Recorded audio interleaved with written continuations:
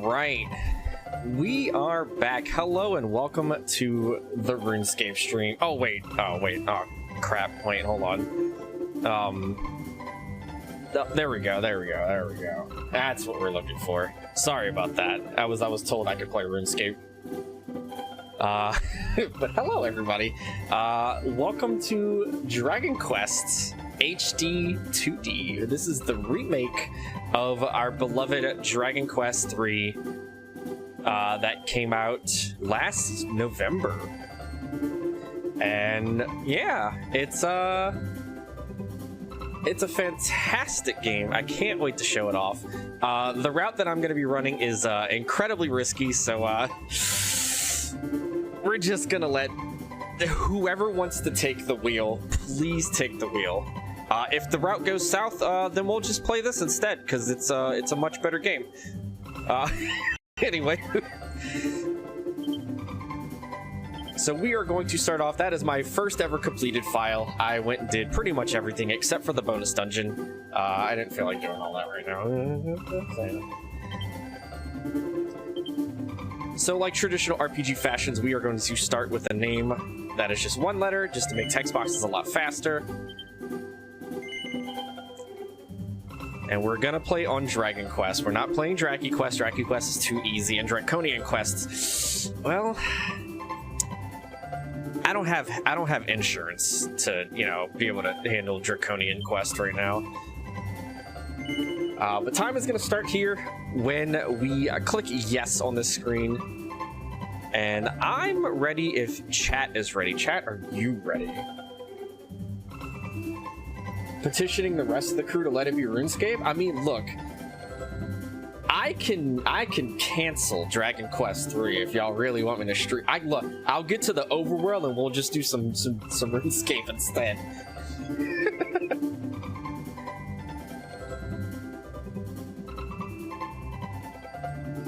Danganronpa Warrior? I'd play that too. Let me move. I'm gonna move chat to my other monitor so it doesn't look like I'm looking away from y'all in disgust.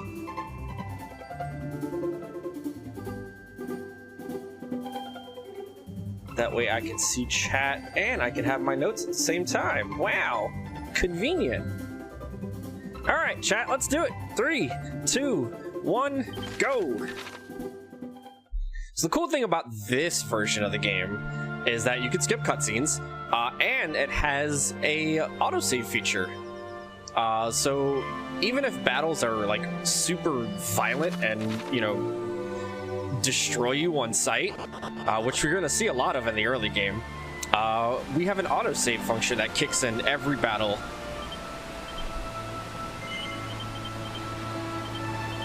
All right, we were born January 1st, chat. We're Capricorns.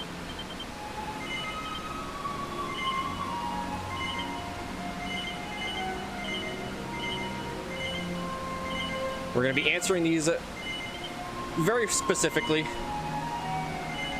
because we want a specific personality for our hero to start off this quest. And the personality that we want is called Vamp.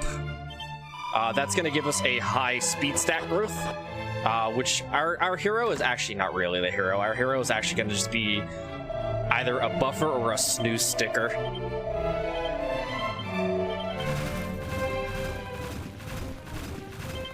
Our true hero is actually going to be somebody else. So by answering yes here, we answered 2 no's in the middle of all those questions at the start, and that determines our personality.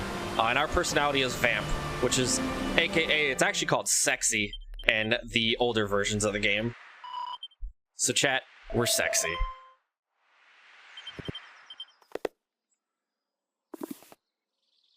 So we are just turning 16, and it's time for us to go the way of, you know, every child should at the age of 16 and go on a quest to defeat the Demon Lord. But first, we're gonna put settings up and grab the Strength Seed.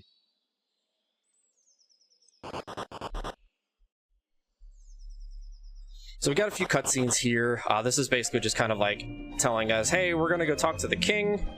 And the king is going to give us some money. You know, very, very, very nice king. Gives us $50 and is like, you know what? Have at it. Good luck. Which, you can't even buy a copper sword with that. So, thanks for nothing, I guess.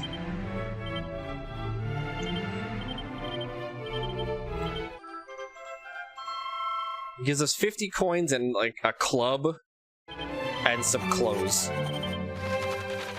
Which is, like, nothing for a hero.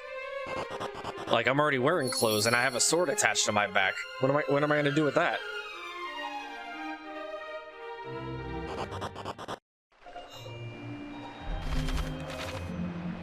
Alright. So, the biggest thing that you notice, like, about this game is that they've done so much of an improvement.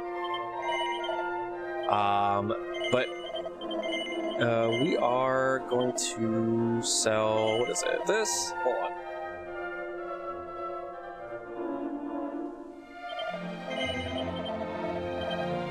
And then we want to sell this, and keep that.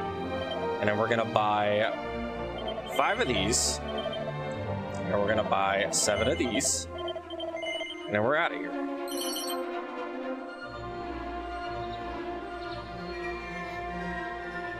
So a lot of this early game is just gonna be us kind of like getting levels on a thief. Because we need to get the thief to level 29 pretty quickly. And by quickly, it's gonna be pretty much later in the game. But we need to have this thief at a very specific... she needs to have a very specific... Oh, wow, we got a first try.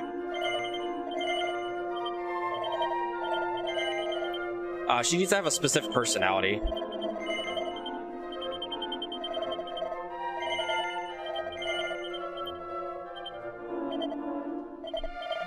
Give me a second while I get the...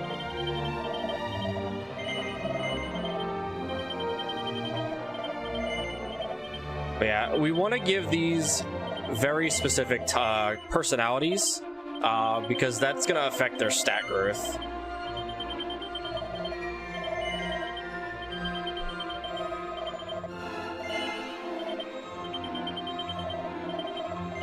We don't want to be a charmer.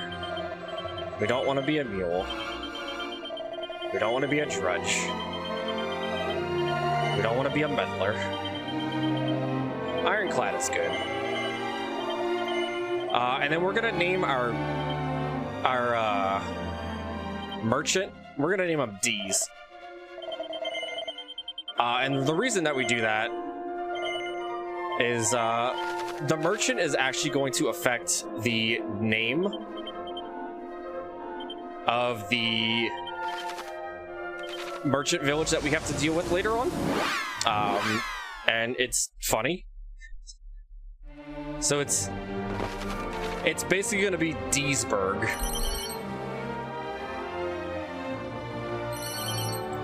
Alright, so the biggest change that they had with this, besides, you know, these really beautiful graphics, is they added item-like patches to the overworld. So now there's just a bunch of like stat seeds all over the overworld, and they are going to provide us with a lot of these stats that are going to make our thief very strong. Hopefully, unless we get all ones, then we're doomed. No bet meddler, unfortunately.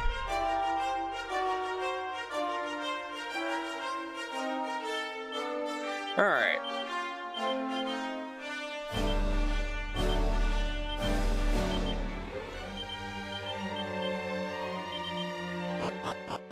Fortunately, we did not get good stats there. A lot of 1s and a couple of 3s, but it's okay.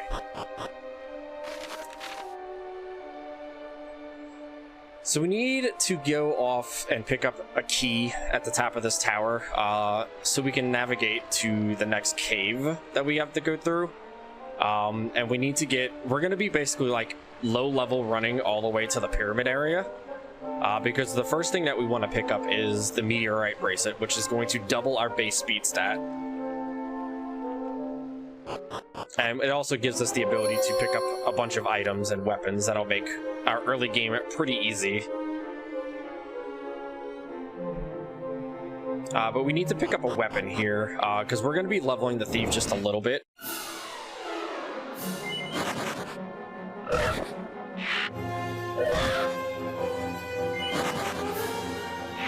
Or maybe we're not.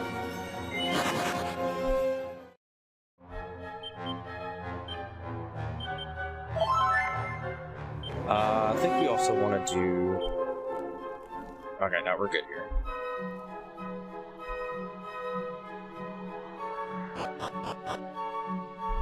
Alright, so we're gonna pick up this boomerang. And now we're gonna start taking encounters, and we want to get... Ideally, we want the thief... we want... No, follow orders. Ideally, we want the thief to get solo XP here.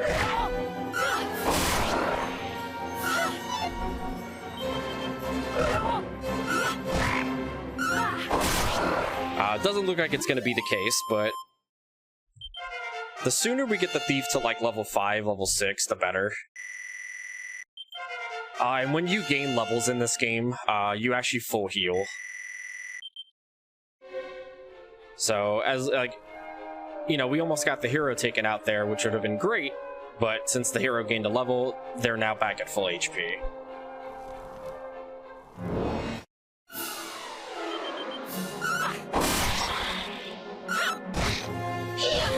Okay, so what we can do here is we're actually going to put our hero on Show No Mercy, because that's basically going to have them just kind of spam the fireball spell, rather than just hitting something for 1 damage.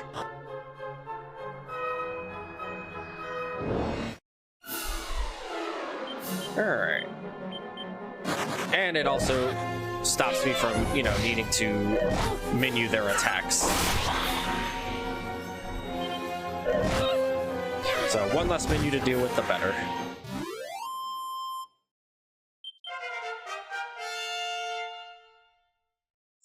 One of the most important things for our thief right now is getting them enough wisdom by 2 specific level points.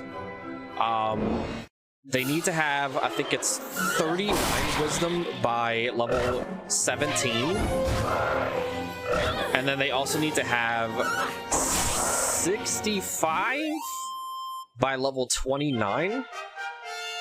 That's to ensure that they learn a certain ability at those levels. Because the stats, or the skills and spells that you learn are very, like, they're wisdom dependent. So whatever your wisdom is, like, there's a like a guaranteed level that they learn it, but there's a chance that you can learn it earlier if you have the wisdom stat for it. And we at 17, we want the thief to learn Padfoot, which is going to heavily reduce the encounter rate. And then 29 is going to be our main attack, which is called Persecutor. And we need to learn that by a certain boss. And if we don't learn it, we're kind of doomed. But there's something that pretty much guarantees that you learn it. It's just it's fun.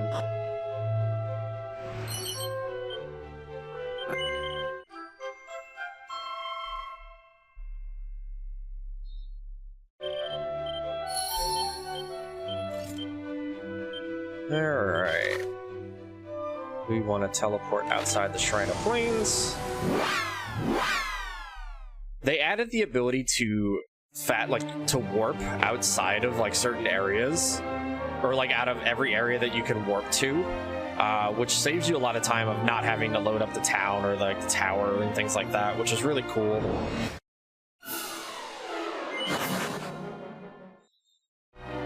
Don't want to take the time to kill that encounter. It's only worth, like, 10 XP, which ain't worth it at all.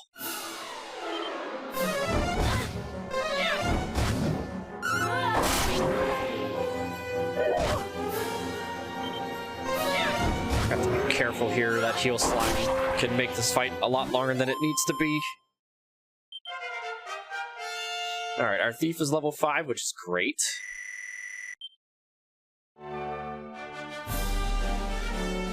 We want the meathead personality on the thief, just because it has the highest strength stat gain. And that's going to be very, very important for our thief. It's just being able to deal this damage that we need it to deal.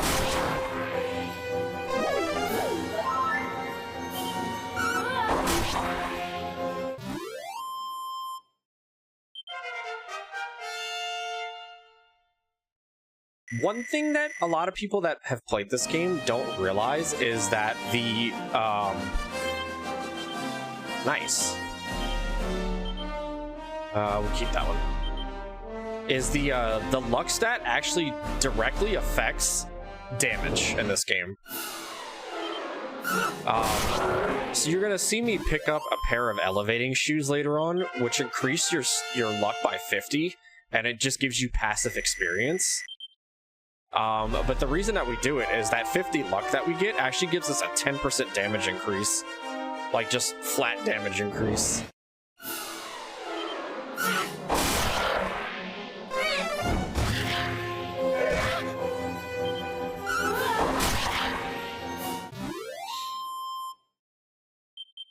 Alright, so we're going to be pretty much running from every encounter inside of this cave, mainly because a lot of these encounters are not safe to fight.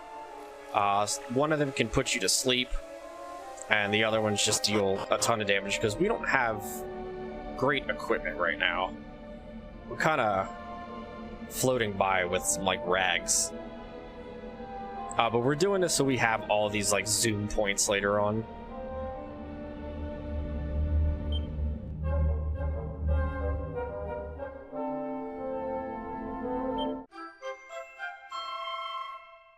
Great thing about this is that we could just skip pretty much all these cutscenes and fast forward them.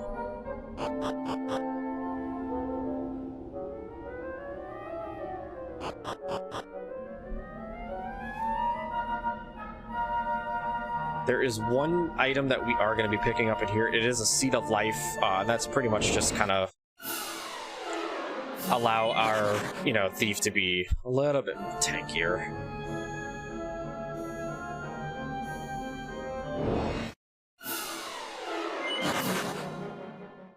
Now, if it's an encounter with like the spiked hairs or the prestidigitators, I will probably take those just because those are good experience and they're easy to take out.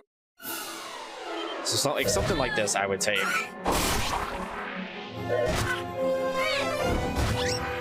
Just because we could take it out in one turn.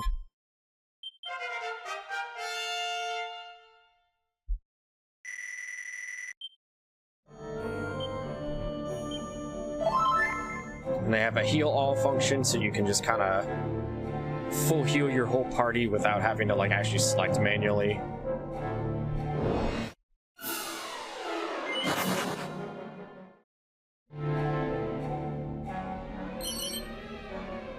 Okay, we picked that up, and then we are going to exit this cave, hopefully. Or we could be exiting ourselves.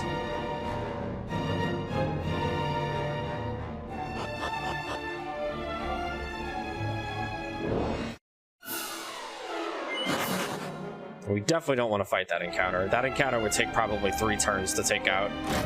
Not to mention, somebody would probably die. And we want to avoid that. Because this game, like, whenever you enter a town, you have to, like, go through, like, this, like, slow cutscene. You can skip it, but, like, it has to, like, showcase this cutscene of you, like, entering this town, and it's like, hey, you're in this town. And it's just, it's slow.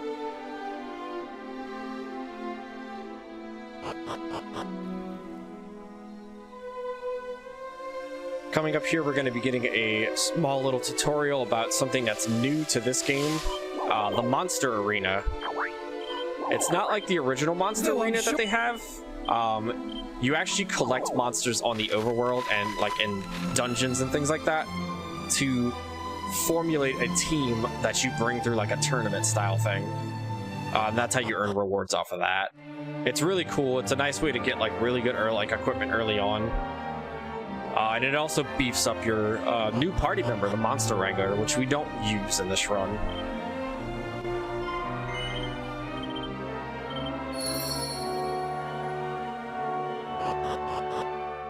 Alright, so this walk is going to be, this is what I call the Death Walk. We're going to be walking from Romaria here all the way to Isis. Taking no encounter if possible.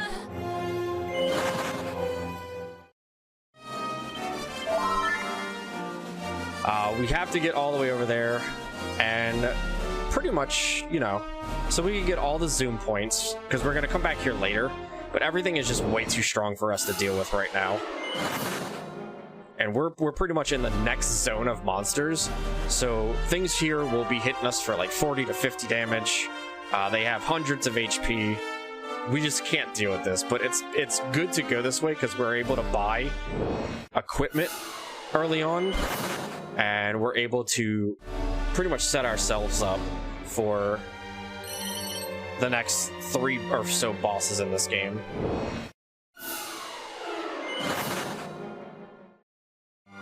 Hello, Phil. Alright, so we made it to Ashlam, or Asham, as they call it in this game. I still call things by their Game Boy Color names.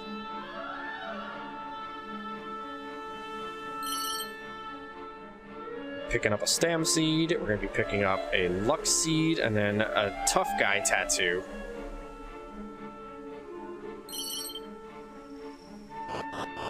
We'll be back to this village very soon. We have to make a few trips out to the desert.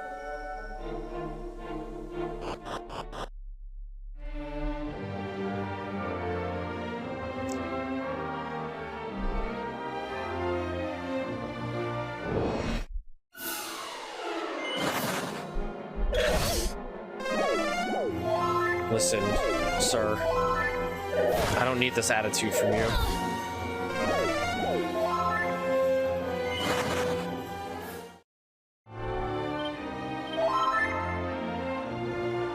Yeah, you just find a tattoo.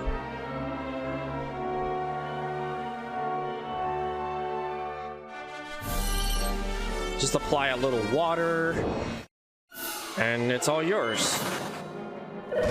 Alright, this is gonna be a wipe. Oh, wait, never mind.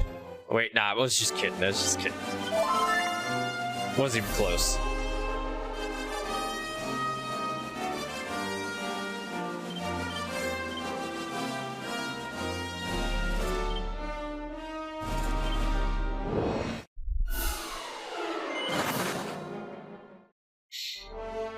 We want to equip you. You are... Yeah, we're fine right now.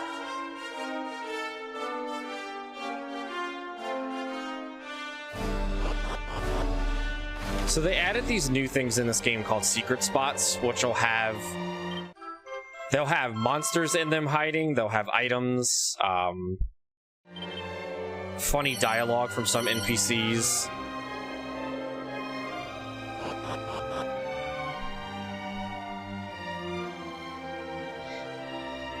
And they're all over the place in this run. I believe if I remember correctly, there's like 75 or so secret spots in the game. Maybe more than that. Maybe over 100. Alright, so we're going to enter the pyramid here. This is just to grab the zoom point for later. We're going to make our way down here. There's a triple shiny spot down here.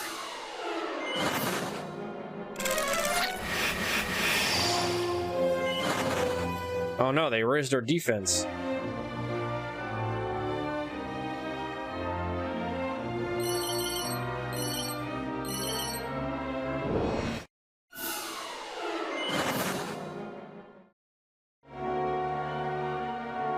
Alright, getting the run after we pick up those triple shiny spots is really nice because it just automatically saves.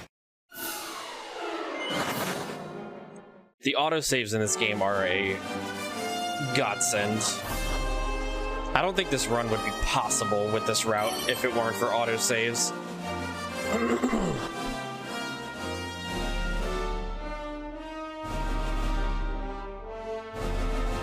Yeah, this game was... They did a fantastic job, and I can't wait for 1 and 2, because 1 and 2 is also going to be coming out very soon in this art style.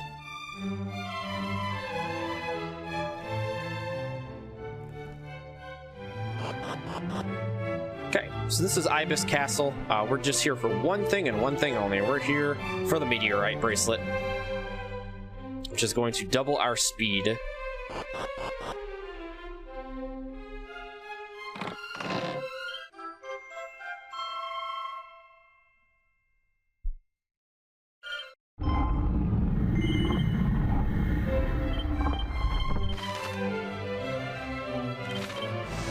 And we're going to be using that to basically like outspeed all encounters coming up, because we're going to be leveling up as we walk to the tower where Kandar is, or Robin Hood, I guess, if you want to call him that. I don't know how to call NPCs in towns by their new names.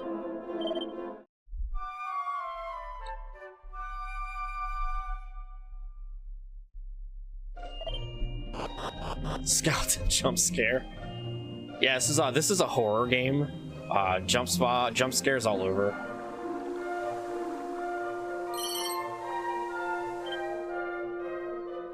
Now, I will say there's actually a lot of new things with this version of the game. They've added quite a few new bosses and spots that never had bosses before. So if you were like me when you first played this game, you know, back when you were a kid, and you come to find out that there's like a whole bunch of new bosses and things like that. Yeah, it's definitely something that happens.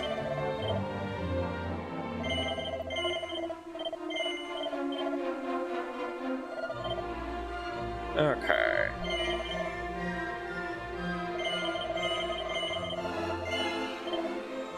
So we want to buy a Scholar Cap, put it in the equipment bag. We're going to buy 4 of these. And we're going to buy 11 of these.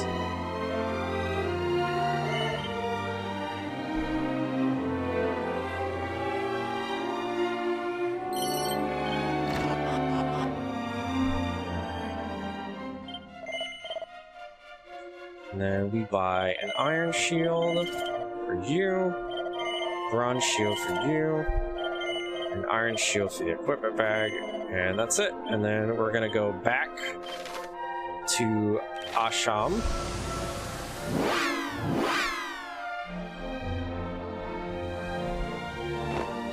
We're going to use all of our seeds here.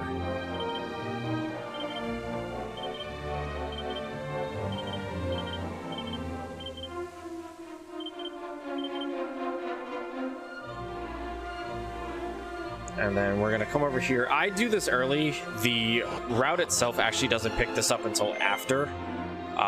But I like having the extra damage.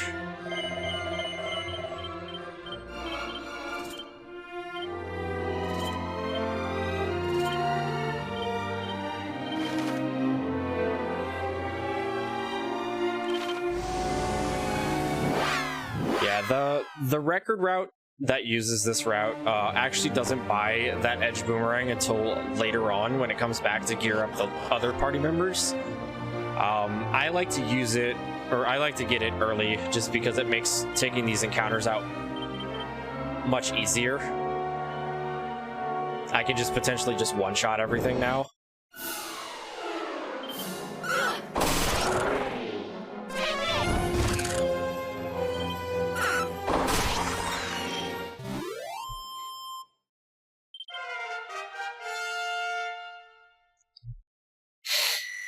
So ideally, we want to get our thief to... Excuse me. Whew. Hello. We want to get our thief to like 9 or 10. That's going to make the first boss pretty easy.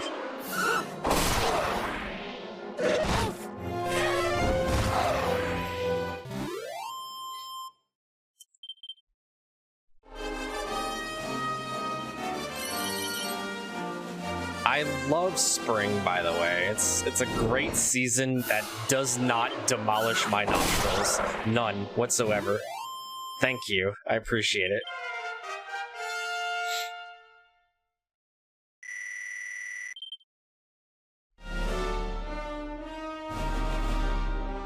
Yeah, we're getting our thief to sneeze. Yeah, the Dragon Quest like enemy names are incredibly good.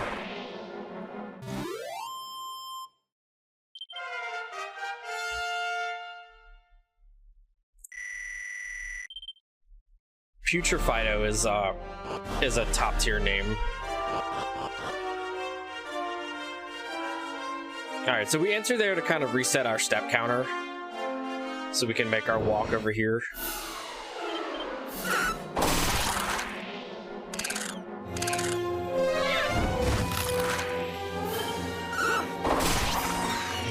There was one of the green crabs that we saw in the desert was named like Krabby Dabby Doo or something like that. Whoever came up with the like NPC names in this game they need a raise.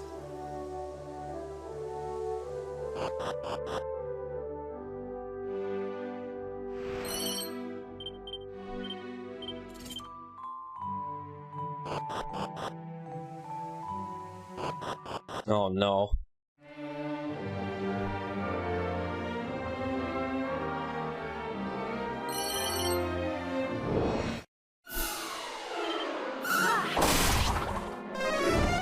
Oh god, not FF1.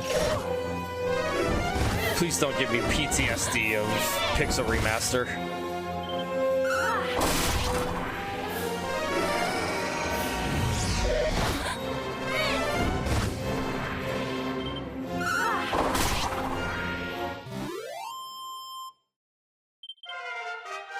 I don't want PTSD of Pixel Remaster.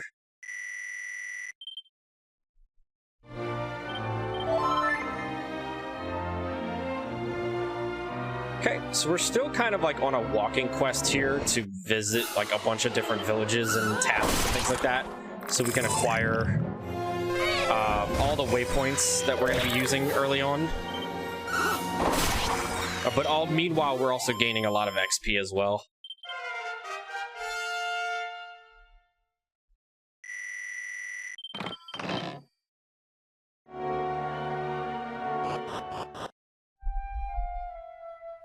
We only visit Norvik here, A, to get the warp point, and B, to, like, pillage it. Because everybody here is stuck under a permanent sleeping spell. So we're going to use that to our advantage to rob it, blind. We're going to take that kilt. We're going to go into this other lady's house up here, and we're going to steal her strength seed. Then we're going to take some money off the ground.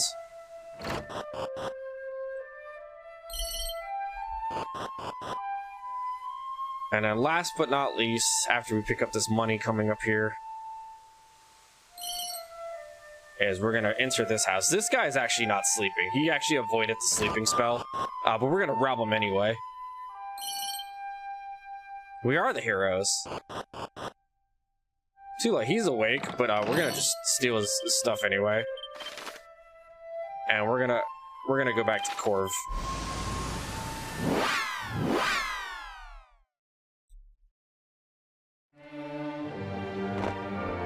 Heroes need to be able to afford their journey, right?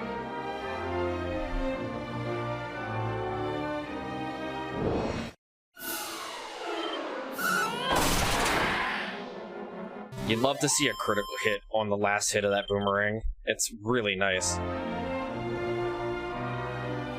I mean, Machine, you're a baddie, but I don't know about the rest of us.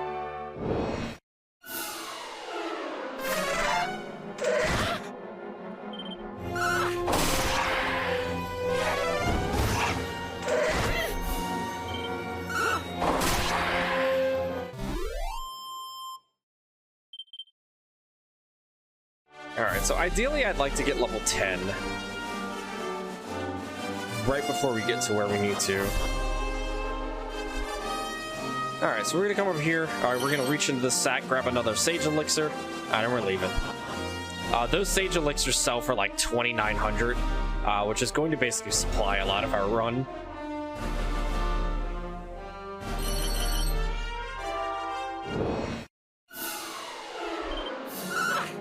Be careful with those like bees looking things. I just realized my thief has a max HP of 69 right now. Never mind, it's gone. Oh, it was 70. Just kidding, I was lying.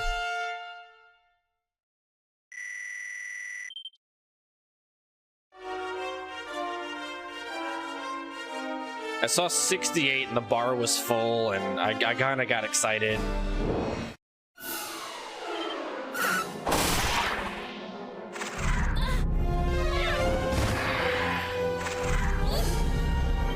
Look, my hero needs her MP, okay?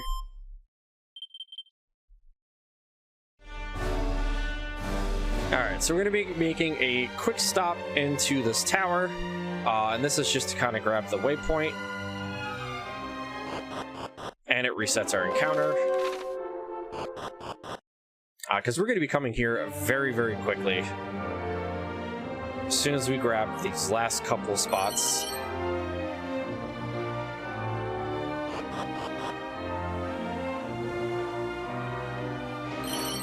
I'm going to grab that. We're going to reach into that pot. And then we're gonna leave. And then we're gonna make our way down here. This is the last shiny spot we're gonna be picking up on this journey. And we're gonna go finally pick up our other party members. Just kidding, there's one more encounter. Just kidding, they're gone.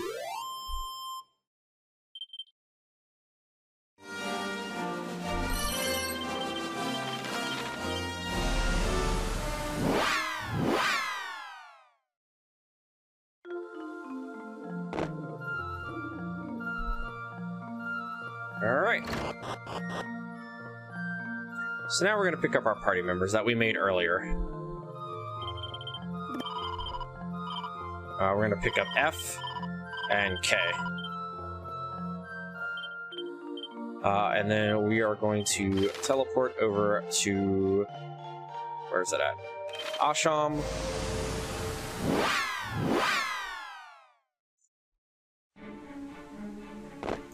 We're gonna equip you with that. You get an iron shield. And the priest gets nothing, because apparently I don't have a leather shield anymore. But they also get a scholar's cap. And the leather cape. Let's see, what else?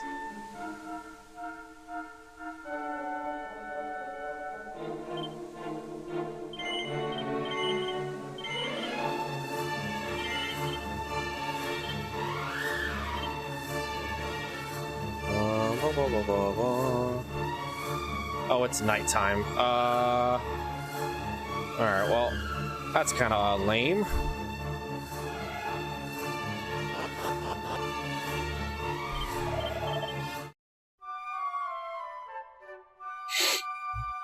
Not really sure how it was nighttime, but, sure. Oh, I know how it's nighttime. I forgot to pick up some seeds. We can go back and pick them up. I will walk over there and get them. Okay, so we need to sell this, that, both of these, keep those,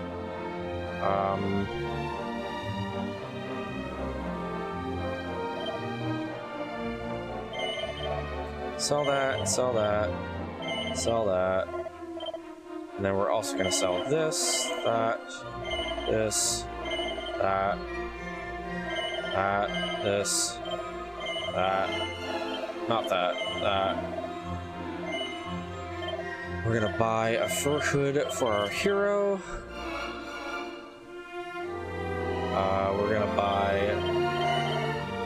these. And then 25 of these. And we need to equip.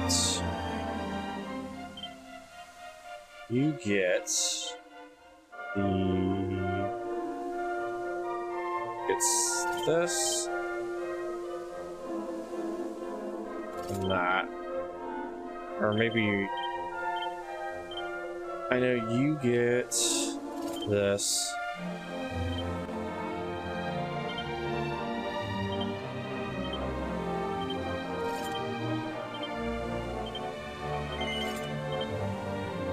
Alright, that works. Yeah, they removed the, like, bunking of your head out. Okay.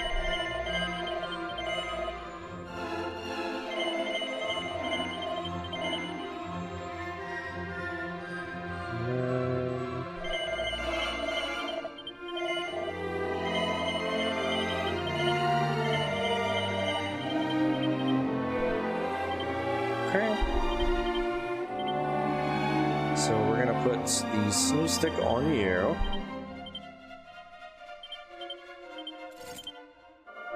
That on you.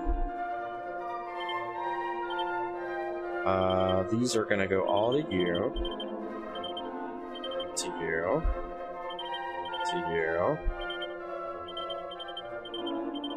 To you.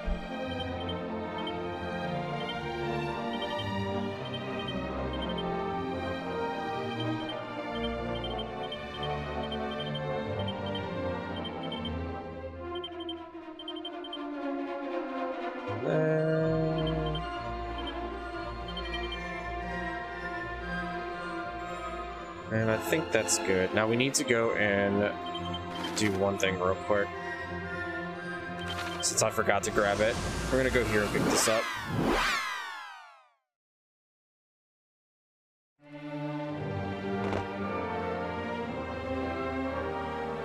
We'll take an encounter or two here, it's okay.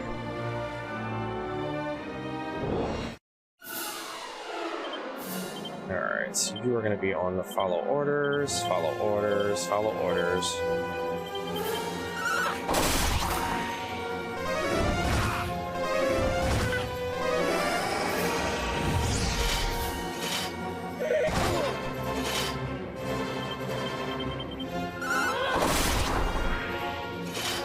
Of course, we get, like, the worst encounter to, like, physical attack here.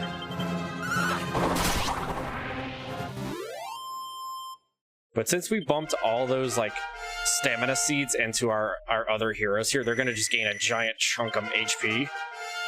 And then now they're going to start gaining a lot of stamina per level. Which is going to affect their HP growth. Because we just need them to stay alive for as long as possible.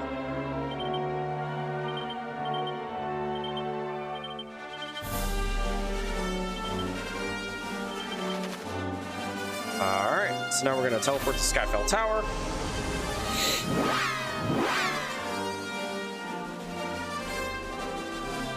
And now we are going to finally enter here.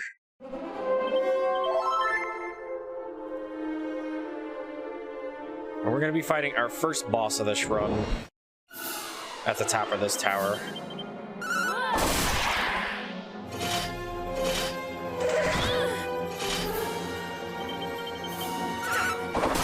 It's a boss that we are very familiar with. And he has very funny dialogue if you actually let him talk. But what we don't know is that somebody in Romaria, or the king in Romaria, has had the crown stolen from him. And we need to go and save and, like, reclaim the crown. But we don't know that.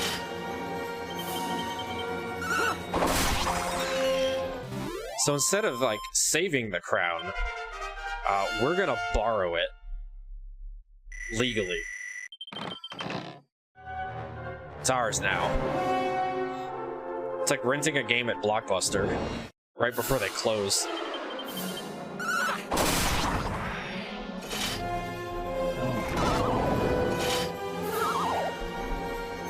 Really?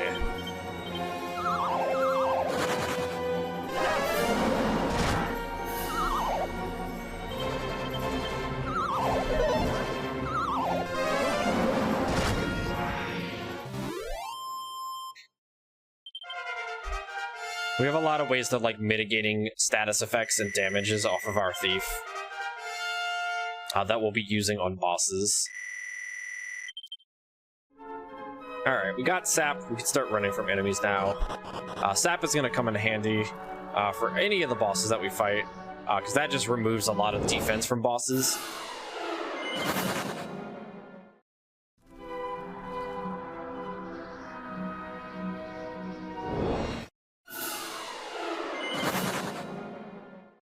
bring back heal more and hurt more. I want stuff to come back like heal us and heal us all and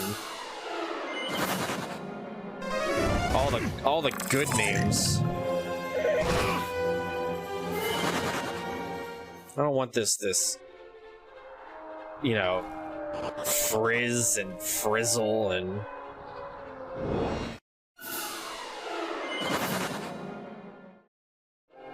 Like, I can't even count how many times I've played through Dragon Warrior 3 on the GBC. So, like, a lot of those names are just, like, engraved into my head.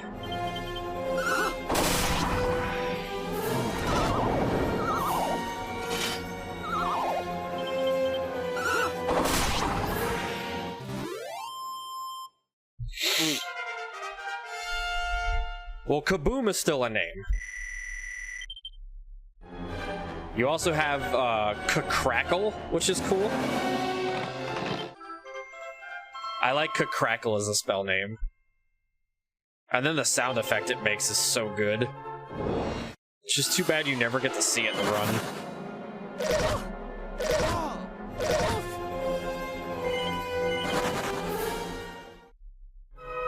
Heal us more, hurt us more. Y'all are talking about healing us more and hurting us more, but what about hug us more? So that's Robin Hood, or Robin Hood. I call him Kandar. His name is Kandar. Don't at me.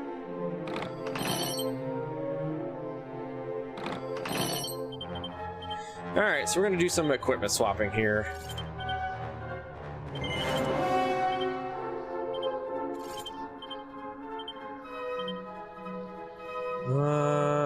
Okay, from being bedazzled. And then you get Pure Reverie into the Silver Rosary. Then we're gonna heal. And we're just gonna jump.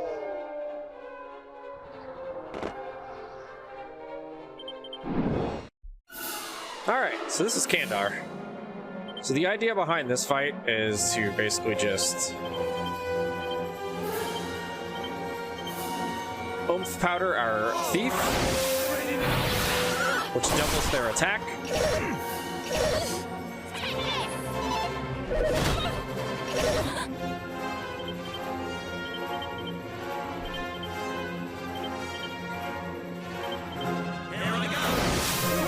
And that skill that the hero or the warrior is using, it's called Whipping Boy. That is going to be pretty much our big staple here.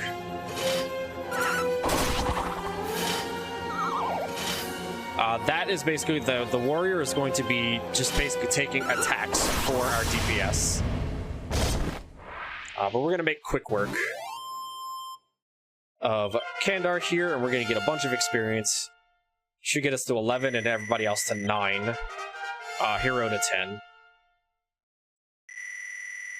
Because we're going to be jumping straight into the next dungeon with no stop.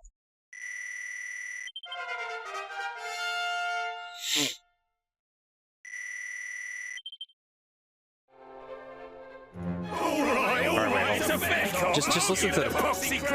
Just let me go!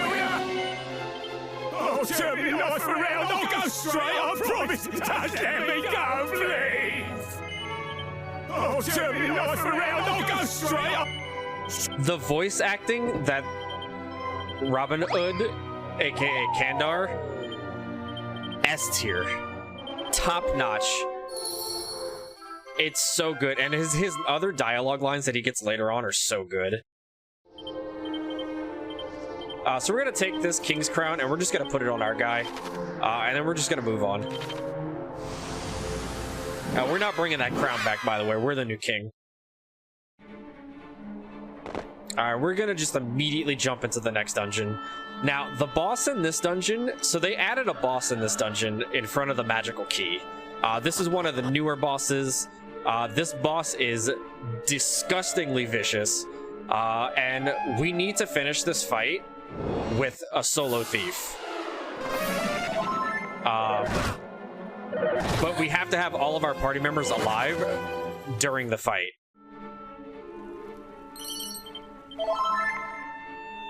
So the way that we have to do this fight is we need to basically take out the 2 extra ads that Ripper has, and then kind of whittle down Ripper until like 1 or 2 hits, and then take him out finally.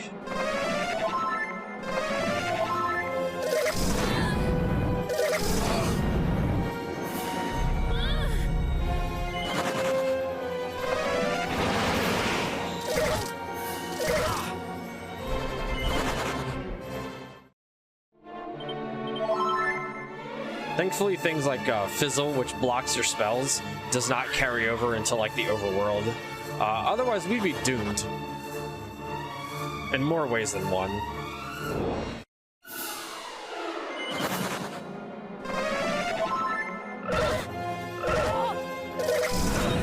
Overtoads are probably the scariest encounter in this entire pyramid.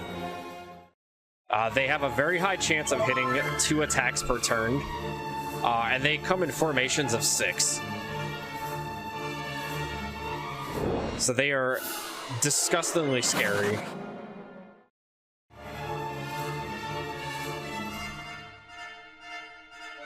Yeah, Griller Pillar's very good.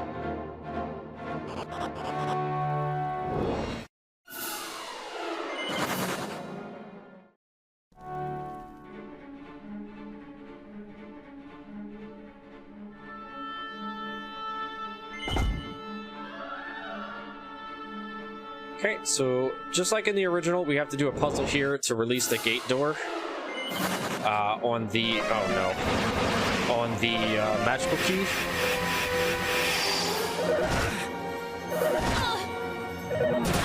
Stop that.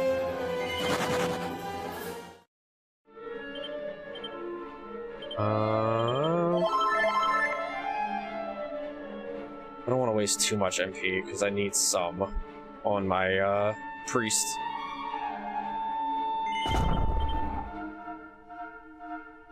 Alright, so that's going to open the door. This should be the last encounter we see before this boss.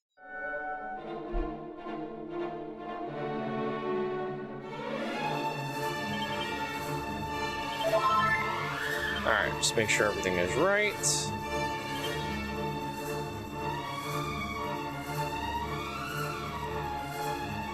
That looks right, that looks right.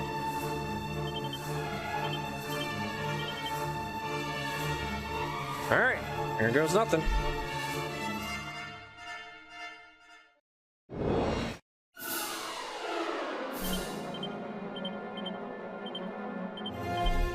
Alright, so we're gonna, let's see.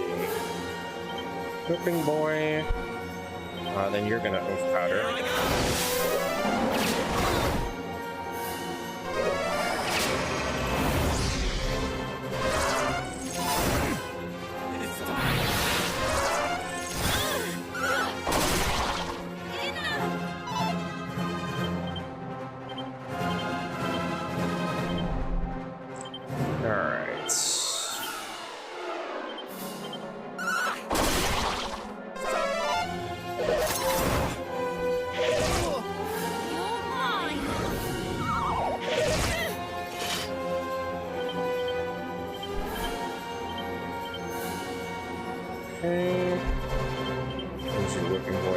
Here, you're gonna Strong Medicine. I need to keep this warrior up as long as I possibly can. Alright, that's good. Ripper going to sleep is very good here.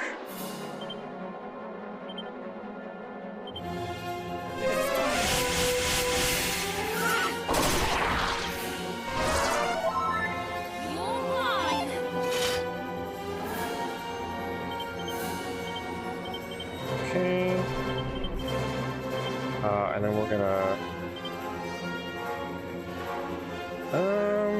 No, I need to Oomph Powder here.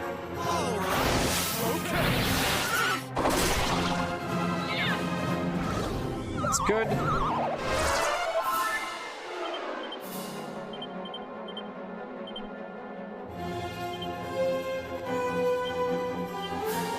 And then we can just continue to sap Ripper here.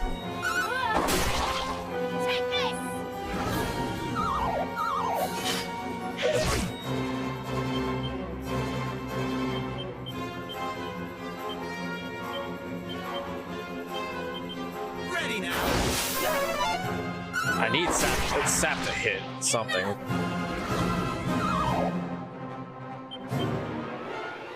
Get propeller blade.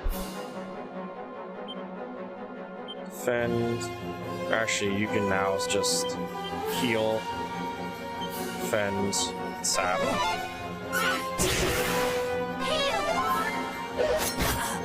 Okay, one down.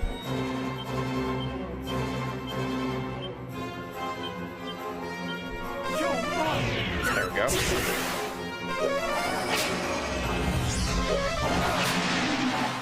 Here I go.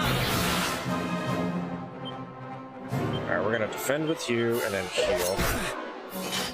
Just a moment.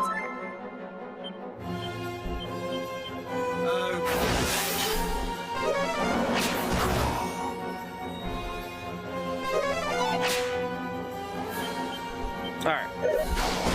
So as long as we don't die here, we should be good. We might die, though. Okay, we're doomed. Alright, yep, it's gonna be a refight. We didn't get the HP down low enough. But we could just retry right out the gate, which is really nice.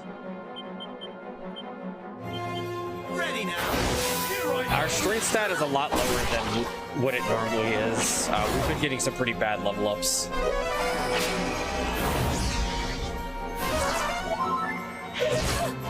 You're mine.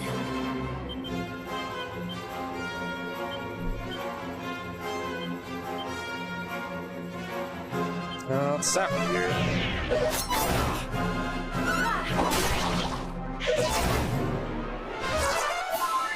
You're mine. Alright, good.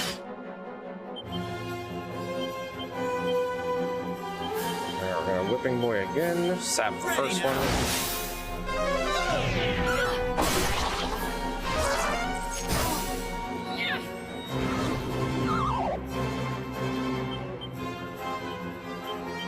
Slow stick here. Defend. Oomph powder. Yeah, once we get through this fight, we should be fine. This is probably like the hardest fight in the entire game.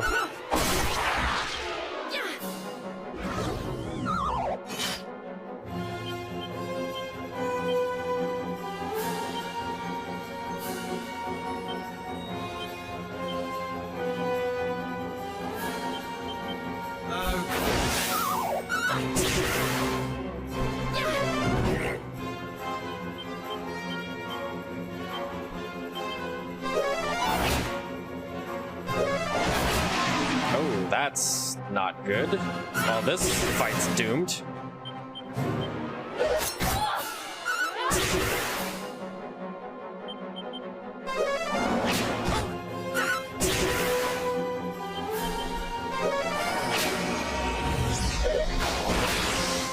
I was not expecting a swoosh to just take us out like that. That's unfortunate.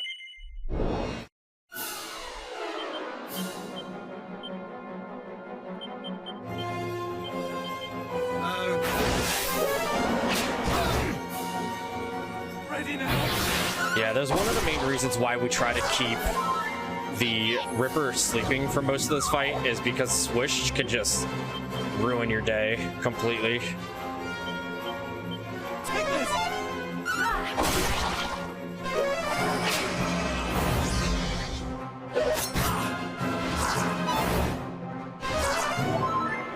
Alright, so the problem with the warrior sleeping here is now I don't have anybody to defend against Ripper's attacks.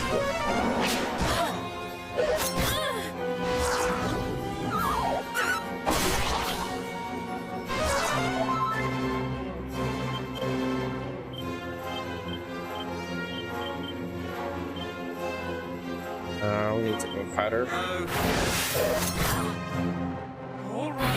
It's unfortunate.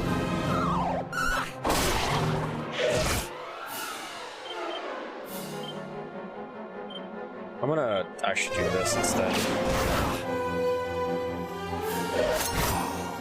We're not. Oh my god, what is with this RNG? Alright, well, that's a wipe.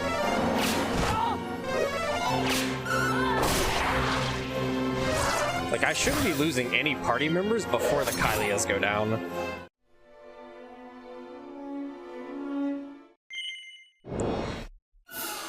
This is why I have the estimate set so high.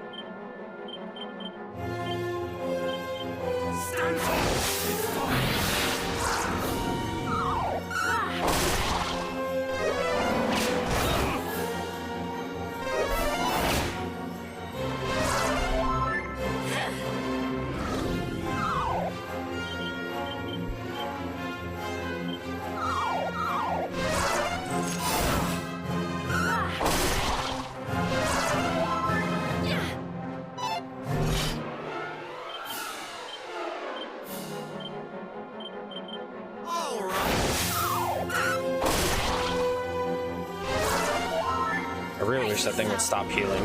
At least they're keeping the Ripper asleep.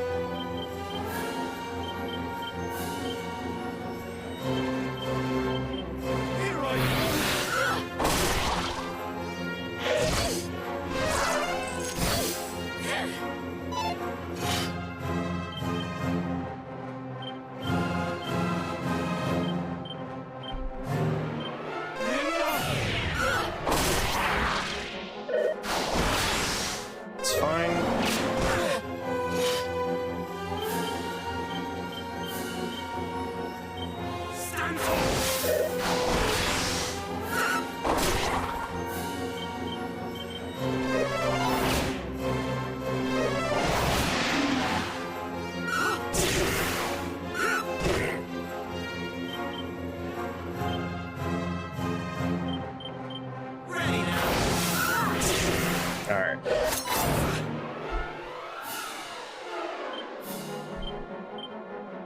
I probably won't get this off, but we try. Nope. Hopefully this kills? Nope. Oh my goodness. Oh, this is super unfortunate. Funny enough, my PB actually is a lower level than this.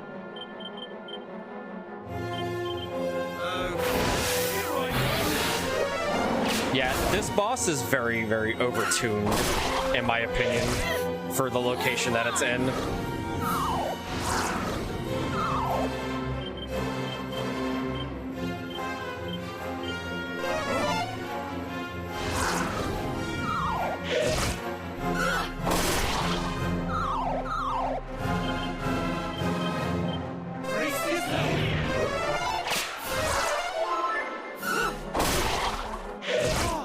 Not to mention, I shouldn't be missing like this.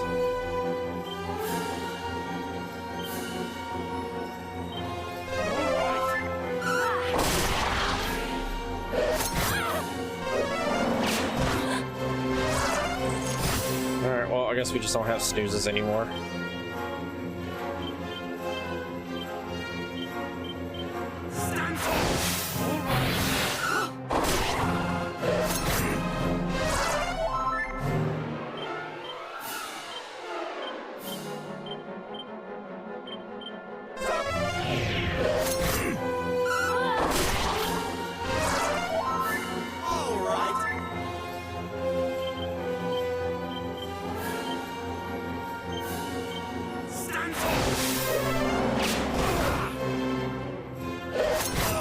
Please.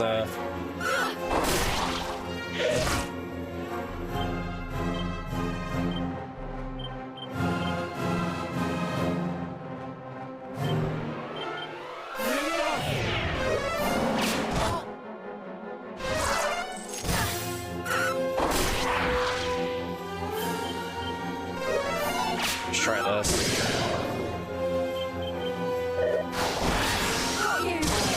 There we go. There we go. We made it through. Made it through. Now we should learn Padfoot here. Hopefully we do. We did.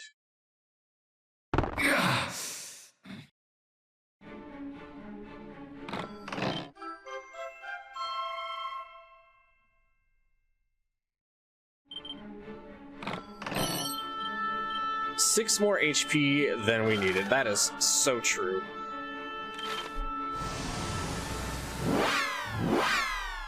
Yeah, that fight is more vicious than it needs to be.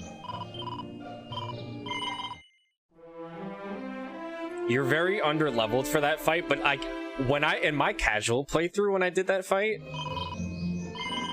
I was like level 16 and he still beat me up pretty bad. And I was like, okay. Alright, game. Where's the golden claw? It stays in the pyramid where it belongs.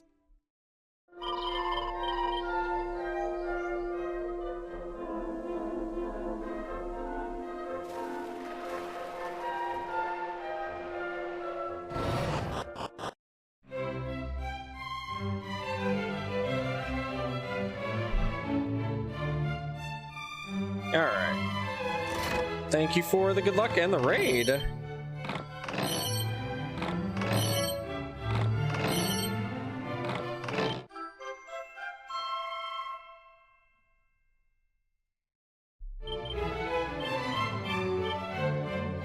Alright, so now we're gonna go to Marion Road.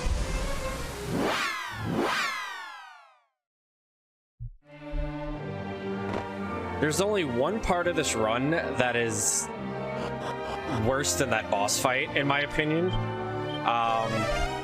And it's probably my biggest variant split in the entire run, because it's pure RNG of whether or not you get the encounter right away, or you get the encounter 20 minutes into the split.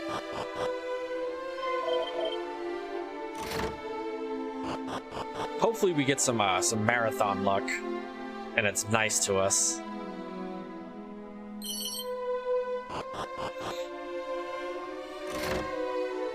And sadly enough, there is no backup for that strat. So if we don't get the encounter, we're just doomed waiting until it happens.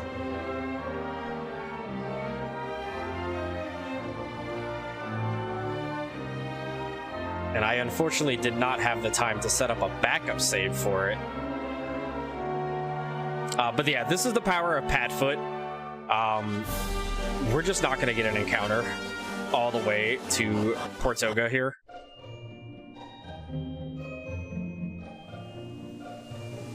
Padfoot drastically reduces the encounter rate.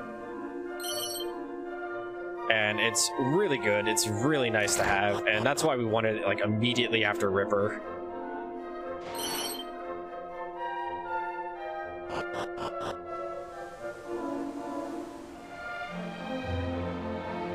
We're gonna be picking up a lot of seeds here.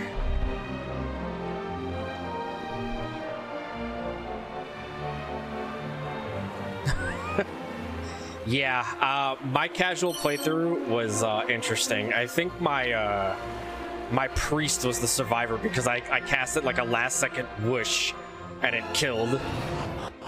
And I was like, okay, so my priest is just gonna be like 10 levels higher than everybody now. It's fine, no biggie.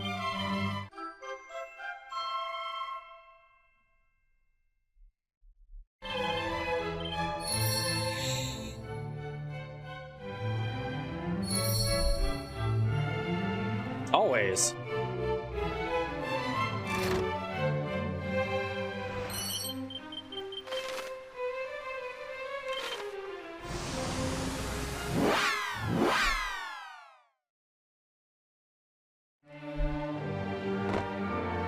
Alright, so Padfoot should run out here. And we're just gonna recast it. And if everything goes well, we should only see one encounter on the entire walk all the way to Baharata, the next town we're heading to.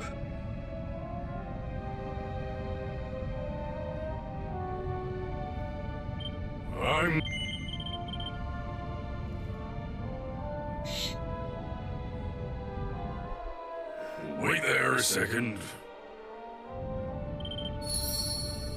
That's Nordy. We're never seeing Nordy again. Goodbye, Nordy.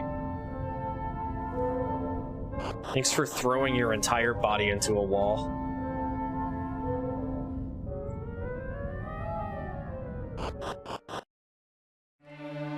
Alright, so we have some seeds to use here. That was terrible. We're gonna use that on you. Those were great. And you can go to you. And that should be good. Alright, so if all goes well, we should only see one encounter on this entire walk. We might see a second one if we get pretty bad RNG. But it's pretty low chances.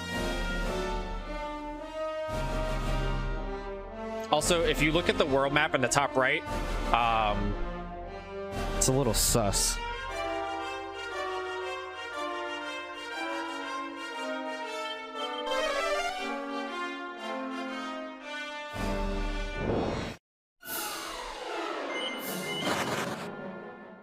We want to avoid these encounters as much as we can. They're very strong. We are in a very high level area. I think the game like estimates you to be like around level 20 here. But we ain't got time for that.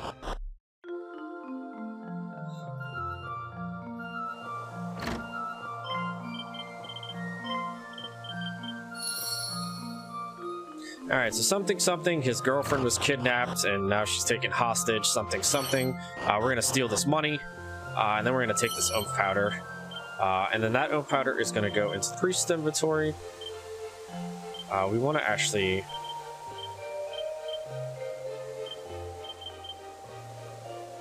Then we can take this out.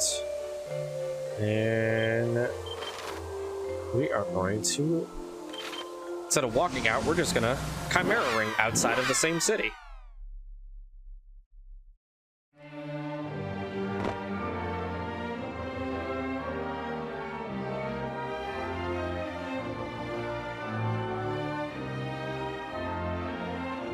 Okay, so we're gonna come over here to this Kidnapper's Cave, and we're going to grab a waypoint here.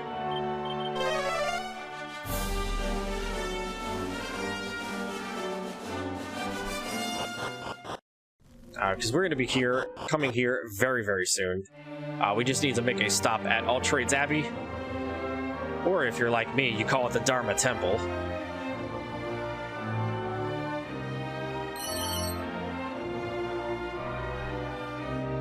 Because it is the Dharma Temple.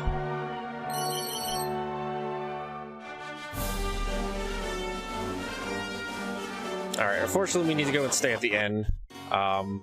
It's nighttime and I need it to be daytime. All Trades Abbey superior? Nah, I don't agree with that.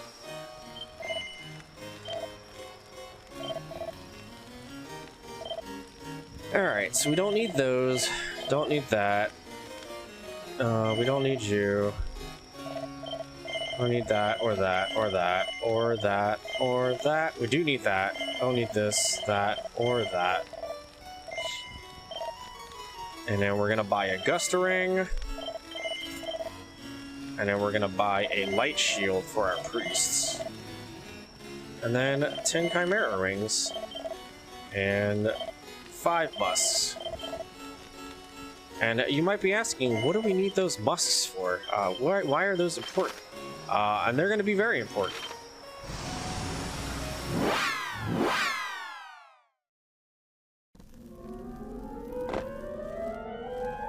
Because we're going to be needing to farm a certain encounter later as a solo thief.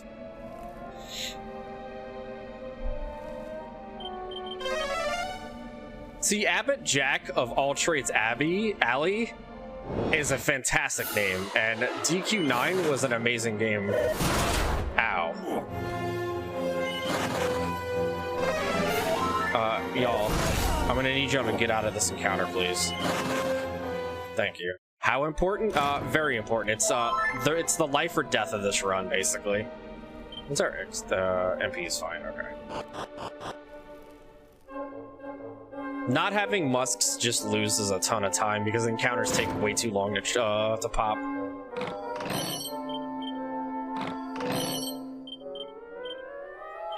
Alright, so we're gonna be moving this, moving that. You get the Mighty Armlet. Alright.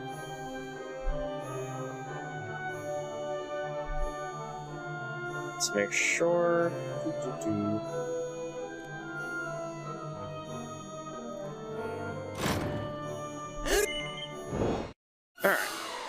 So we're gonna be fighting these. We're gonna snooze stick.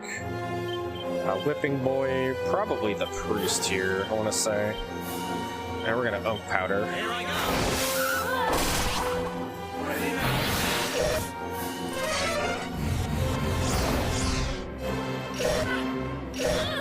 Got you. Alright, so we're gonna defend, and then we're also gonna snooze. This encounter, because we have this Gustarang on, these enemies are actually kind of resistant to wind attacks. But to save a menu here, we're gonna have that on so we can, you know, fight Robin Hood next, because he is actually like weak to wind.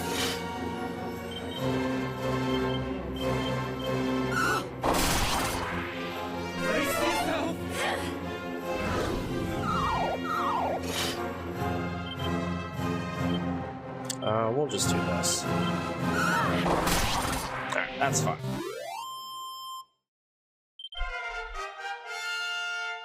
Alright, so warrior leveling up. And then the priest leveling up. That's going to be very good.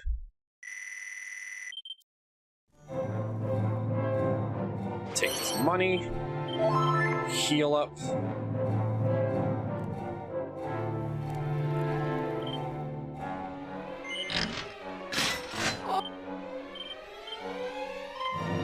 Alright, so this part's weird. This fight is definitely weird.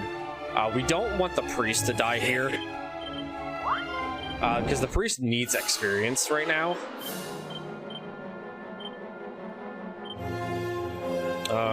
You're gonna unk powder, and then you're gonna do that. I don't like this strat with the coagulants, because Robin Hood sometimes gets a second attack, and I just don't like using coagulants here. Time to heal. Take this.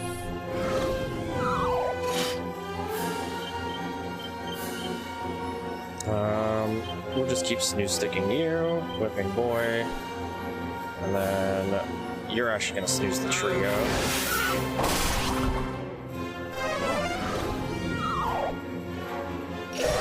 The trio is more dangerous than Robin Hood sometimes, just because, like, he can just kind of wipe you out instantly.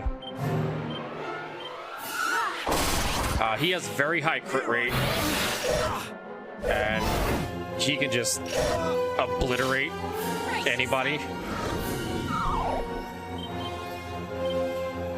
Okay, we're gonna do that. We're gonna whip and blow you, and then you are also going to heal.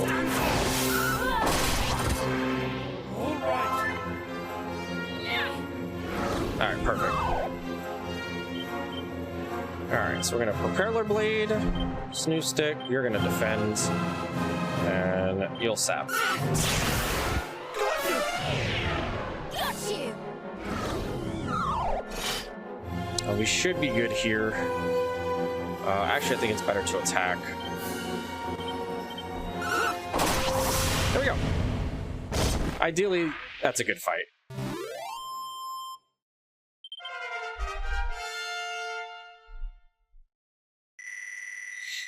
So if you didn't get Padfoot from the Ripper, you'll get it here guaranteed at level 19. You just lose a ton of time because you're taking a ton of encounters on the way in.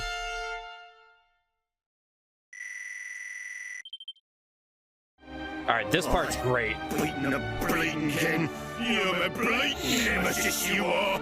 Please, I'm begging you, spare me. I'll turn me light around, I'll go straight, I promise. Just let me go, please. You have to let me go, you have to, please. I'm begging you. The voice acting is so good. Spare me. I'll turn me light around, I'll go straight, I promise. Just let me go, please. Shit. The voice acting is just so good.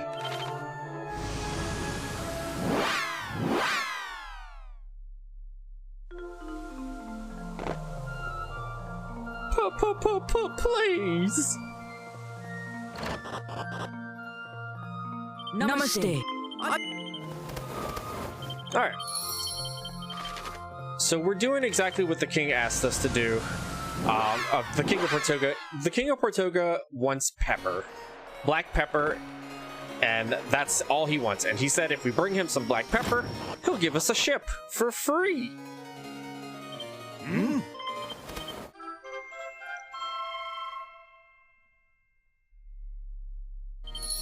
So after we save your girl. Oh yeah, understood the assignment perfectly. Alright, so now we're going to be making a drop-off here. We're going to be dropping off our warrior and our priests. We don't need them right now. We're going to be picking up D's.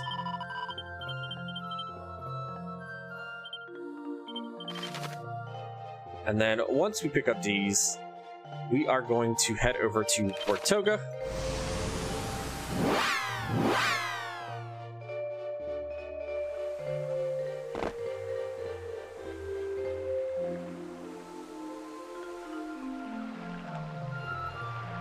We have to stay at the inn because it's nighttime. They're not going to let us. They're not going to let us, you know, into the kingdom. This is D's, and he sells nuts. Peanuts.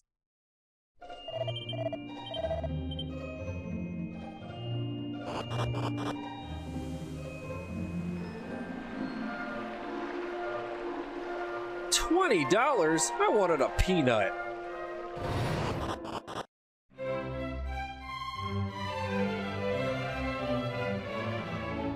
How many runes have we escaped? I mean, you want me to log in? I can. I'll stop this timer right now and turn the car around.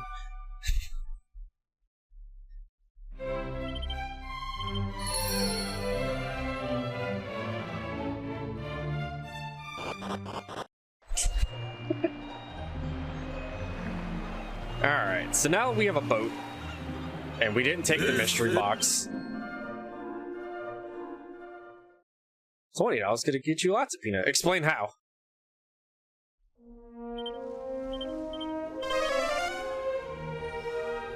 Just a little mid-marathon RuneScape. Yeah, I know, right?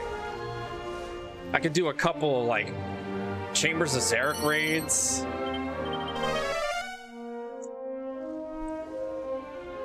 Alright, so we're gonna take our merchant here, and we're gonna go and sail a little bit to the northwest.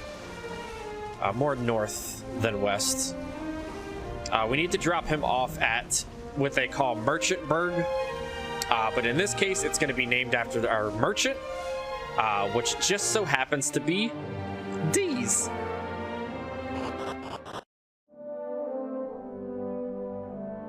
So now, when we come here later on, it's literally just going to be called D'sburg.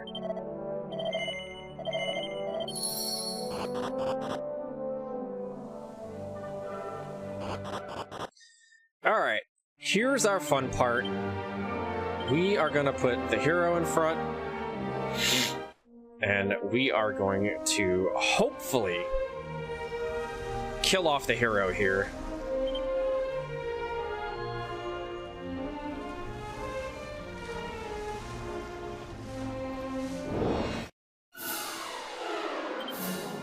So what we're gonna do is we are going to heal you, and we're gonna defend.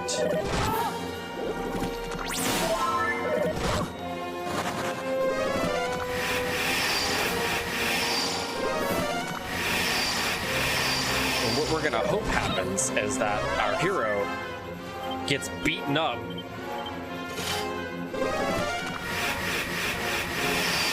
And our thief escapes.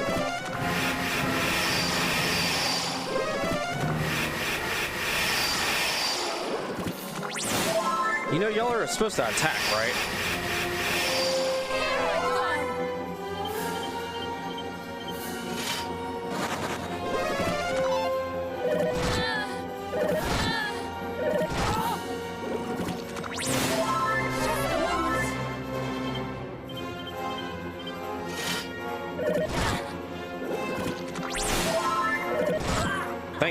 Alright, now it's up to the thief to get out of here alive. Which they do, which is great.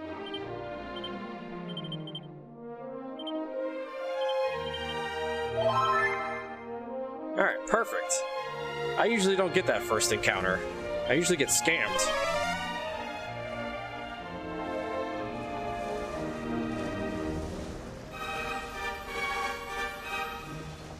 Alright, so we're gonna pull up on this island and we're gonna get very acquainted with this island. We're gonna enter here just to kind of get the waypoint and the autosave. We're going to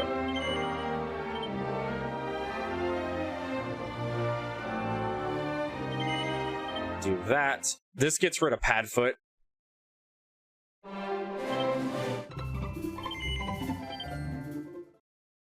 We want to get rid of Padfoot here. And now we're going to be using these musks. These increase our encounter rate. And we're going to be looking for one encounter and one encounter only here. We're looking for a liquid metal slime. And we need the liquid metal slime to stay in the encounter and allow us to assassin stab it and kill it instantly.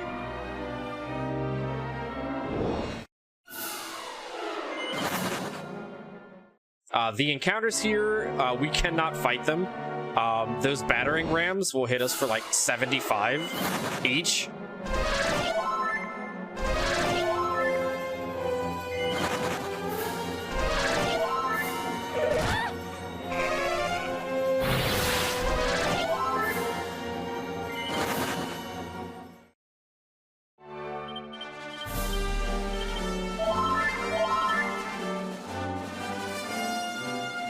Ideally, we get this liquid metal slime fast.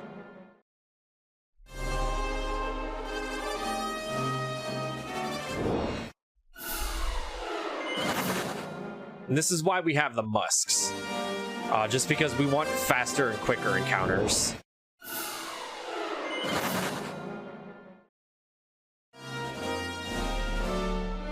In order to get enough experience to cover like one liquid metal slime, we'd need to kill 12 and a half metal slimes, which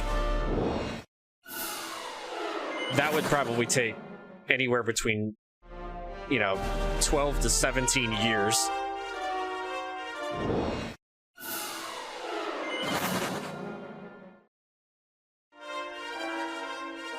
So this is what makes this the risky route, is just fishing for this encounter, because it's essentially required to get this encounter, because you need to be level 29 by the time you beat Orochi 2. If you're not 29 by the time you fight Orochi, or defeat Orochi 2, and you get Persecutor, you can't continue to the next boss.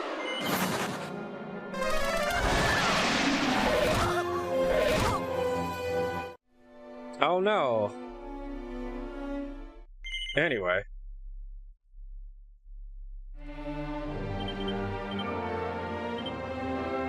Alright, so since we died, we have to use another musk. Musk and Padfoot get, like, removed if you reset.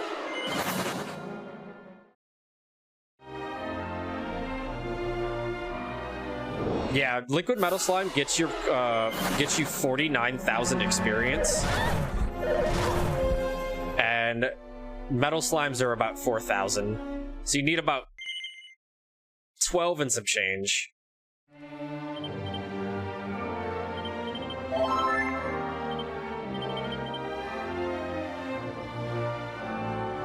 It's still, yeah, it caps out at liquid metal slime.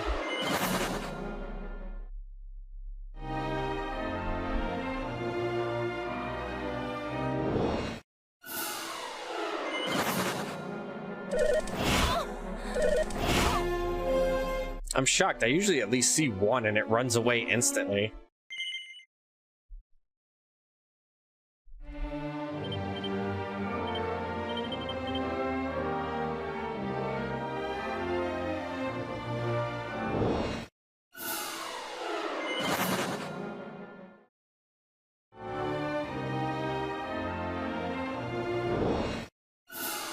I've seen runners, including myself, get the liquid metal slime in 3 minutes into the split. And I've also seen it go, I've actually had it physically go up to 35 minutes, sometimes 40, before I got the kill. And at that point, I was humoring the game. I'm gonna go for a little bit of extra experience here.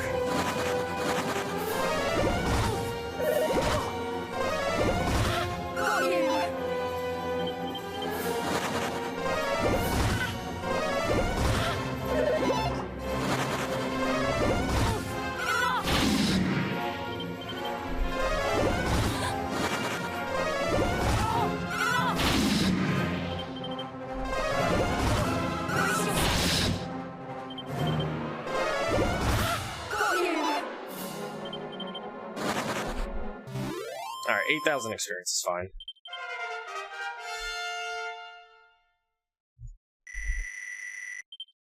That's just gonna full heal me, which I want.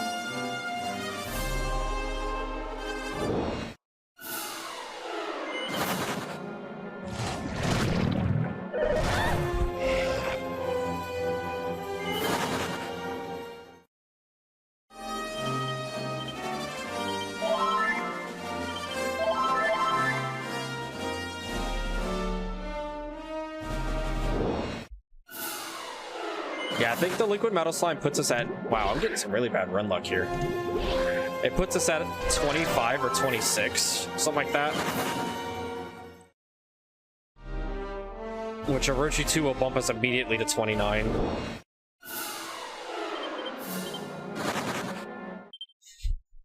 There it goes. Goodbye forever, I guess.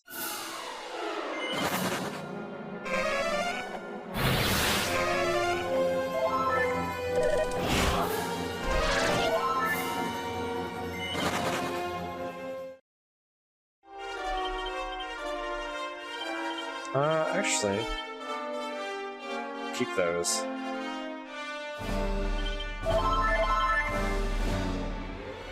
So that's the enemy we're looking for. It just has a very high fleet chance, which is very unfortunate. But it's experience that we need. And this is just traditional Dragon Quests where you grind on metals.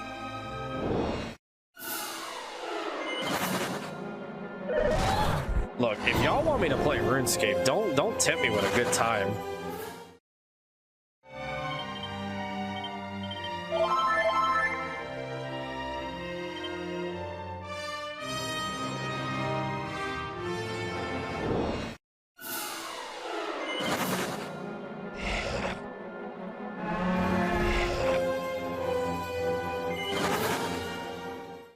Don't tempt me with a good time.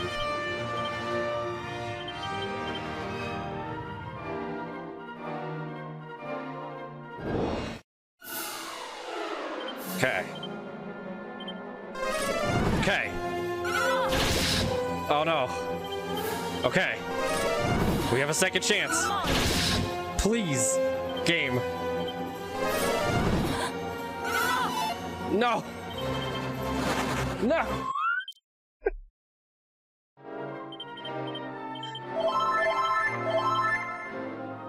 Because I can't click out of the window and play RuneScape at the same time.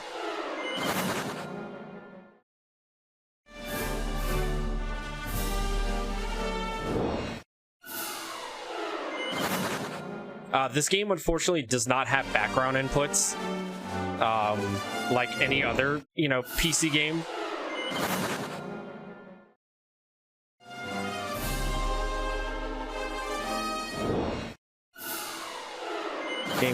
You had 4 chances to kill that metal, and you decided not to proc Assassin Stab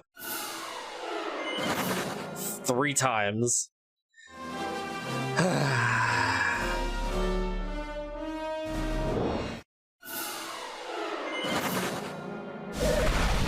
Oh, good night.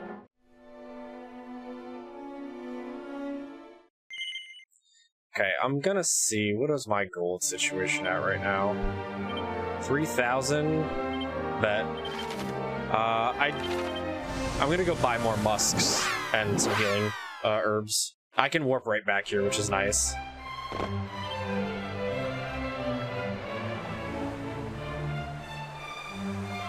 The moment I do this, I'm gonna get the liquid metal watch.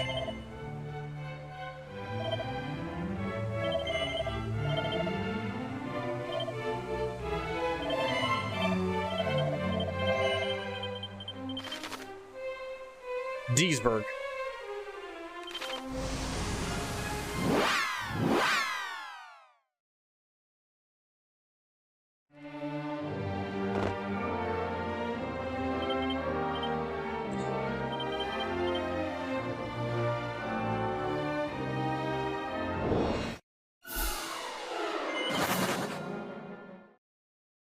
This just speeds up getting encounters rather than running around for 10 seconds.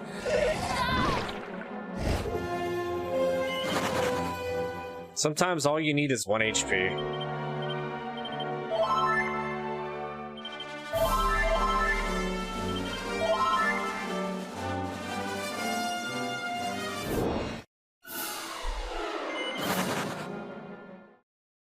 Sometimes it's all you need.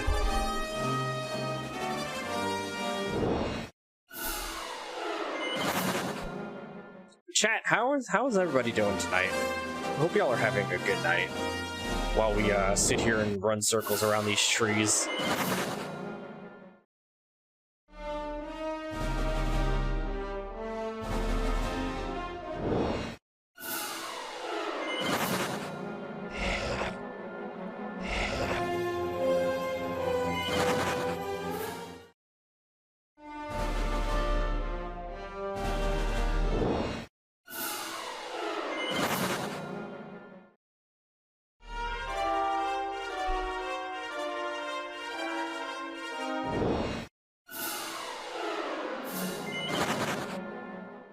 Thank you for the good luck. It's Friday night, you're right, it is. Starts the weekend.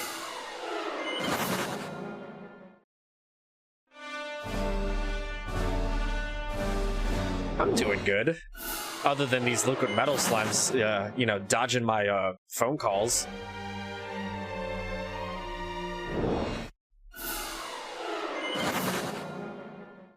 Ah, I see we have an Oblivion enjoyer here.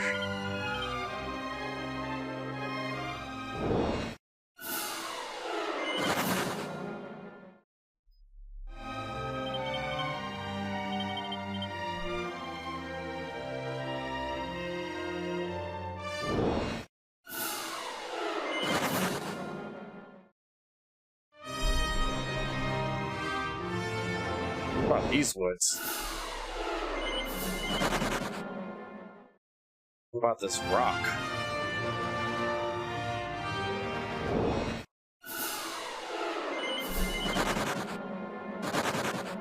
Now you better run. You don't want none of this. I don't even want none of this. No!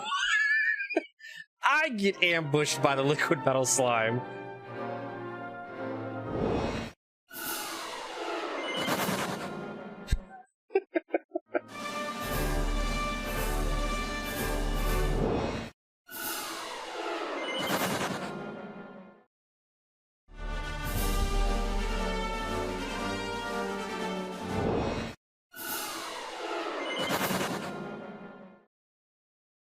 If I get any worse RNG, there's a chance we go over estimate, and I'm so sorry in advance if we go over estimates.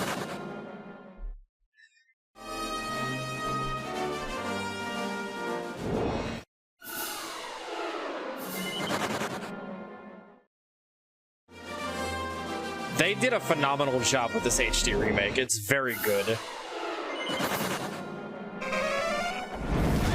Ow. Oh no. It really is.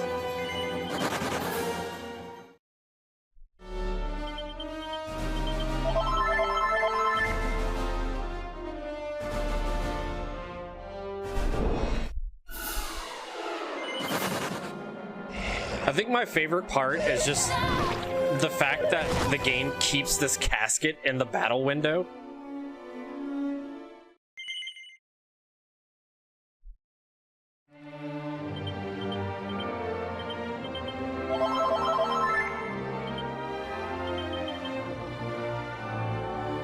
And like you could still see the casket getting dragged around.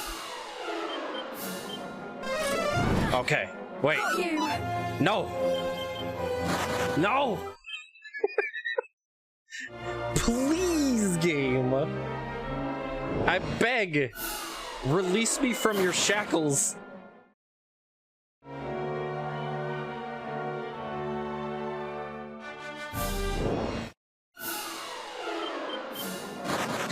Release me from the shackles! Please!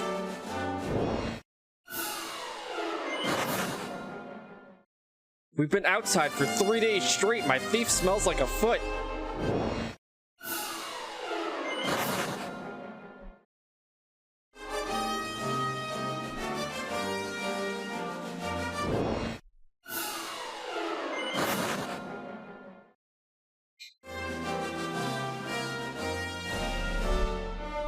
Like, we haven't even seen regular metal slimes in a while either.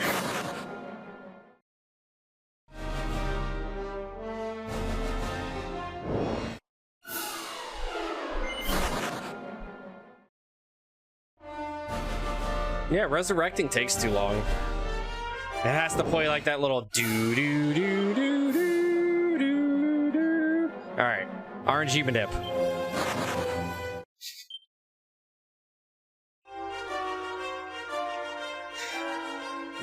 Someone toss me a lifeline here, please.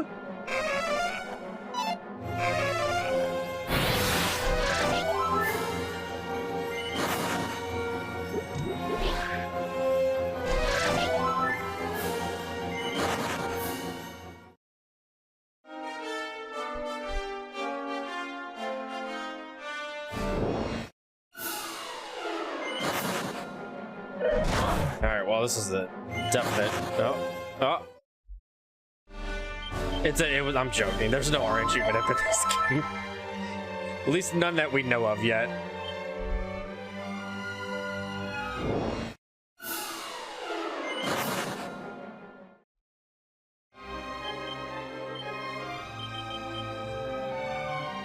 I feel like RNG would be very hard to manipulate in this game if it was like based off of like movements and things like that, because like everything in this game moves.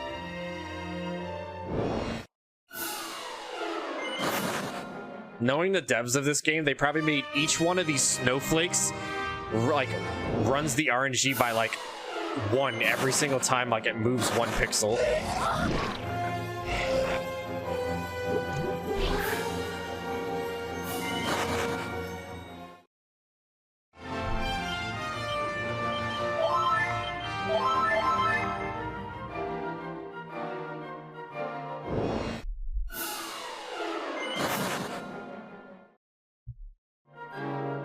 I was not expecting this liquid metal slime to just be a jerk like this.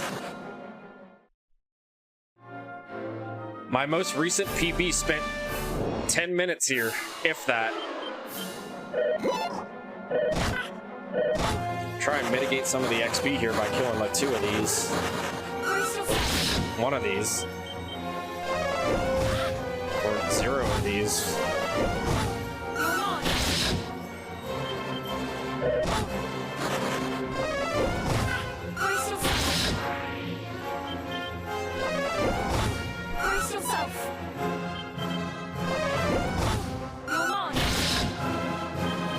Wow, Assassin Stab, are you okay?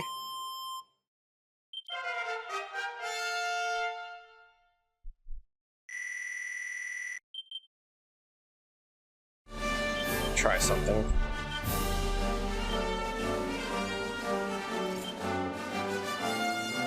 Maybe it's not proccing that well because of Gustarang.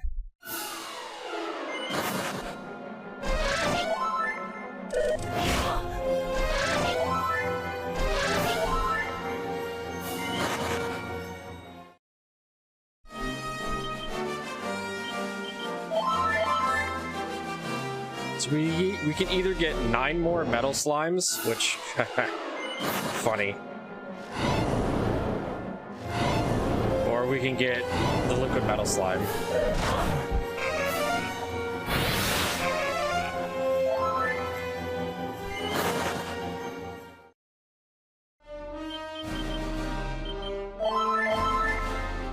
I'm impressed that we dodged that sleeping that many times.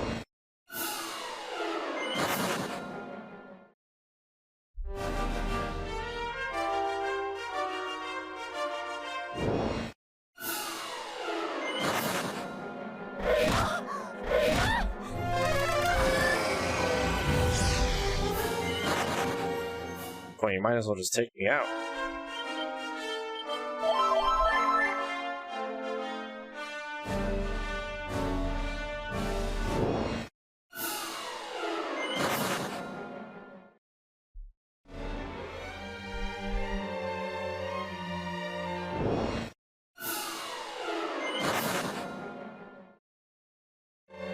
This wouldn't be so bad if, you know, we didn't miss Assassin Stab proccing multiple times.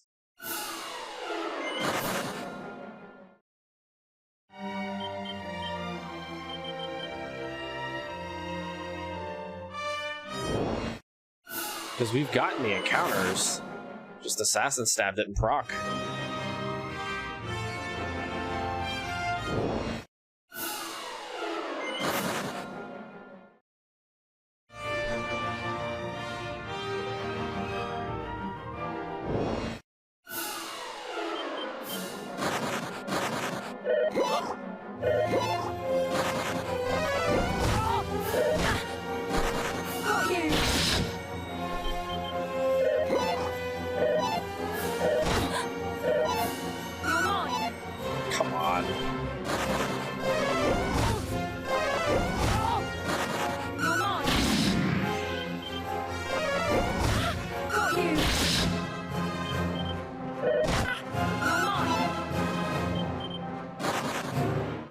Fortunate. We didn't even level up off of that, wow.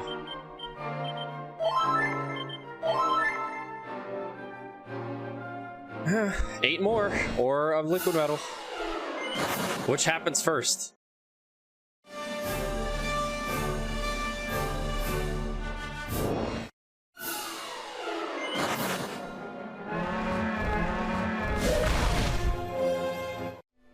Thanks.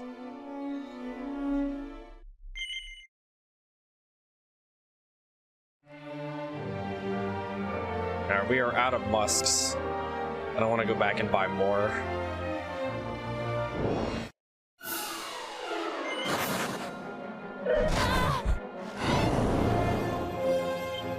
No, take me out. You're gonna do that.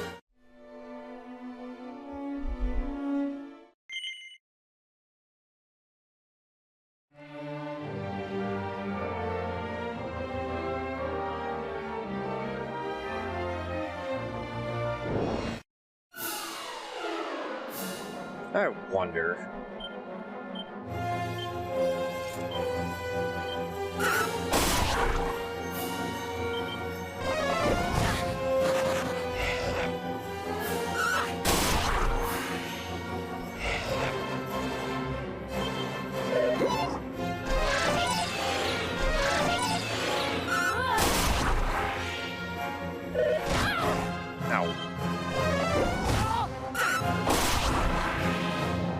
Okay, so hear me out.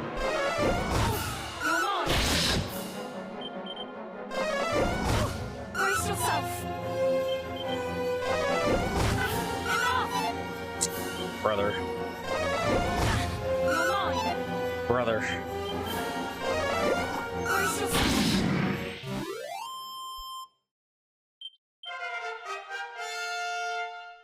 So technically, like, 6 left, right?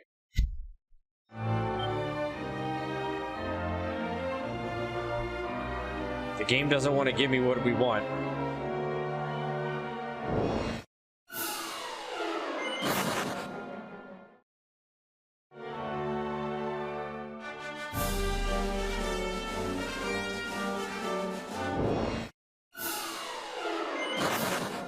This encounter would just obliterate us.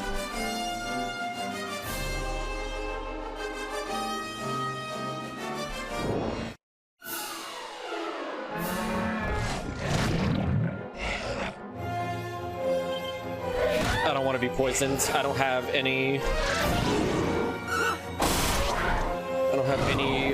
means of removing it.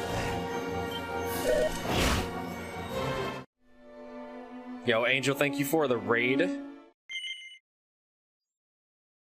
I don't know, we're having a good time. I'm just flabbergasted at the fact that we've been on this island for 30 minutes.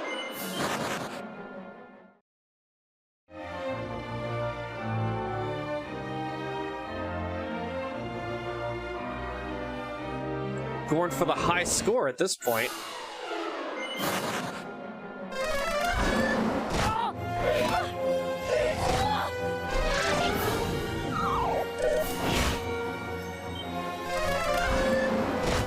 You know what I could do if I want to mitigate some damage here?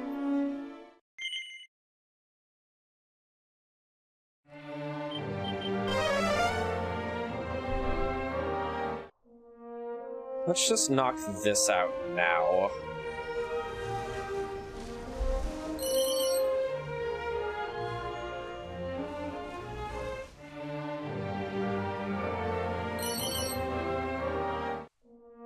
As we pick up some armor here.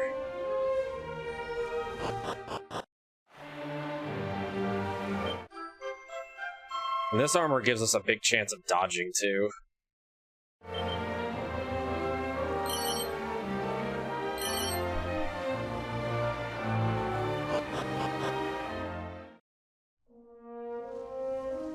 We'll just knock this out now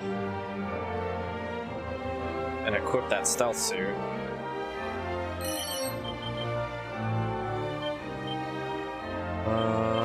So let's do that. We're equipped.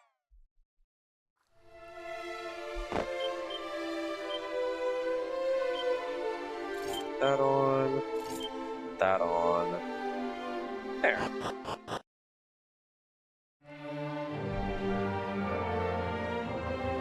Big defense increase, and we get extra dodge. Might be able to take some of these encounters at that point now.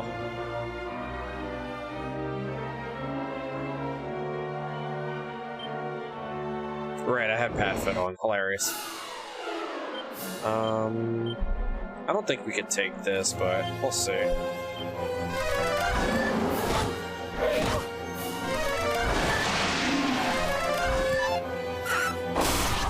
No, we can't take this encounter. Oh, wait, hold on. Nope. Okay, that encounter is probably doable, but not there. So we need either 6 more metal slimes or the liquid metal slime kill. Oh wait, no, we want that.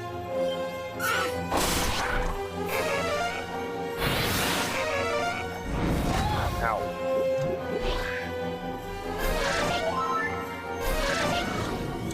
Great. Well, we were trying to be slick with this encounter. These horks are gonna take us out.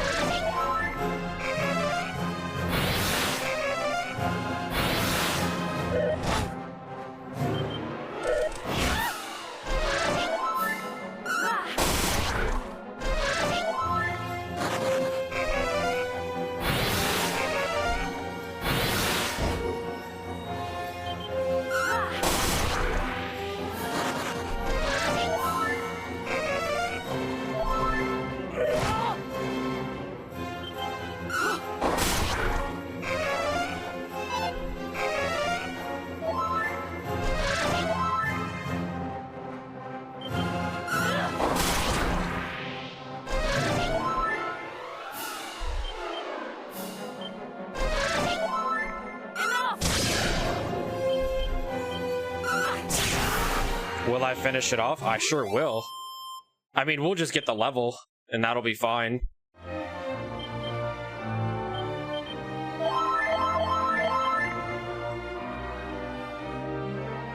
We just need to be level 25, like halfway to 26 by the time we head over to fight Orochi.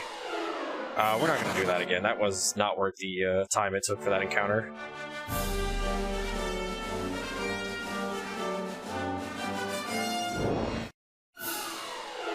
That encounter is just an insta-kill.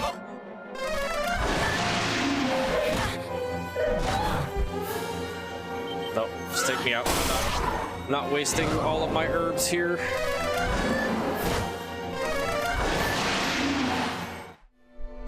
But yeah, the idea is just we need, if we get the one liquid metal slime kill early on, we're set. But since it's been taking so long, I've just been trying to take smaller encounters here so we can get that extra experience.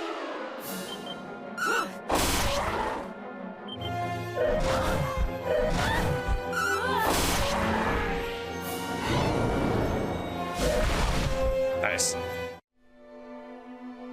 Never lucky with the stealth suit there.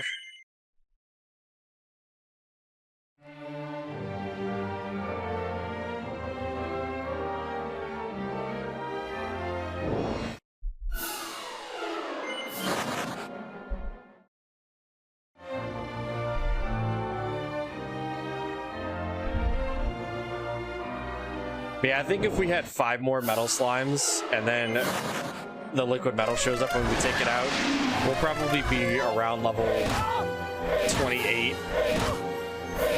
which would be fine because that would just set us well over the edge and we'd get some extra stats for when we class change.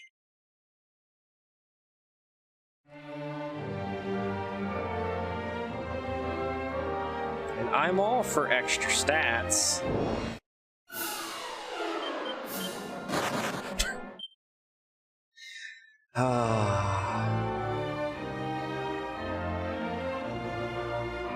Game, you're just insulting me at this point.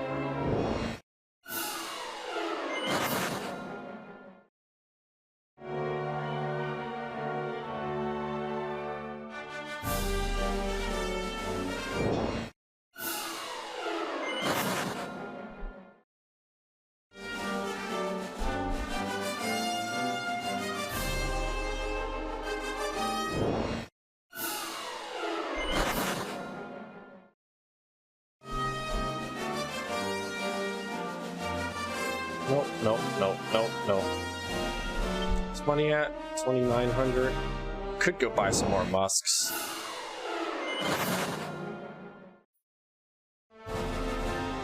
Unfortunately, don't have the ability to equip the meteorite bracelet because it's on my priest.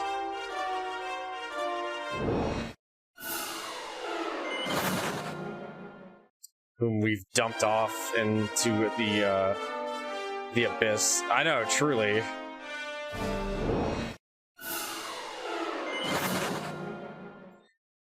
Like, it won't even give me metal slime encounters. This is the highest spot in the game, other than, like, the metal slime plateau, that you have access to when you get the bird. This is the highest, like, encounter spot in the game for metals.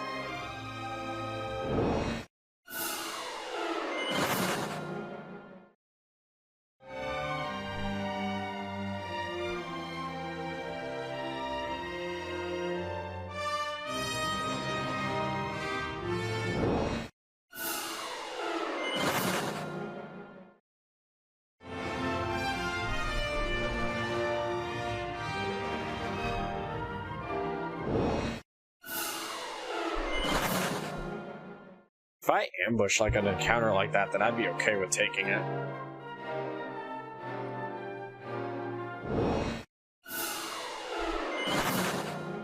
Not that like encounter though, because that encounter still obliterated me.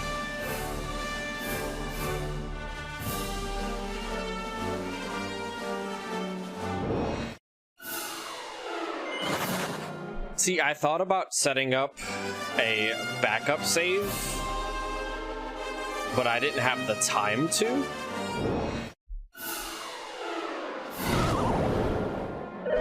Like, I wanted to have a backup save set up with the liquid metal slime kill. but unfortunately I did not have the time to set that one up.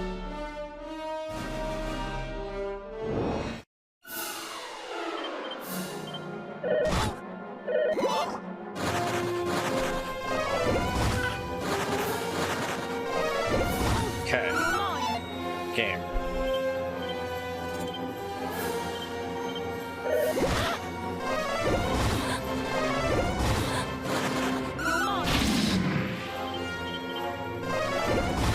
Alright, game.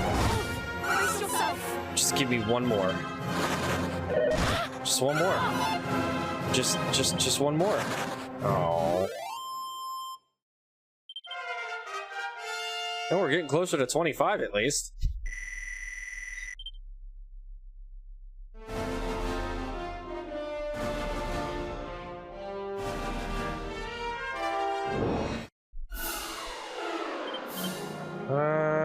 Can we take this?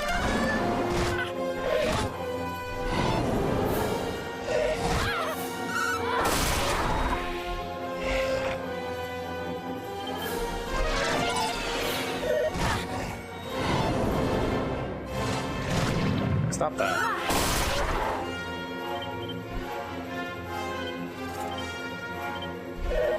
Nope. Toxic zombies were not being kind. They usually don't attack. They usually just assess the situation.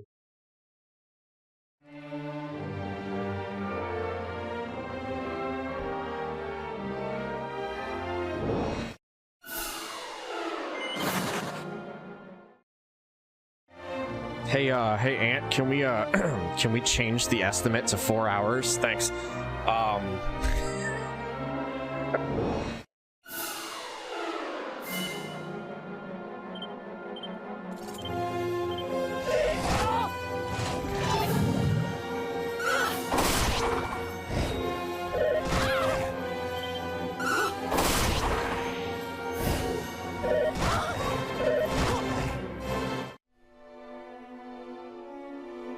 Just do it when no one's looking.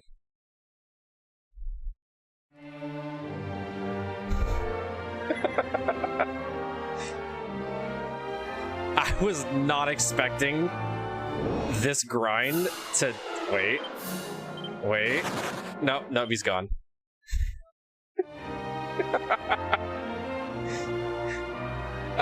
We love Dragon Warrior, Dragon Quests. Oh, wait. Redemption? Nope, he's gone.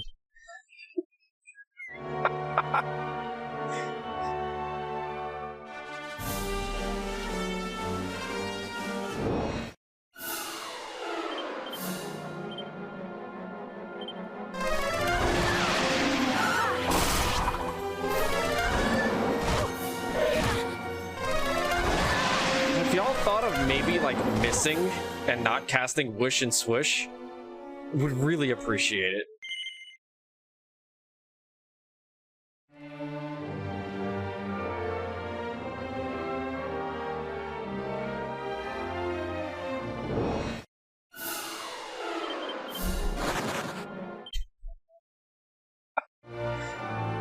My brother in Christ, please stop running.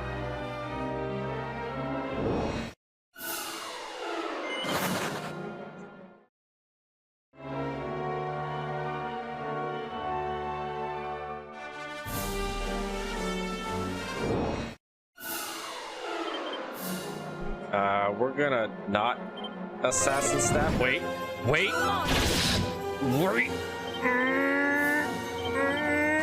Oh.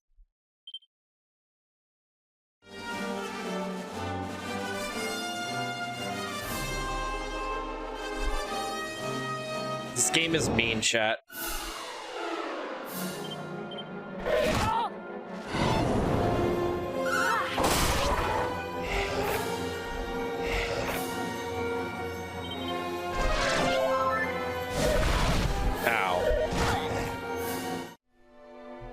Hopefully not very far.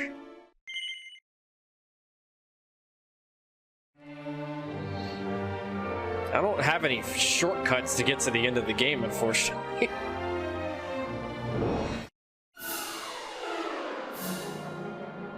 Okay, so hear me out.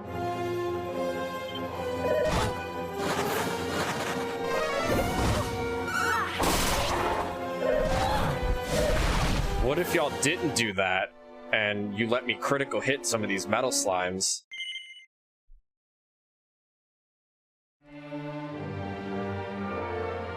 Yo, I've never had this bad of RNG, even in a PB attempt.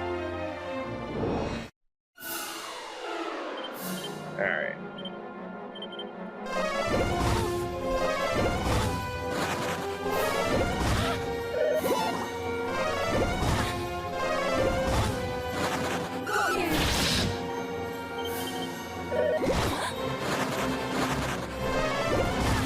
I need y'all to keep just regular attacking.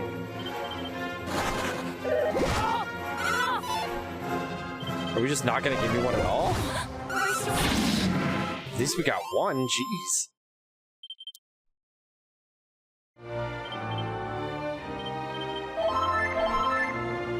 Starting to get worried there. We were just gonna get scammed the whole way through.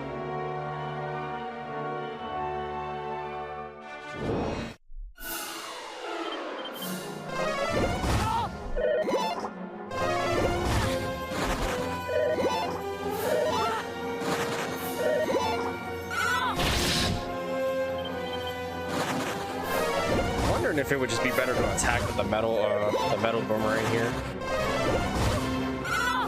and hope for a crit.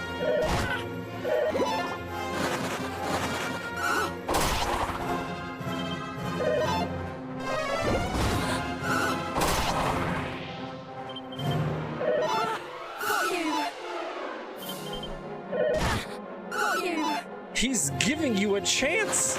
Open your eyes. Please.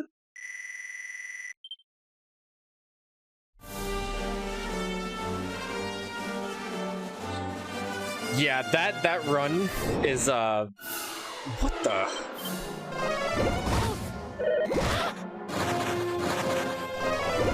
That run is so wild to watch.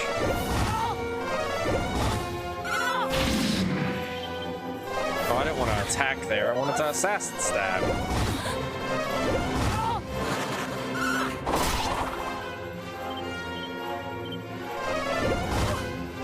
We'll try that method.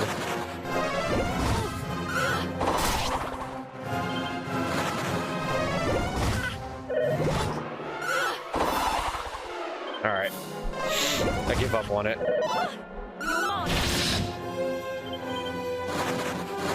No.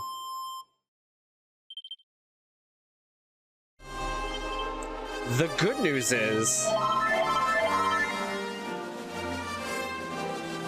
The good news is we're like 1 to 2 metal slimes away from just leaving.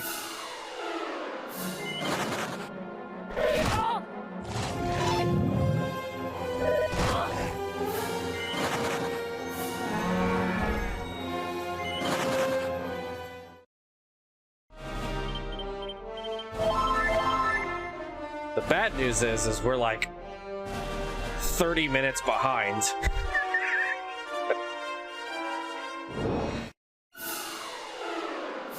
Okay. Ow. Ow. Don't heal that one. It's like the one I don't want you to heal.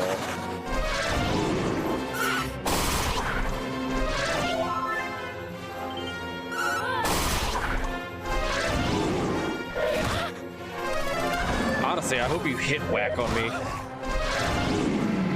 Thank you. Whack is an insta-KO move. It releases me from my misery.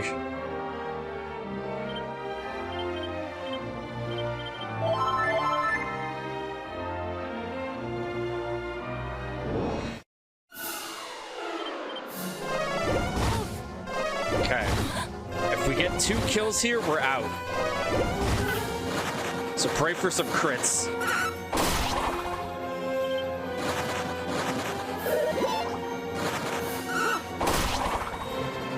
Or not.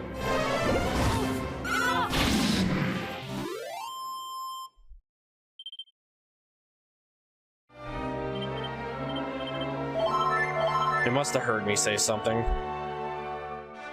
Well, the good news is one more metal kill and we're gone.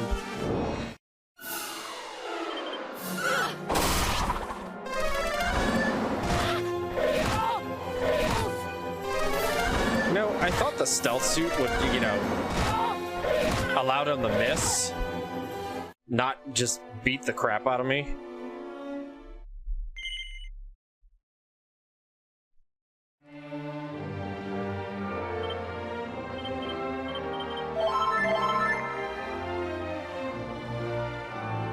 Now watch, the liquid metal slime's gonna show up, and it's gonna let me kill it.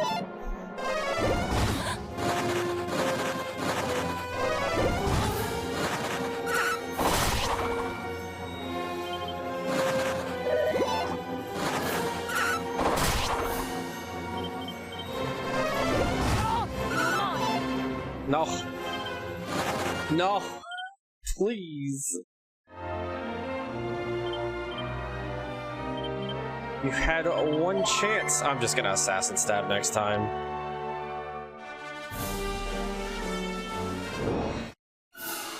Well, the speedrun of this game used to not require this.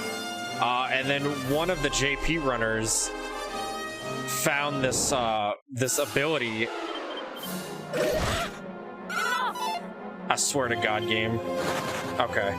One of the JP speedrunners found this ability that the thief learns at level 29, and when you partner it up with muster strength and oomph powder and putting things to sleep, it tends to one-shot every boss. And they made that into a route. And quite frankly, I don't like it.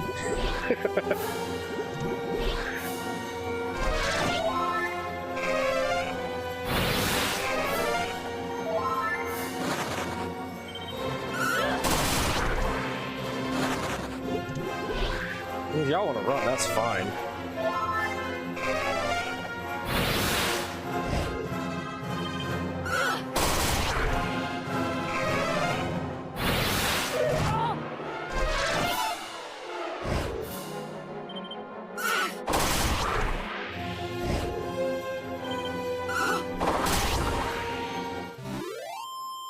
$25?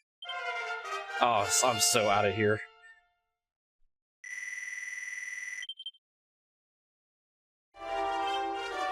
I am so out of here.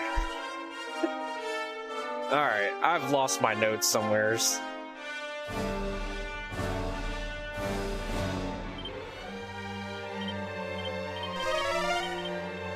Alright, we need to go blah blah blah blah blah blah.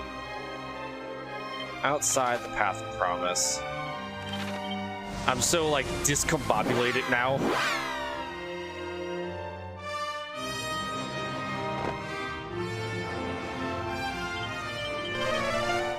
It really did.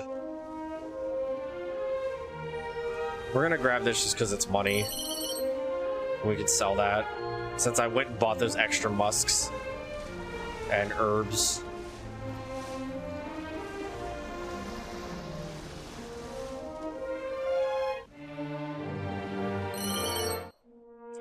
Ma'am, back on the ground, please. Thank you. We need those scholar specs. Those are important. I appreciate that. I set the estimate really high to kind of like accommodate that grind happening. And it looks like it might not have been enough. Alright, so now we have a bunch of like walking around and teleporting around to do. We're going to be picking up a bunch of gear, a bunch of items to sell, and we're going to be picking up an orb.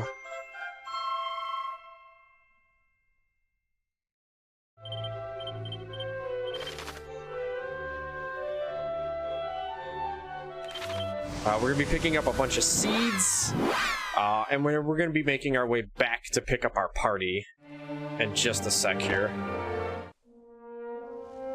We just have a ton of errands to run.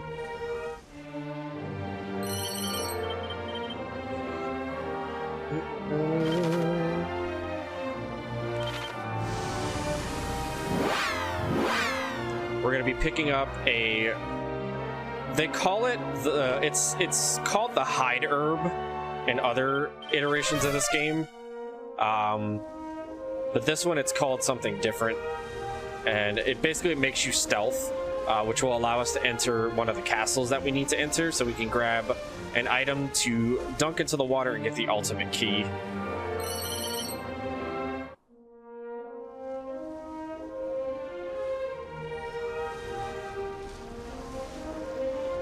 Meanwhile, look at these sweet water effects. They're so gorgeous. Honestly, should I take this? Those things have wind sickles. Okay, you know what? That was a mistake. I'm just gonna go. 2 HP is more than I need.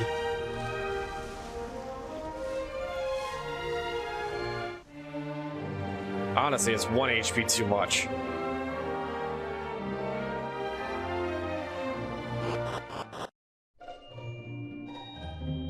I'm gonna stay at the inn here, just to restore the health.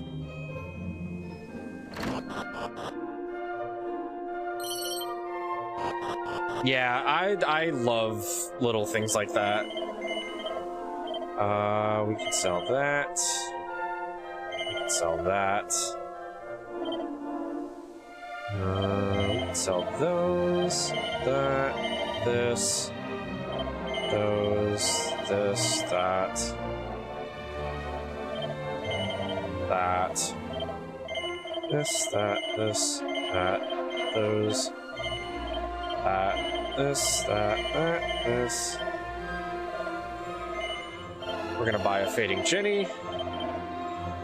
We're gonna buy 14 oomph powders. We're gonna buy 3 of these, and then we're gonna buy 10 of those. And then we're gonna go and sleep real quick.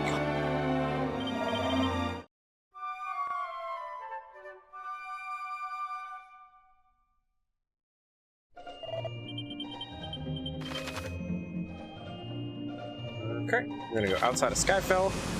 So we're gonna head up to Adina Castle.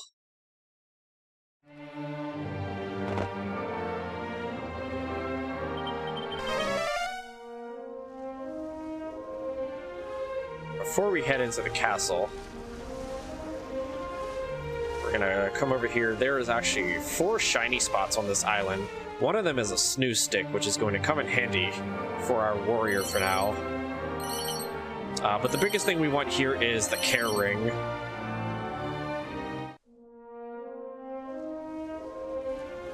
So in the middle of the Orochi 2 fight, our thief is going to have scholar specs and the care ring in their inventory, and is going to be equipping them right before we take out the Orochi 2. Yeah, no worries. Enjoy coffee. I'll take a cup too, please, if you don't mind.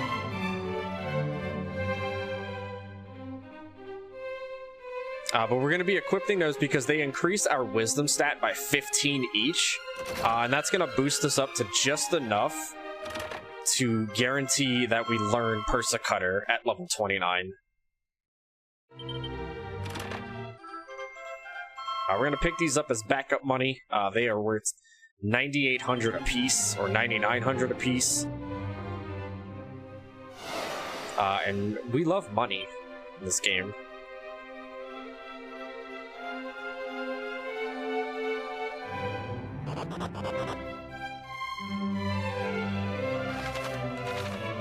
Okay, so we've got a little puzzle here. We need to get all 3 of these stones to the very back here.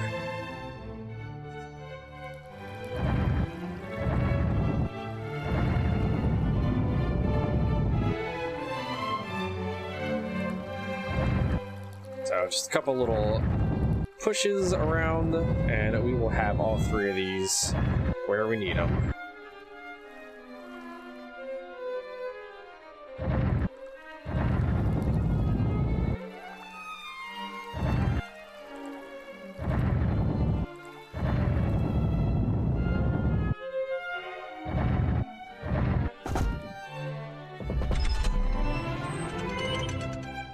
Okay, so we reset the puzzle there. That just brings us closer to the front of it. Saves us a little bit of walking. And we are going to pick up a pot as we walk into a candle. It's a bottomless pot.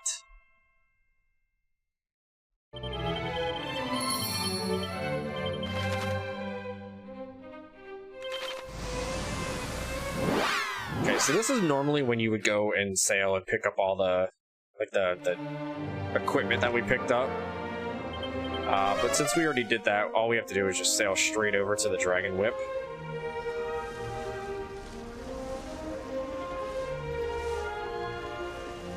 And pick that one up. It should be right here on this North Island.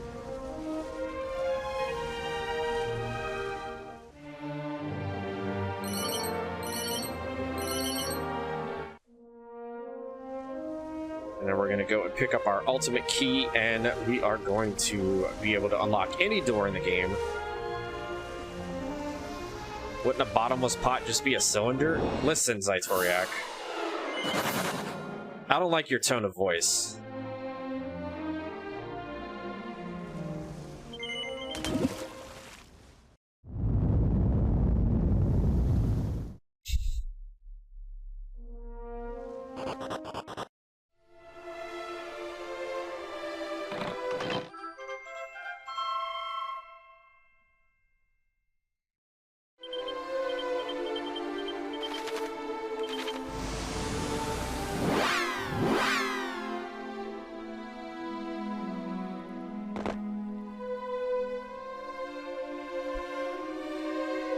It's the only one you got? Alright, I'll deal with it. I better be seeing you in a couple months, Zaitoriak.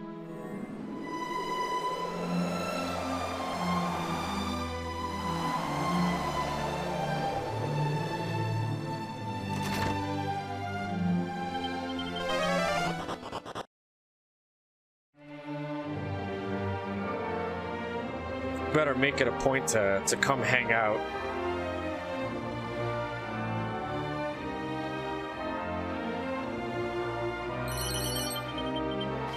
Okay, so we're gonna pick that up. We're gonna go outside of Olivia's Promontory.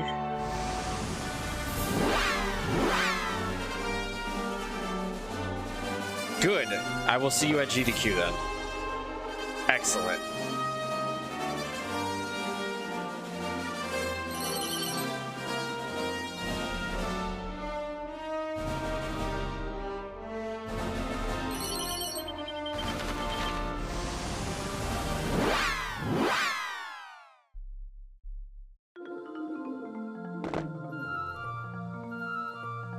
Okay, so we're gonna come back here and pick up our party.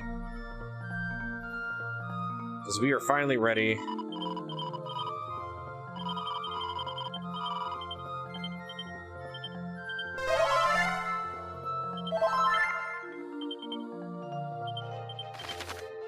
To resume our quest.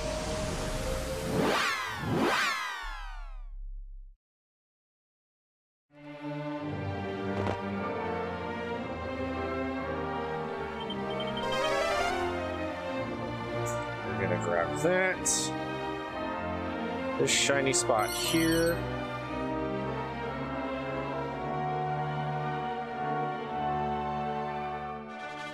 Enter this to reset our steps.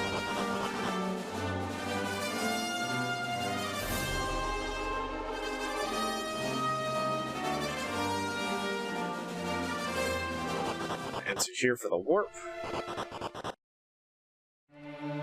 We're gonna walk all the way north here, pick up a strength seed.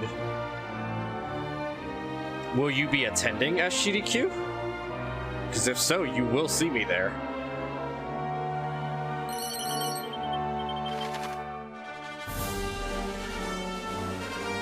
That is... no, we need to wait for it to end.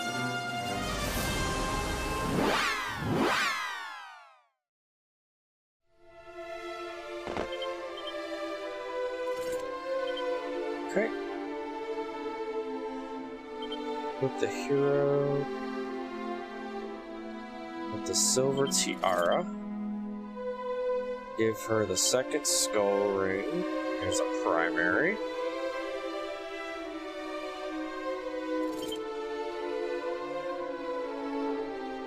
Use Agi seeds on the hero.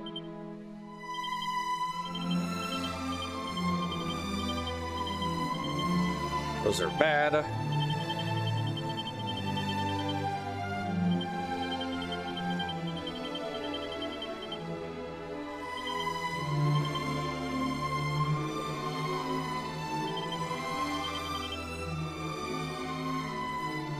Hope so as well.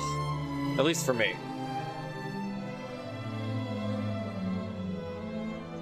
Give hero 4 oath powders. We can bag that. Bag this. Bag that. Bag this.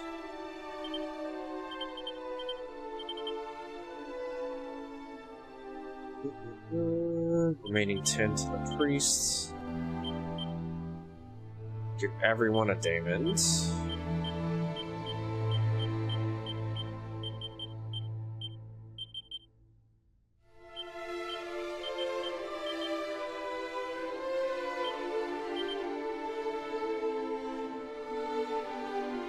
Okay.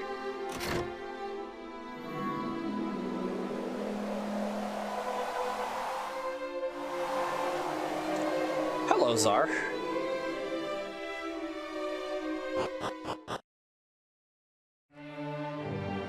Okay. We don't need to go here yet.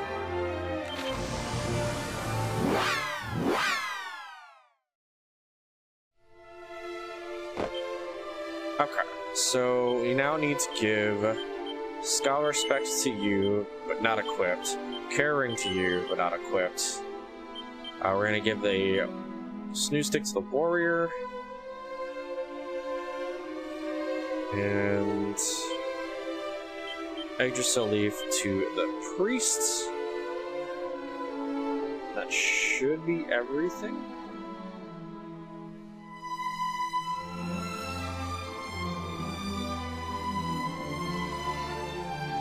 Oh yeah, and 12 of those to you. Alright, so now we go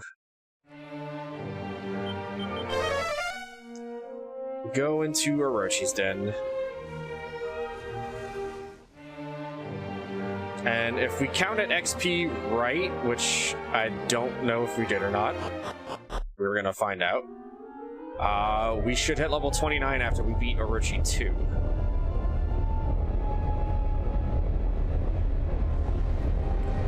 First one we're gonna kill with all the party members up. Ideally we have the warrior die, that way we guarantee XP to the thief. But chances are Orochi 1 is just gonna be a pushover and die instantly. Honestly?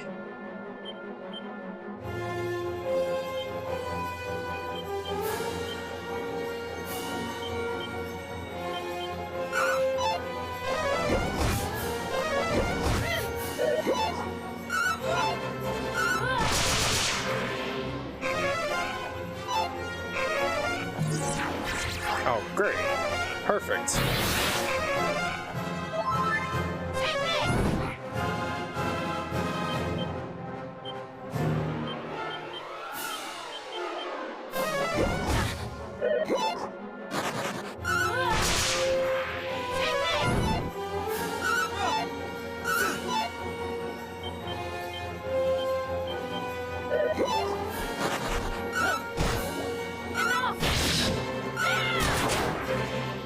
Perfect. We'll take some free experience.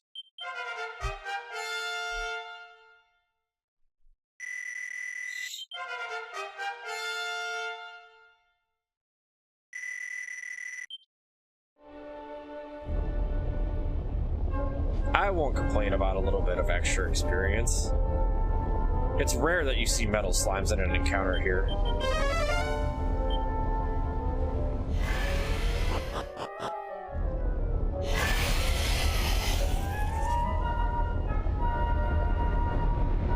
Orochi destroyed you? Oh no. Alright, so this is Orochi 1. This boss is kind of a pushover. We're gonna Shocking Slash here, Snoo Stick, and Oomph Powder our thief. Here I You're mine. go! Got you!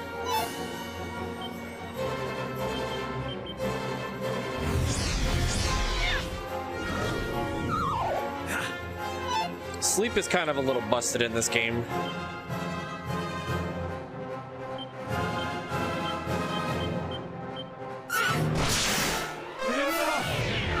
Got you.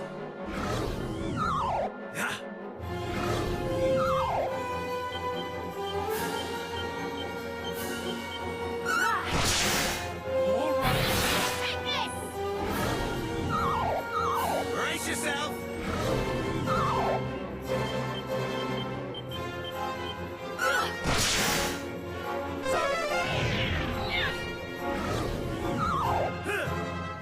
Sleep works on every boss in this game.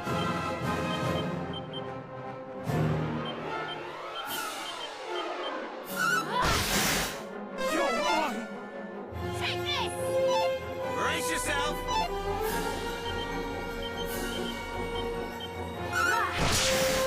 You're mine! Brace yourself. Got you!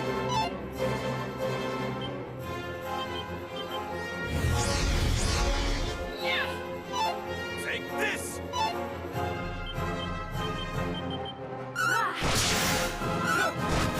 I'm not wasting. Enough.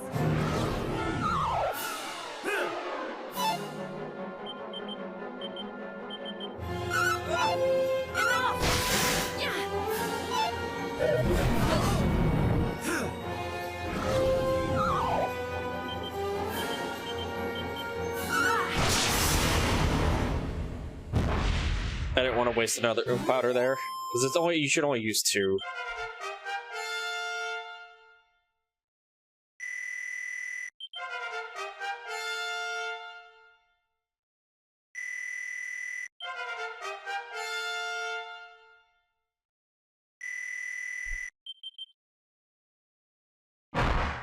So we get an Orochi Blade drop. That'll come in handy for 1 measly second.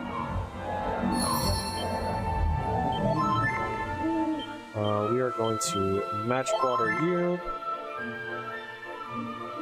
And then we're going to move up.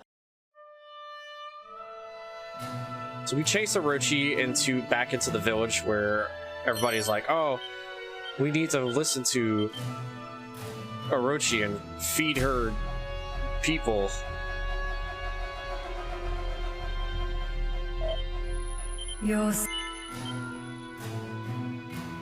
So Kimiko, or I forget her name, I think it's Kimiko, shows her true form here. You're mine. Okay! Brace yourself. Alright, so this one's a little bit more scary.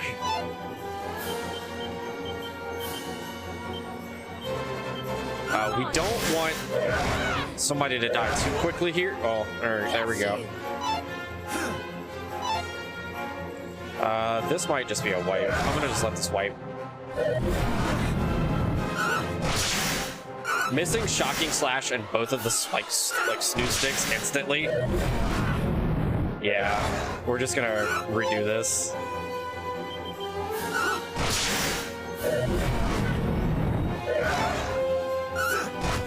Unfortunately, this game doesn't have like a battle reset option.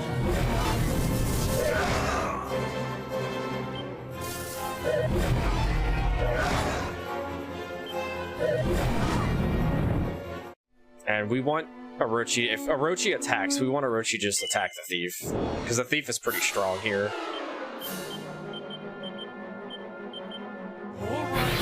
Got you. Take this.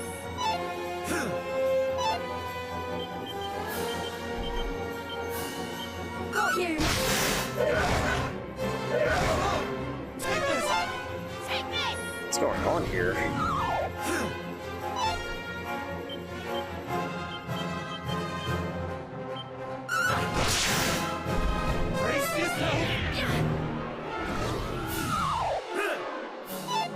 so we want to get Orochi into red health here.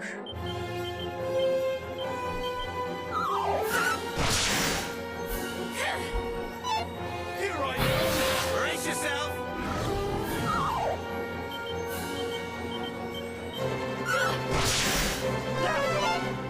And then we want to have everybody basically just die off.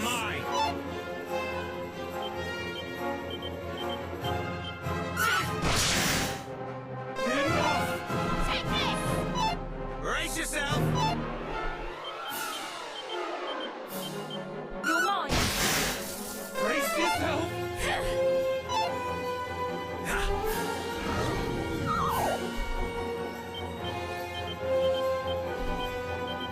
Okay. Got you! Enough.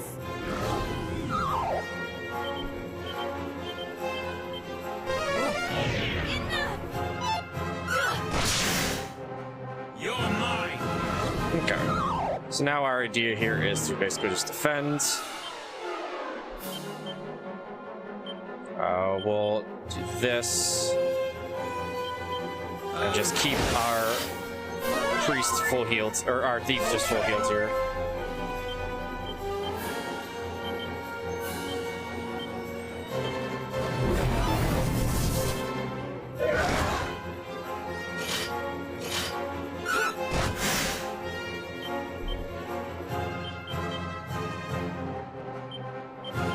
Here I go. All right.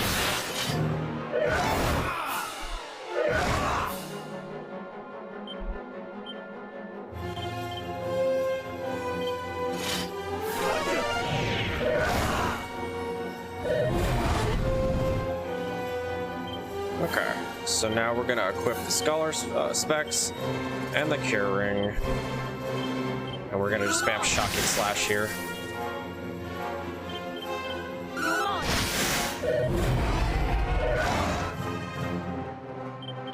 Got you!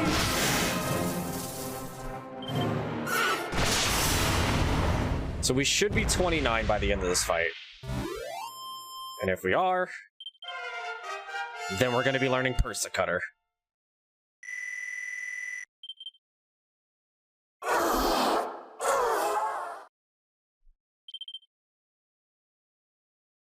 So Persicutter is going to be the funniest way to finish off the rest of this game.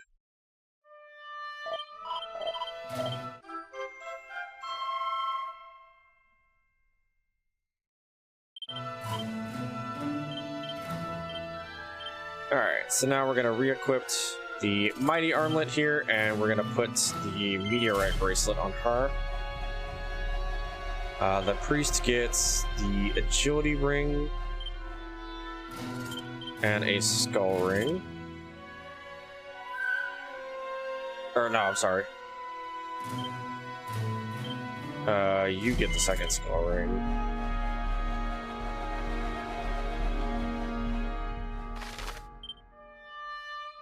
So now we're gonna go outside of Olivia's Promontory, because we're gonna be picking up a weapon and some armor here, because we're about to class change. Yeah. We're gonna be class changing our thief here to a merchant. And the reason that we're doing that is the merchant learns an ability at level 9 or level 8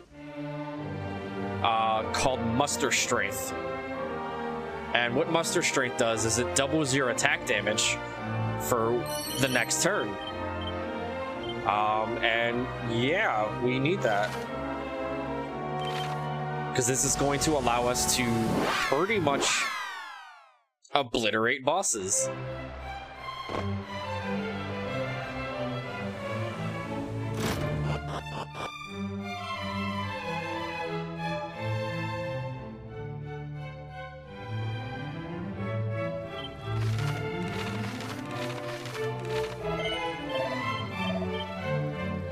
Okay, so we are going to become a merchant.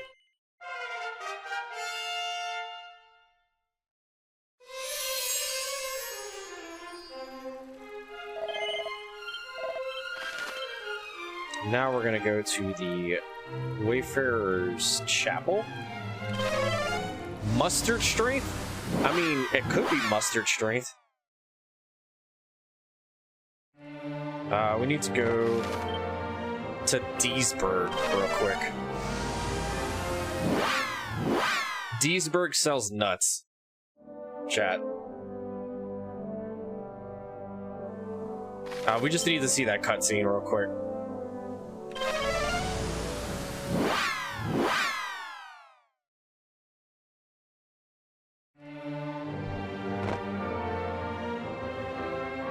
Alright. So we need to get to Minoza, but we need to take encounters as well. We need to get our merchant to level 9 to learn Mustard Strength. And then we're gonna start, you know, running it. But we need to make sure it's daytime. So we're gonna be using Hypno Cutter here. We're gonna snooze stick, and snooze.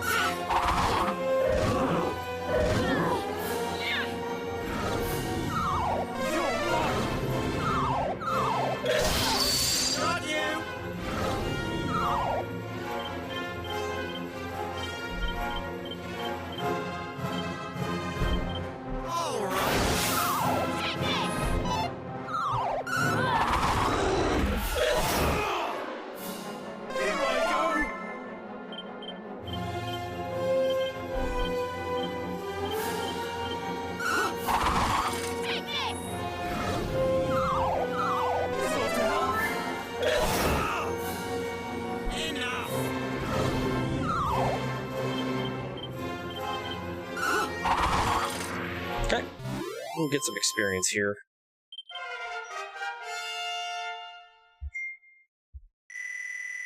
Give me a second.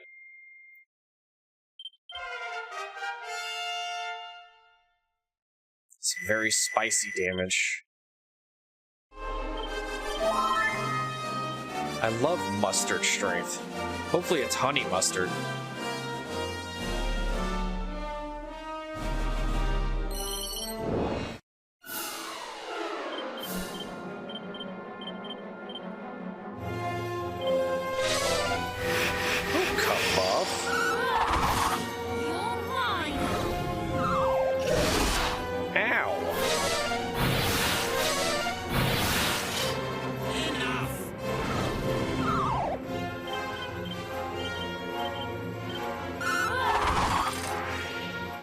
That should get us to 9. Gets us to 10, even better.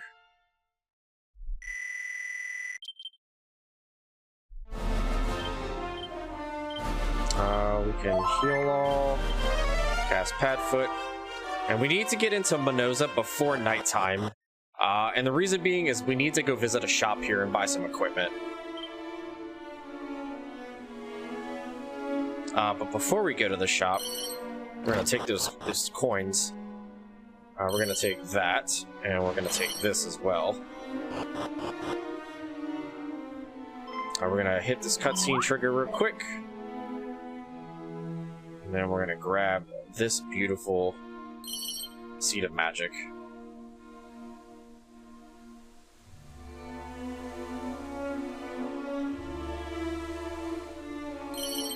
And that Seed of Agility.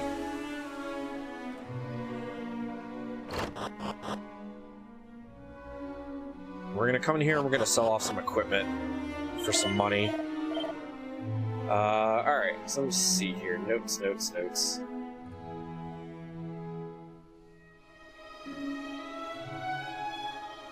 Sell the Dust Ring, Care Ring, Scholar Specs, Stealth Suit, Phantom Mask, Dragon Tail Whip. We don't need the Silver Rosary. We don't need this. We don't need that.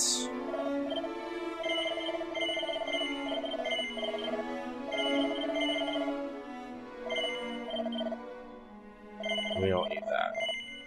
Alright, so we are going to buy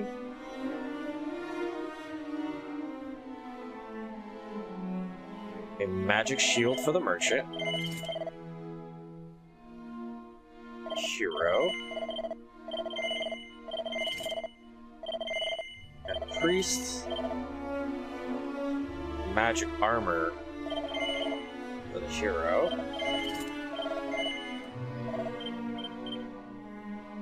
Now we're going to go back to Deesburg.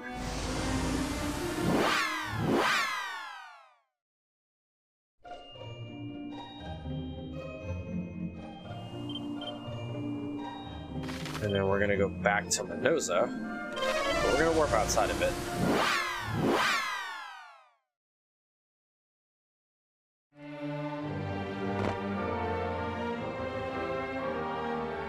So now we're going to go make our way over to the Raw Mirror.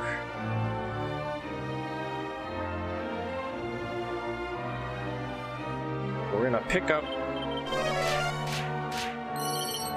that just to give us some more defense. We should get one encounter up here. Maybe, possibly, hopefully not. And if we do, we could just, you know, wreck them anyway. Alright, so ideally we don't get an encounter in this cave. I've gotten an encounter one step before the Raw Mirror, and that encounter just deleted me. So hopefully that doesn't happen.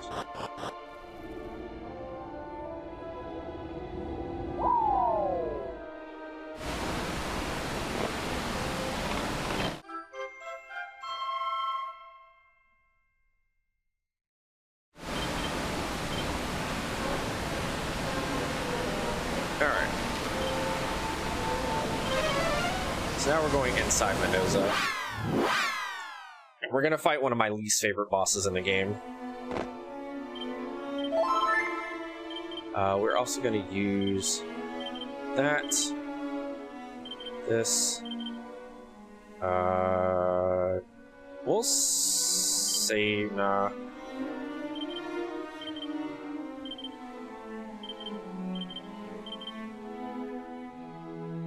That should be good. We're just gonna put more of these on here. Alright.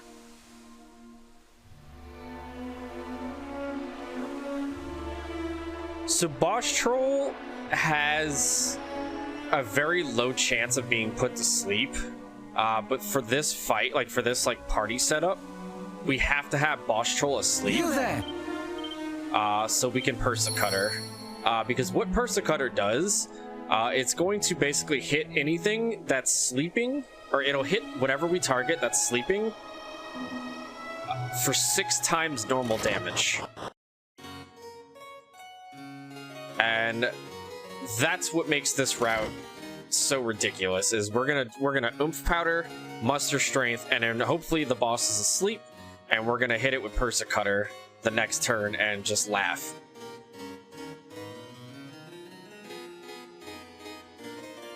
Boss Troll hits 2 times per turn and does about 160 damage a hit. So hopefully we keep him asleep. This might take a little bit. We are going to re-equip that on you before we enter and give you this back.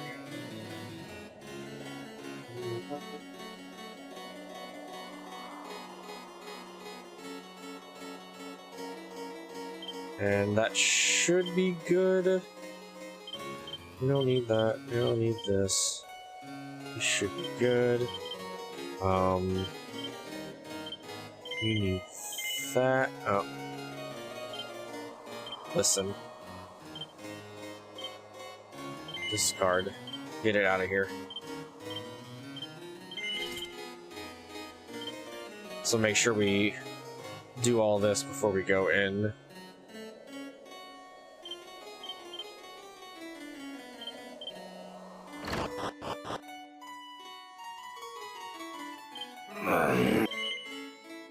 Alright, so you find out the king is fake, not even real. Alright, so we're gonna muster strength here. Snooze stick, And I believe it's Oath Powder. Oh no. You are Tango Web, and then Cast News. Brace yourself.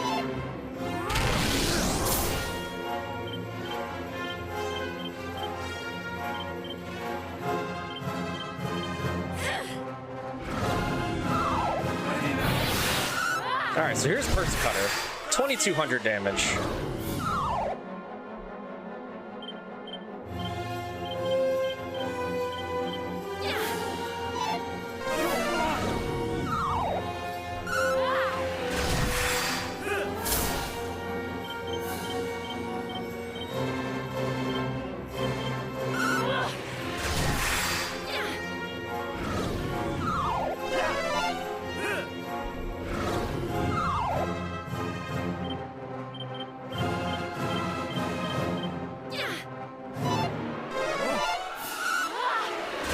Unfortunately, we are probably going to lose someone here, unless he double Kasaps. Nope. Alright, this is why we have the leaves.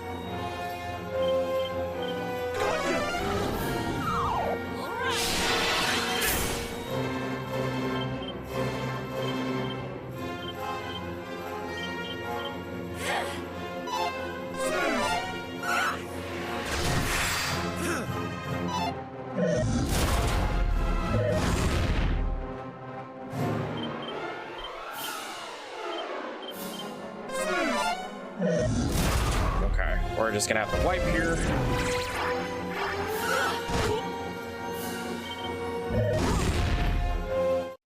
This is my least favorite fight in the entire run.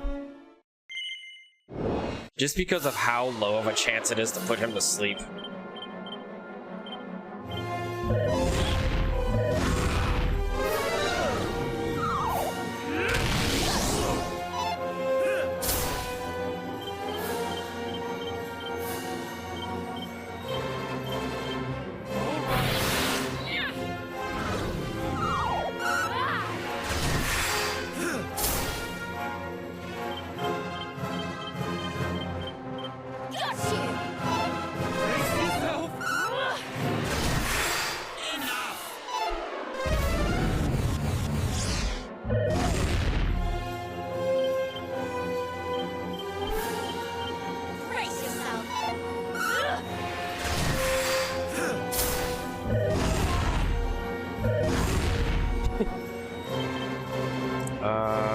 Let's try Sleepy Slap.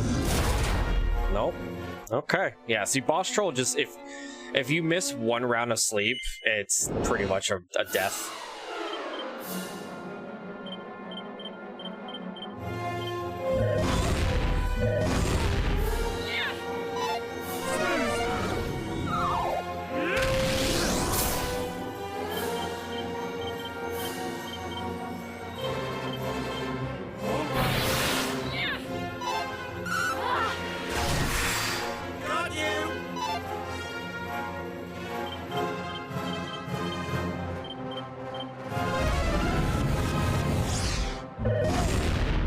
Ow. Take this!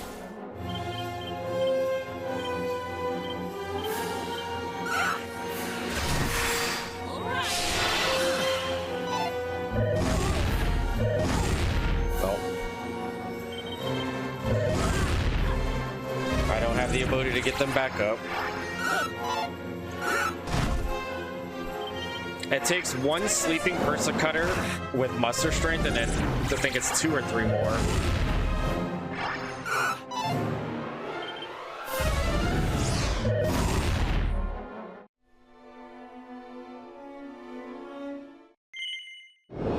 But yeah, this boss is another wall, but it's the last wall that we run into.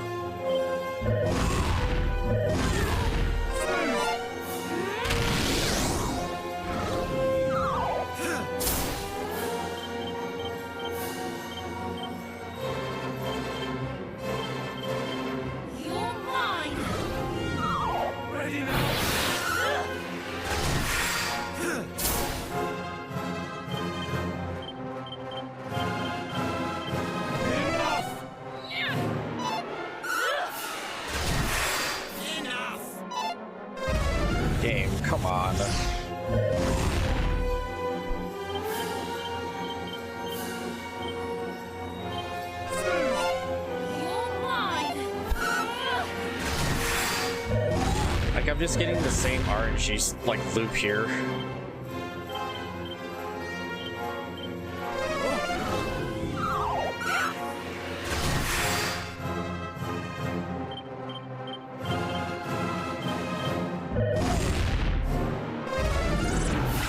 That's just an insult.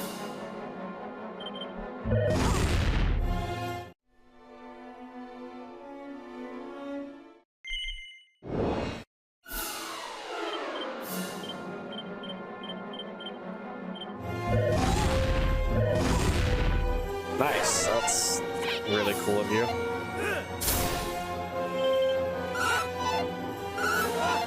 Yeah, we fight this boss very early. It also doesn't help that our merchant's only level 10.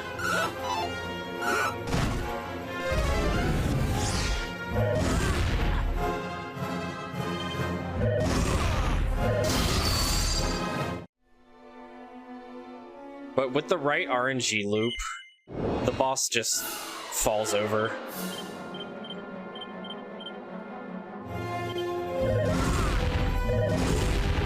Can you split your attacks up? I need that person alive.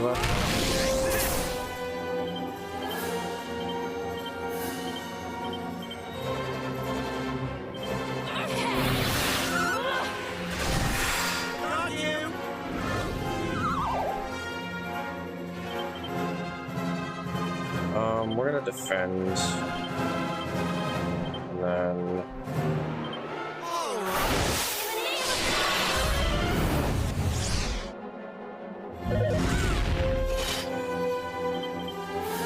Let's try doing this again. Nice, okay.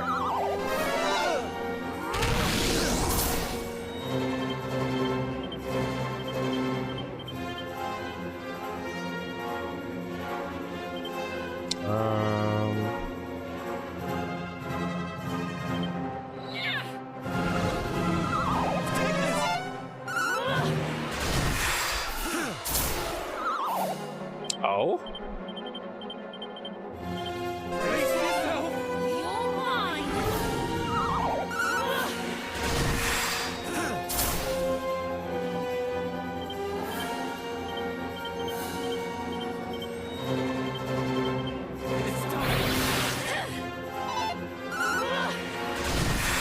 You're mine.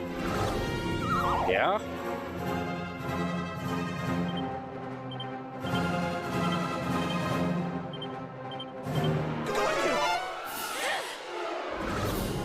Okay, we win.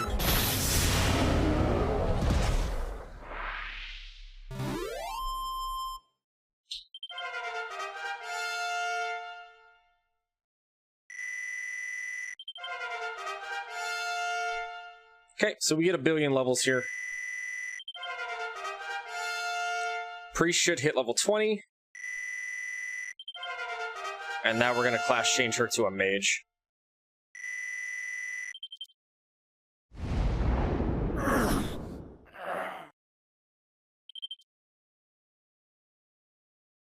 From here on out, the bosses are not that bad. You'll run into maybe one fight of bad RNG with the sleeps, but Boss Troll is pretty much the last of bad RNG.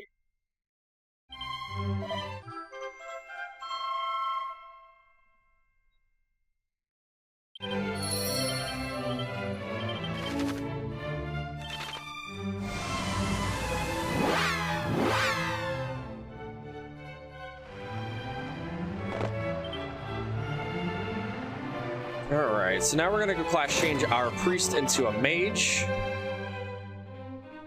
And the reason that we're gonna be doing that is for buffs.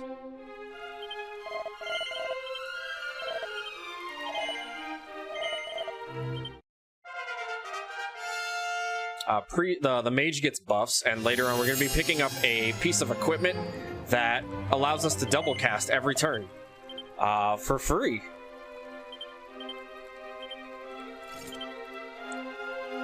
Alright, let's see. Use the strength seed. We don't have that no more.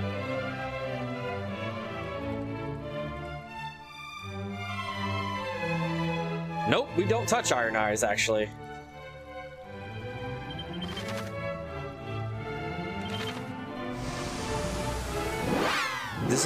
The entire fights that from here on out are going to be sleeping and Persa Cutter.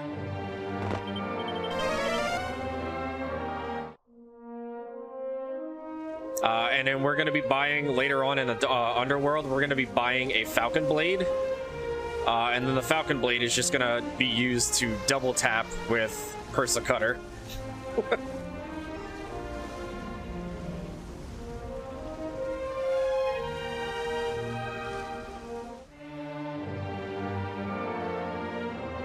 I'd like to get one encounter here just to get my mage some experience.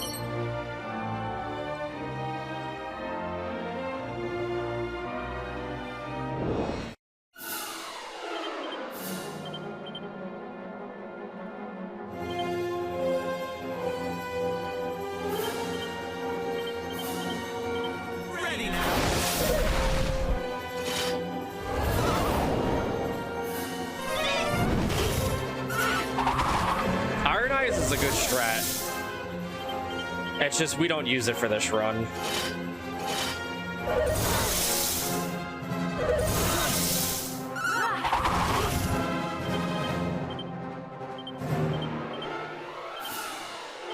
Here I go.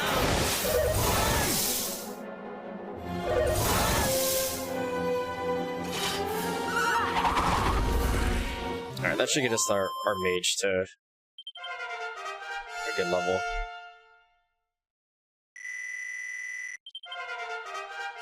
Yeah, 8's good. That gives her a ton of stats.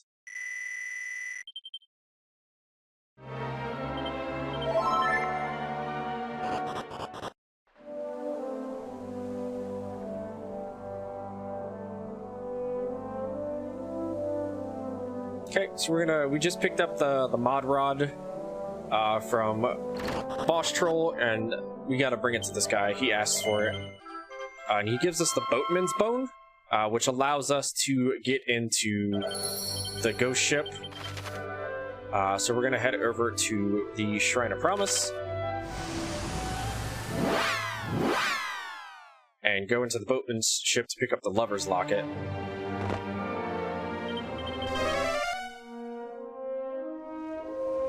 And the Lover's Locket is going to allow us to pass Olivia's Promontory to get into the jail to pick up the Mountain Cleaver.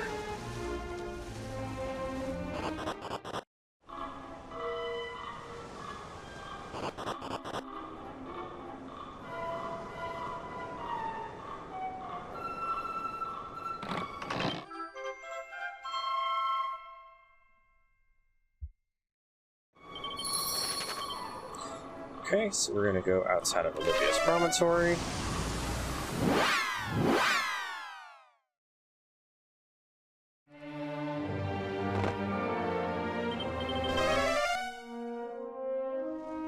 Always like to refresh Padfoot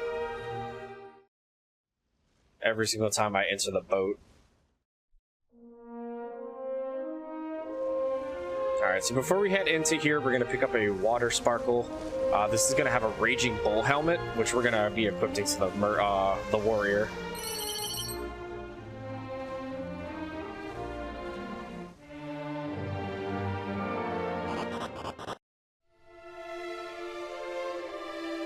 In here, we find out a good bit of story about Ortega, your father, and who this spirit is.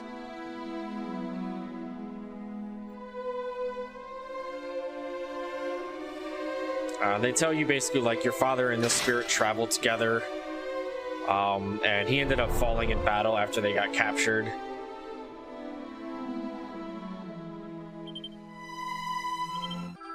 And he says to continue on his journey, but take his sword with him.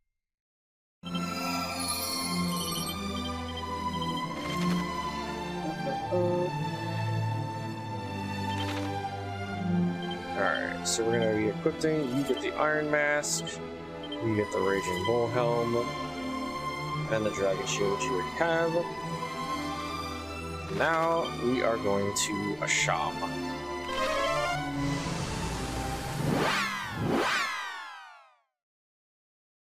Took a half an hour wandering around. Yeah, that happens. We don't really need money. There's a couple of 1,000 gold in that little sparkle there, but we don't need it. We picked up both the things in Adina.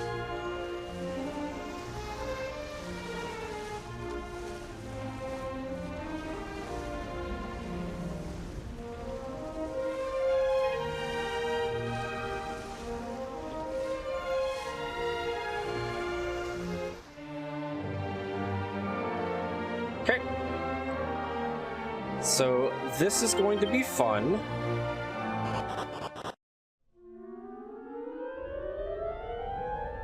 Alright, so Garboil has a chance of doing 3 attacks per turn. He also has a chance of using like a kind of like a muster strength move, but for magic. And I've seen him do that and then like hit us for 350 damage in the whole party.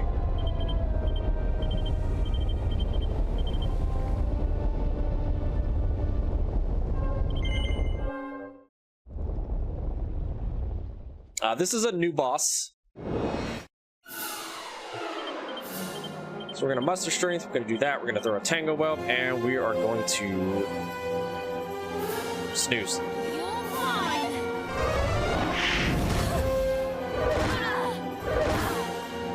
Just like that, 3 attacks.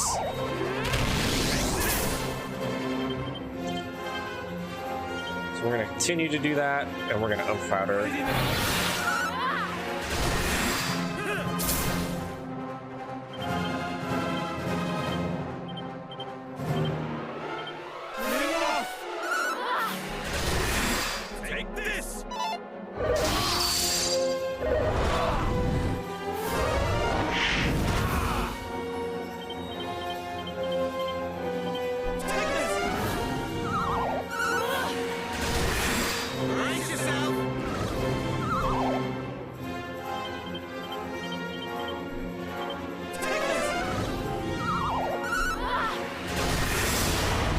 And that's pretty much what we do to this boss.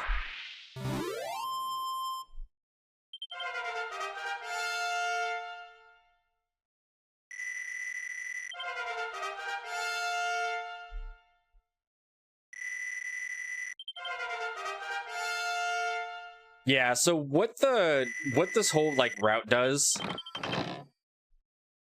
is Persecutor does 6 times damage to any enemy that's asleep or I believe poisoned or paralyzed. So as long as the boss is asleep, we're gonna be doing 6 times damage. And since we muster strength, yeah, it just does a lot.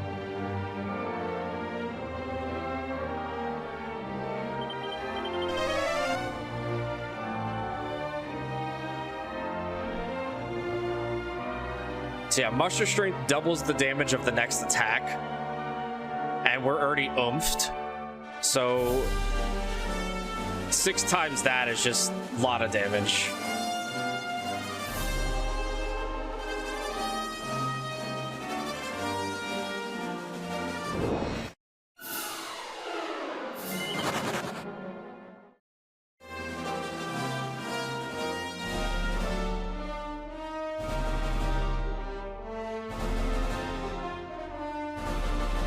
Yeah, the downside to this route is getting this route started, because it requires a singular liquid metal slime kill. And metal slimes have a high chance of running, like especially high in this version of the game.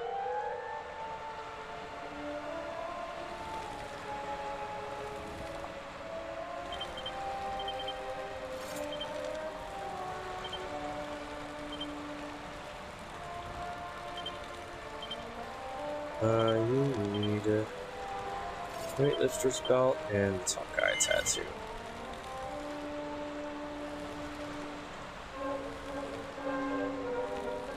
That's a good strat, though.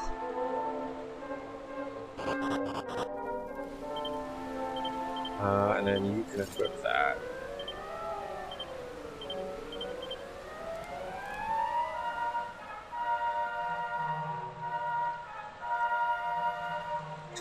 Yeah, that's essentially the backup strat, is kill the 12 regular metal slimes.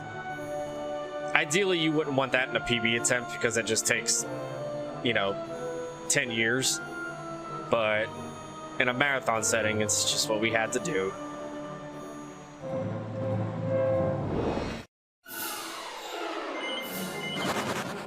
Alright, so this is one of the most dangerous and scary caves in the entire game.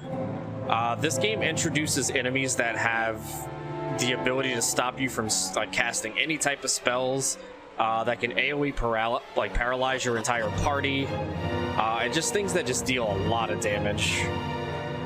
Padfoot's gonna come in clutch here and give us probably about 5 encounters.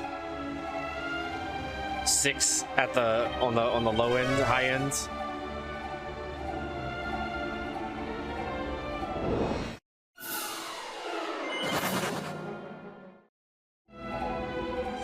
Yeah, Thief learns an ability at 17 called Padfoot, which just completely reduces the encounter rate to almost nothing.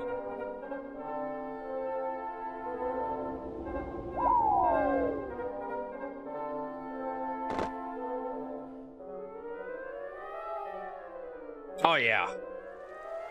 I remember when I got to this cave in the GBC version, I was like, why is this cave so brutal? Get a free heal there.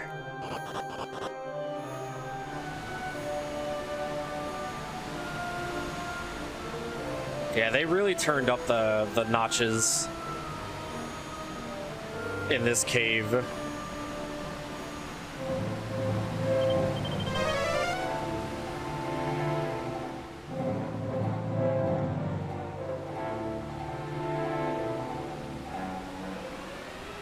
I couldn't even imagine how brutal this cave was on NES.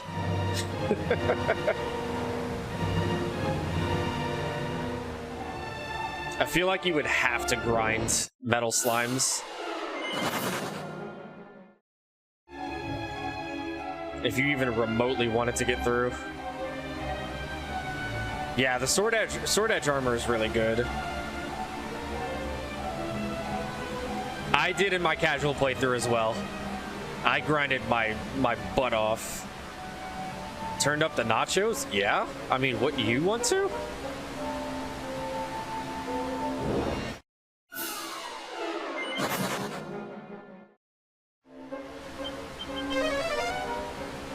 But hear me out, what if you turn down for nachos?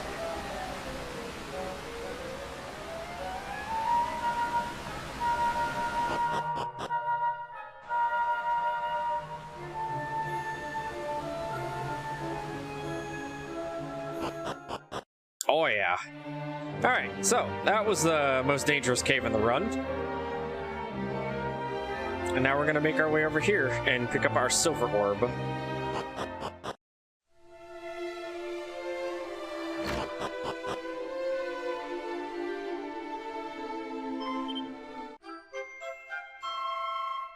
I just thought they were just high defense mobs that didn't do anything.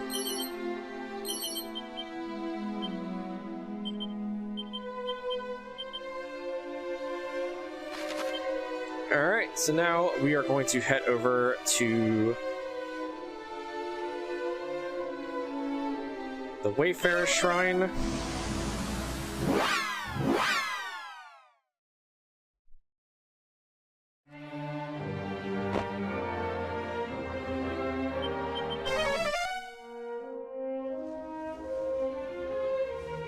And we are going to head over to the next village called Thedon.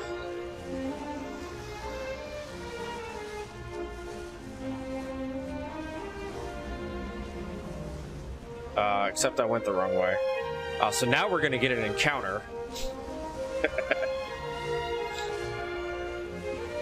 It was all part of the strategy to make it nighttime by the time we get here. It's not working. still daytime.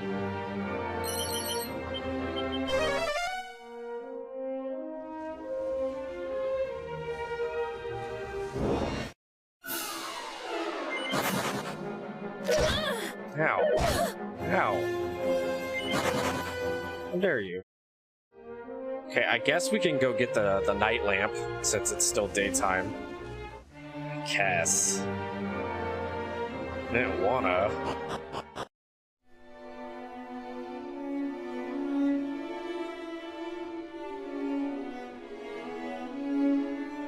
Oh, we have to walk all the way around, all the way through here, all the way up here, all the way to this box.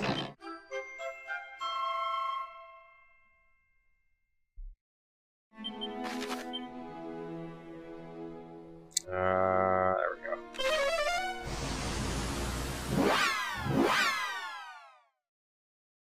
Teleport outside. We're gonna walk around. We're gonna full heal, and then we're just gonna use... Alright, we're gonna turn on dark mode.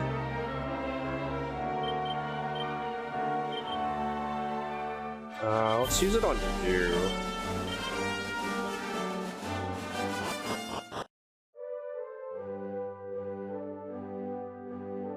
Okay, so we equipped our hero with a weapon here, and we changed our gear for our merchant here, because we're going to be using a different type of strat here. So we're going to be muster strengthening, lightning slashing you. You're going to cover this one, and we're going to oomph powder our hero.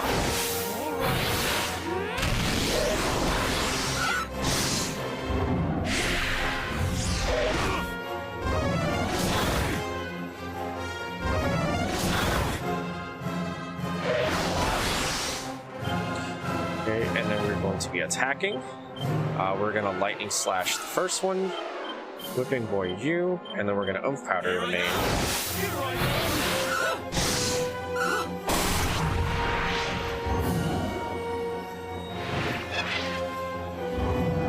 And this is what we don't want to see, is something like that.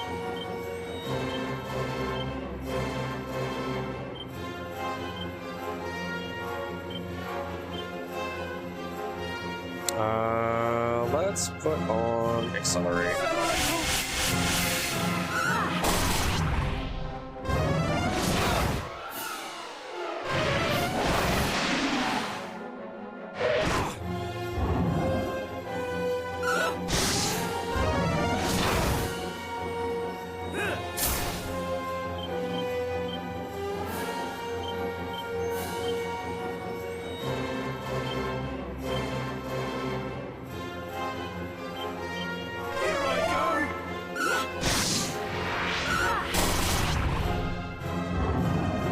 Stop calling for backup. Stop calling for backup. Alright, we're just gonna muster strength here. Whipping boy, and then... Oh, you're out of... Okay. No, it's just Magic Berry.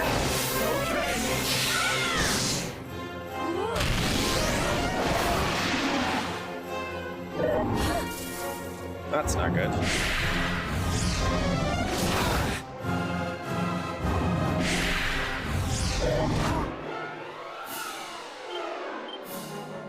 Okay, defend here. And hopefully this hits. Stop it.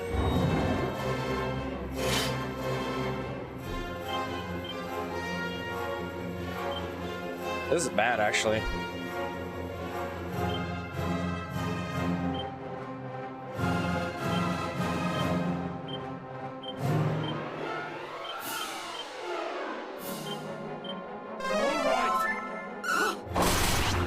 Like, I don't have any oomph powders to give to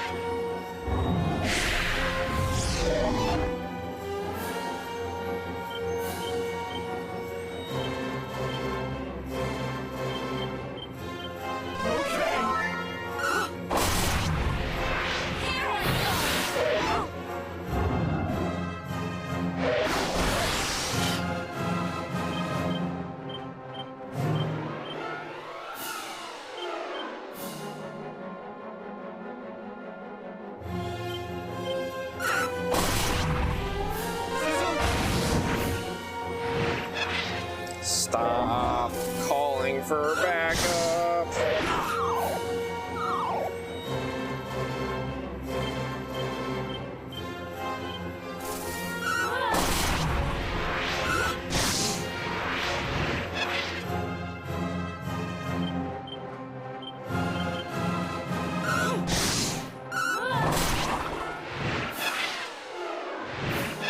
Dude. Oh my god. And they can't be put to sleep either.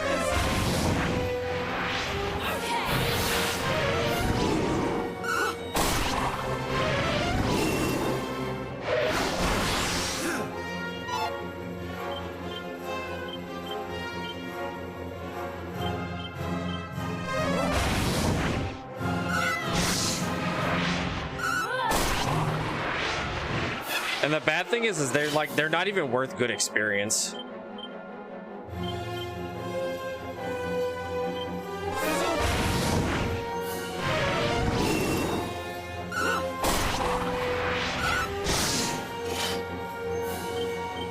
All right, we should be in the clear here. Yeesh. This fight is not even worth good experience here.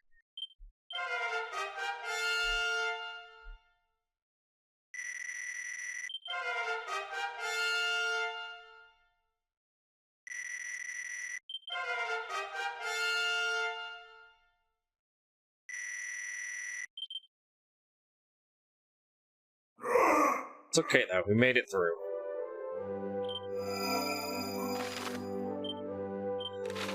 Alright, so now we put our Abracadabracus on and we take this Orochi sword and we throw it back into the bag.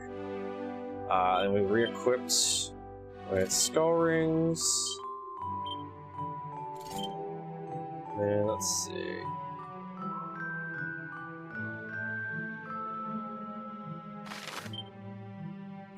Now we need to go to Deesburg.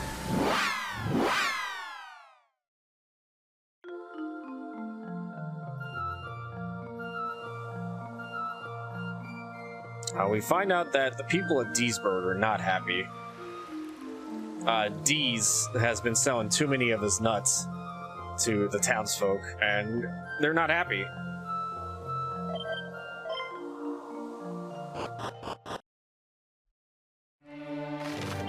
We're gonna teleport to Aliahan, and we're gonna teleport right back.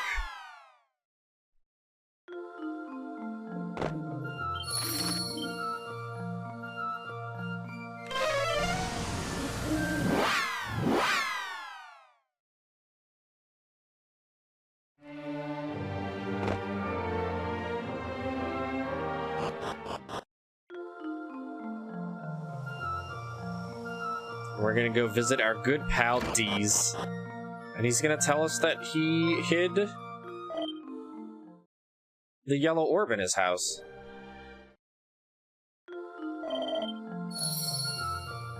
I've had plenty of playthroughs because I typically have my community name the merchant. We've had the merchant named Dinkle, so it made this village Dinkleberg. That one's a classic. We have Dickburg.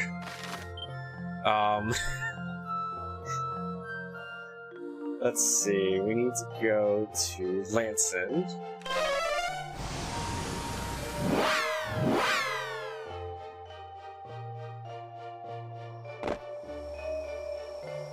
Now, they wouldn't have a mob named DZ Nuts, it would probably be Mind Goblin.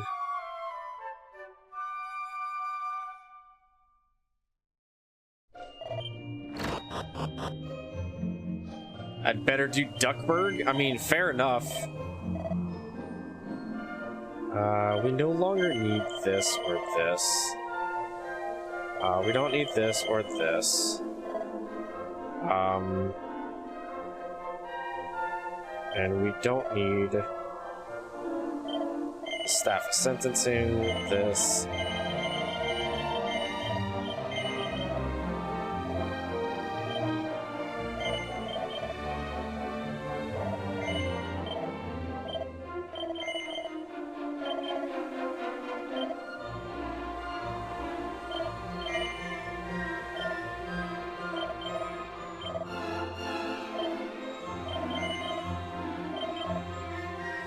And then let's buy a couple of these. I have more than enough money. You know what, heck it. Alright, so we're gonna put one of those oak powders, 2 of those oak powders in here. And then we're gonna take, you lost your daemon.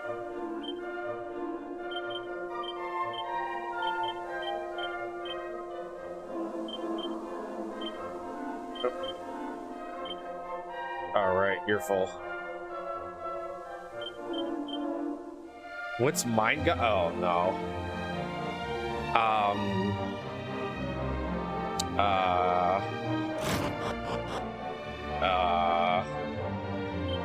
I'll tell you later.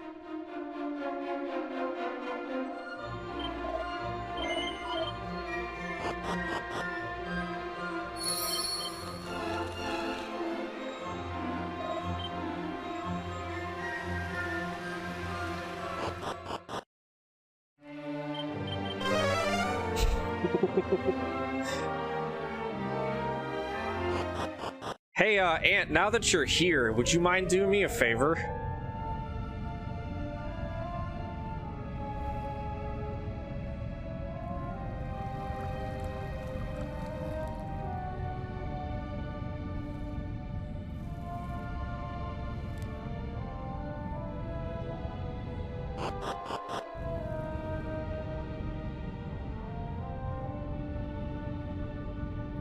Is it RuneScape related? Sure. While everyone's distracted with Mind Goblin, could you change my estimate to like 405? Because the liquid metal slime went way over.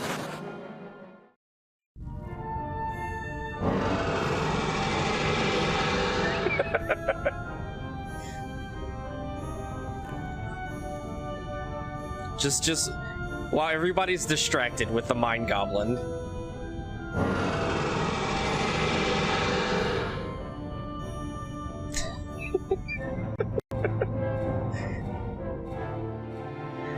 Alright, so this is the Chiromancer. We're just gonna laugh at this boss. We're gonna hit this Mad Vlad with Hella. Oh, never mind. We're gonna get goosebumps.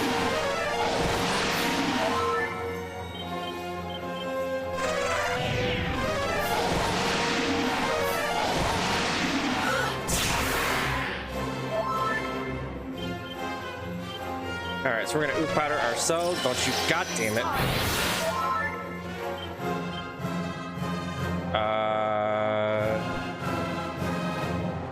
Well, let's sleepy sap you.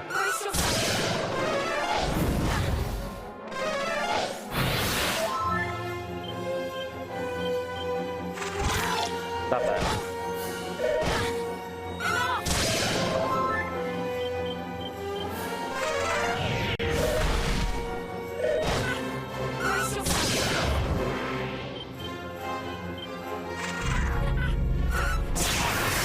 See? Look at that.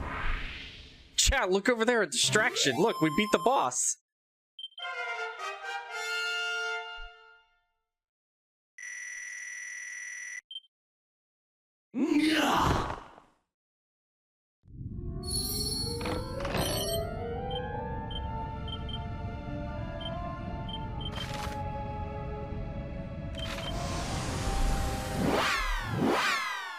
We did put him to sleep. My favorite thing is I was double sapped for like all my defense, and he all out assaulted me for 4 damage. So he dropped all of his defense to hit me for 4 damage.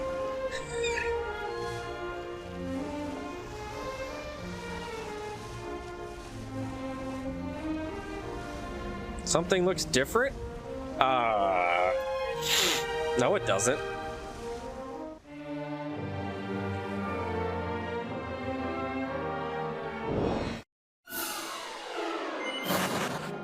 I don't know what you're talking about. This has been my we've been cruising this whole time.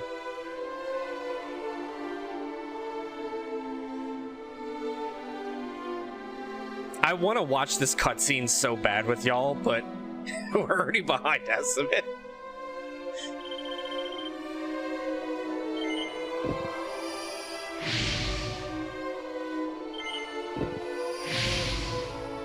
Am I sure? Oh, I've never been more sure in my life.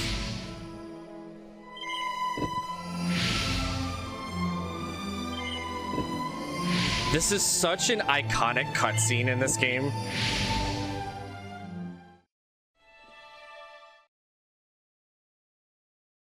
Long.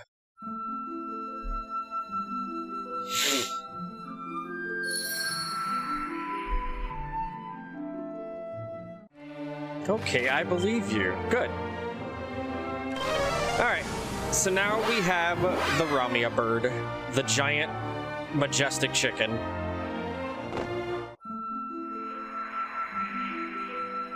And we're gonna come pick up the most broken helmet in the game.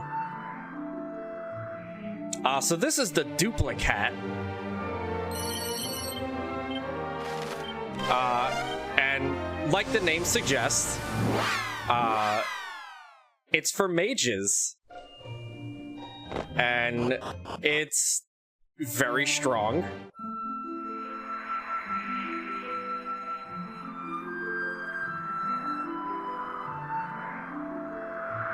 And we're also going to come pick up a set of elevating shoes, which, for those who are unaware, the luck stat in this game actually directly affects your damage.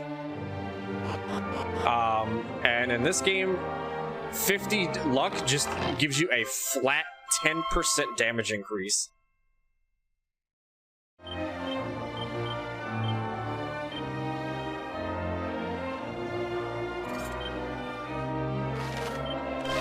I don't want to go to Aliahan, dang it.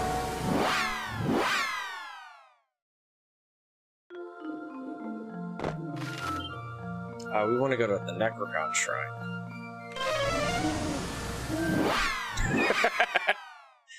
Oh, wait till you see what we use, like what we do with this hat. This hat's funny. Alright, and now we're gonna go fight the Archfiend Baramos.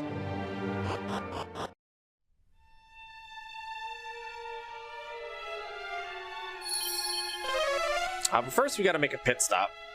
There's a piece of armor we want to pick up.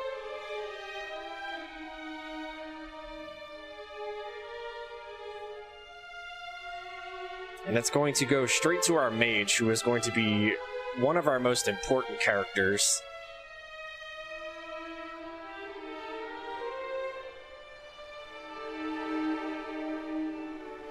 There is a hidden flowing dress right here on the floor. And it gives a huge defense and magic resistance.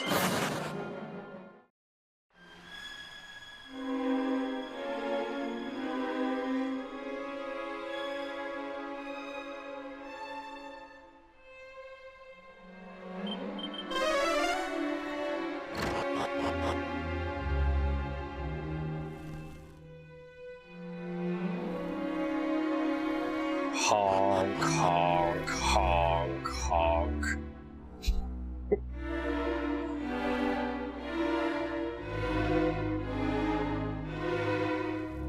When I first went through this castle, I got lost for so long. I think I gained like 15 levels. I do have safe passage. Ha, take that.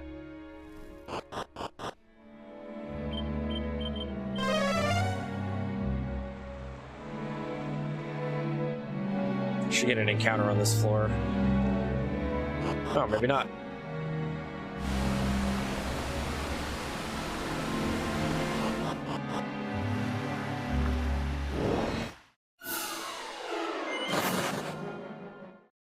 Yeah, every encounter in this dungeon is disgustingly scary.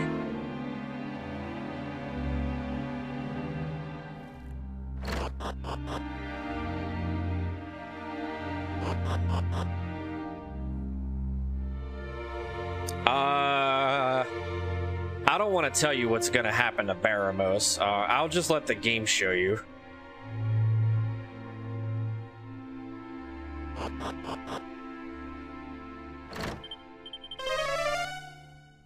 Yeah, this is the final boss. Yeah. Final boss.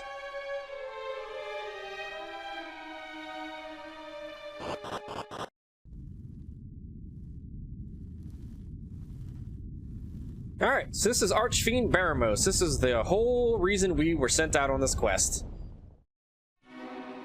And also Cat Jam.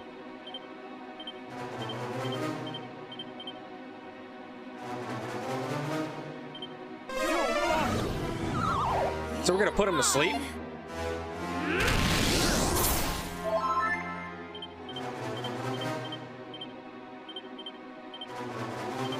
Oh, Jesus. I didn't put, doesn't matter. Got you! Take this!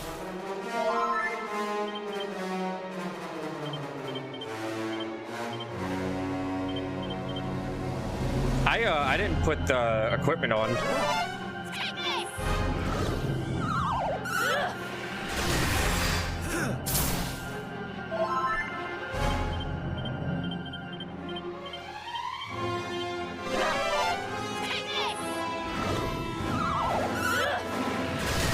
Alright, so that was Baramos.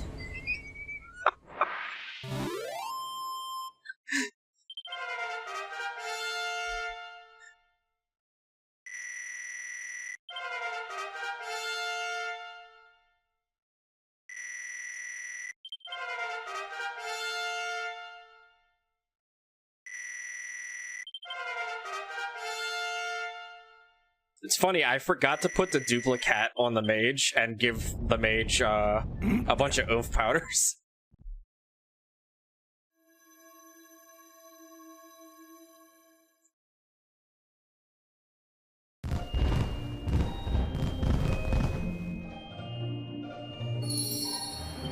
So we're gonna do that now.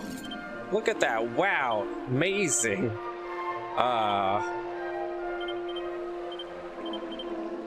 Sure.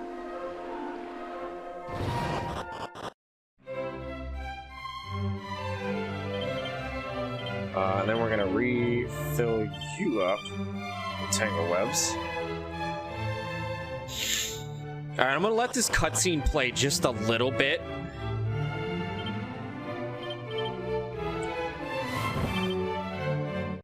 Wow, look at that, we did it!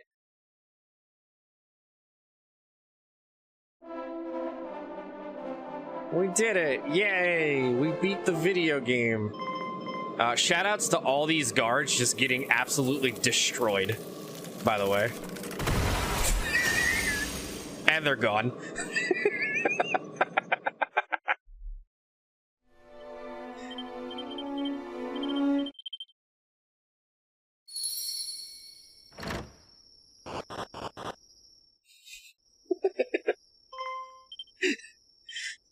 But enough of that. Fun fact, if you fast forward this scene, your mom is like, but enough of that. Are you gonna, what's your next plan of action? And you just tell your mom, yes.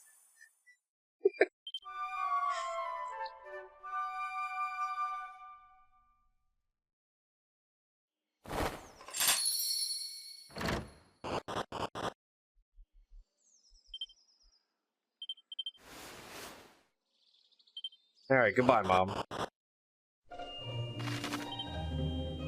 Alright, so we have to go to Olivia's Promontory real quick. Yeah, in the SFC version, yeah, Zoma kills them one by one with like a beam of light. It's more brutal in that version.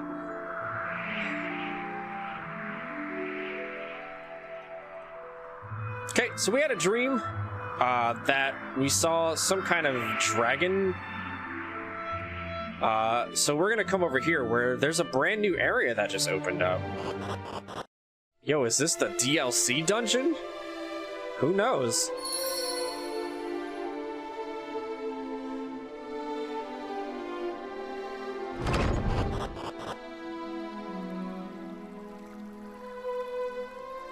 So we're gonna come in here and we're gonna come talk to the Dragon Queen, who has summoned us here. Because she knows what happened. She has an idea of who attacked Aliahan. But we find out that the Dragon Queen is on the verge of dying. I do. She tells us in order to pursue the one Zoma possesses a power unlike. who attacked us, we need to go into the Dark World.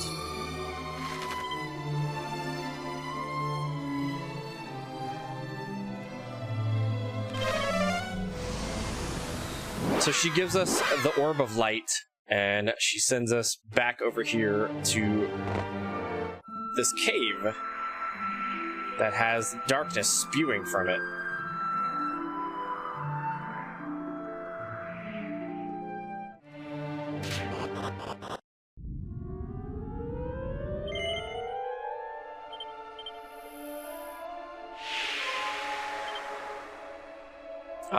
And I mean, you ever just get that urge to just jump into a pit? Yeah, 'cause same.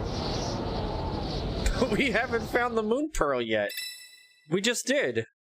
What do you mean? We got the Orb of Light. That's the Moon Pearl, right?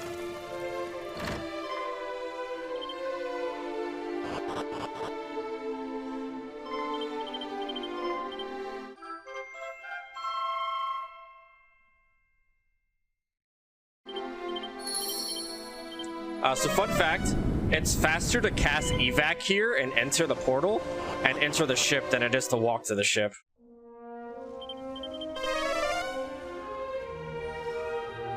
Also, welcome to the best overworld theme in the world.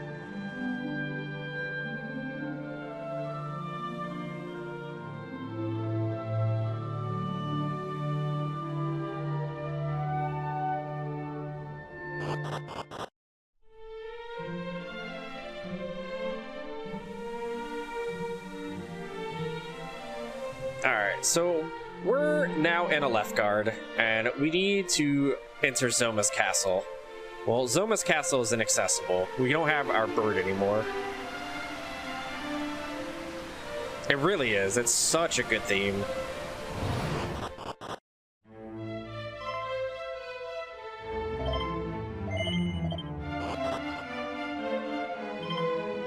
So the king is like, oh, you're gonna go fight Zoma? Alright, bet. And then tells us to go do it, and then we leave. But we need to go and kind of loot the castle real quick. There's a specific item we need out of here.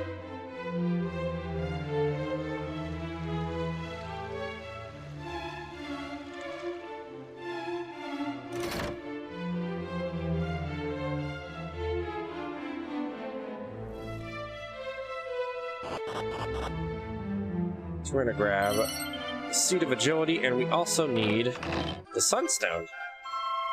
There's our Moon Pearl. Perfect. It was vanilla the whole time.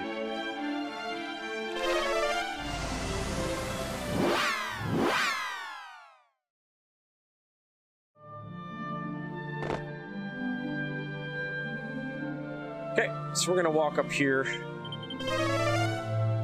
There's one sparkly spot we want to pick up because it has a Seed of Strength on it. We love Seeds of Strength.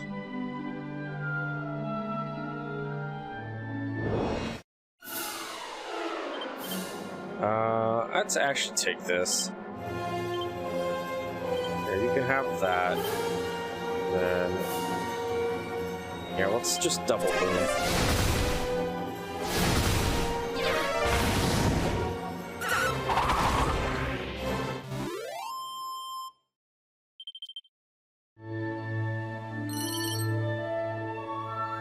So that's the power of the duplicate hat. If you saw how we just double casted Boom, the description of the hat states, allows the wearer to occasionally cast the same spell twice in a row. Now, when the game says occasionally, they mean 100% of the time.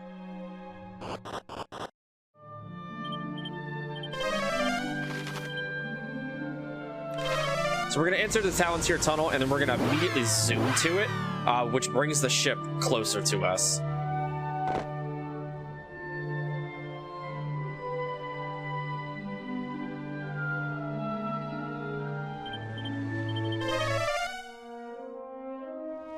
And we're gonna head over straight to the right so we can hit Rudra Tower.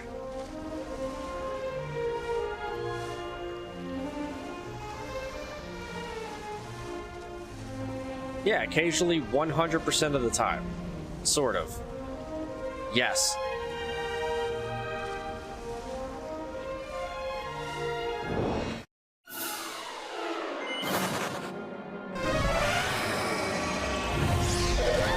Ow. Ow. Sir. Sir, I'm gonna need you to relax. That's not very nice of you.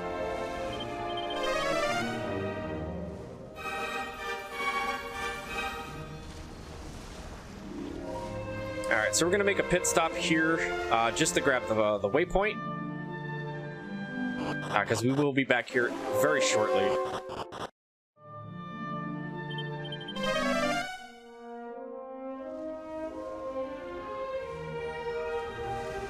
We're going to make our way over here. There's a secret spot we're going to poke our head into and grab a dragon claw. Because we like money. In fact, we love money.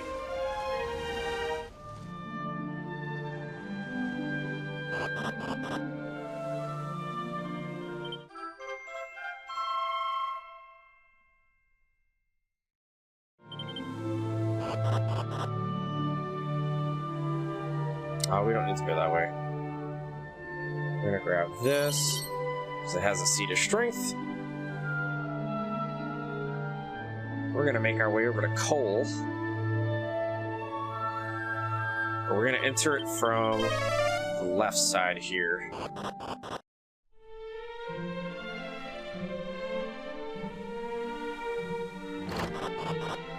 Hello, thank you for the raid, Countess and Zero Counts. Thank you so much. And thank y'all for the good luck.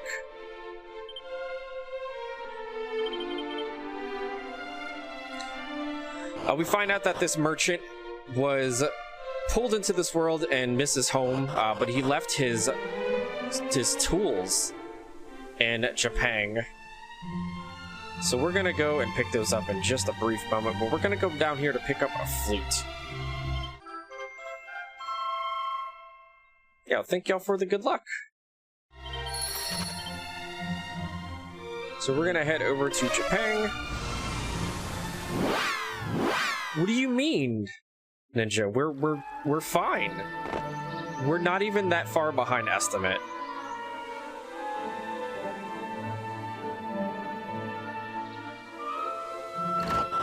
And the whole reason that we're doing this side quest is so we can purchase reflect armor for the warrior and a falcon blade for our merchant.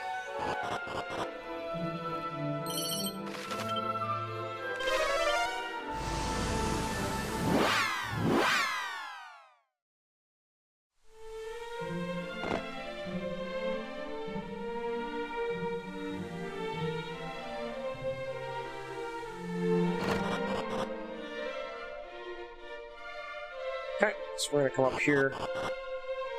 We're gonna actually equip the spirit bracelet over that. We're gonna need to, because it just took away out.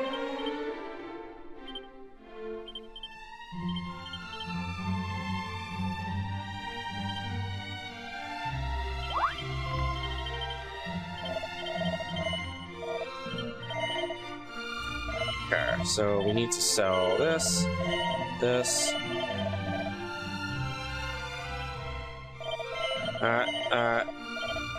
we're gonna sell this,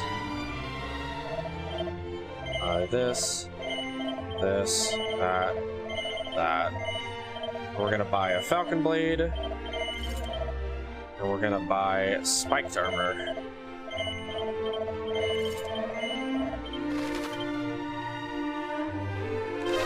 We're gonna head over to the Tower of Rublis.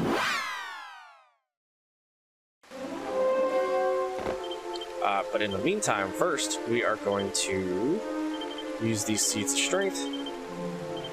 The seed of agility is going to Q. Then we need to move some stuff around real quick. You have plenty of ink powder. We need to put Sphere of Light in the Thief's inventory. Alright.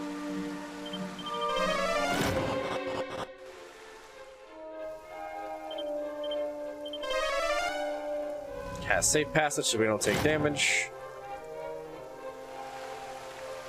There are chances of metal slimes, liquid metal slimes in this dungeon. We don't need them, but if I, you know, just so happen to get them, sure.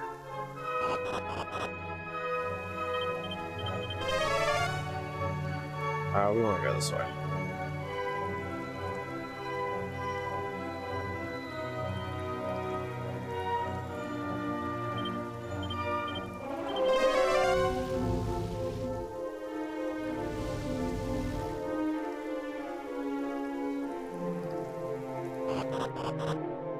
Now, we don't need to pick up anything, really, in this dungeon. We're just rushing straight up to the boss here.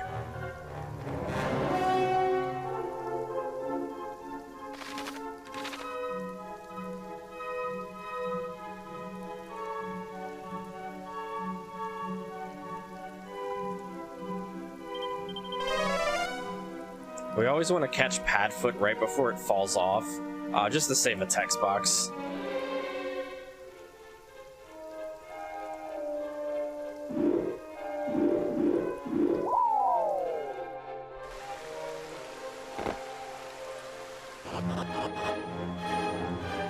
Okay, so we are going to head up this way. I always get kind of turned around in this place.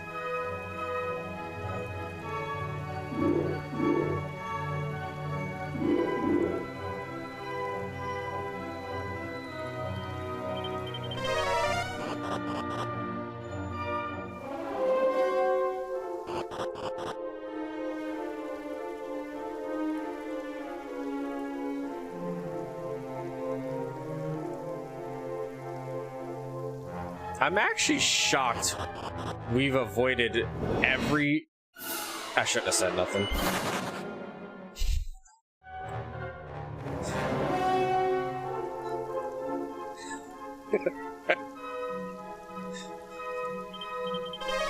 Shouldn't have said a word. Did it to myself.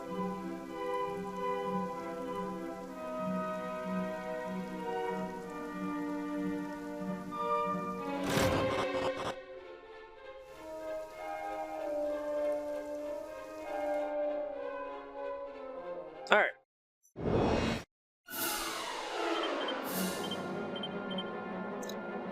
So we want to do that. I swear I put a ton of tangle webs in here.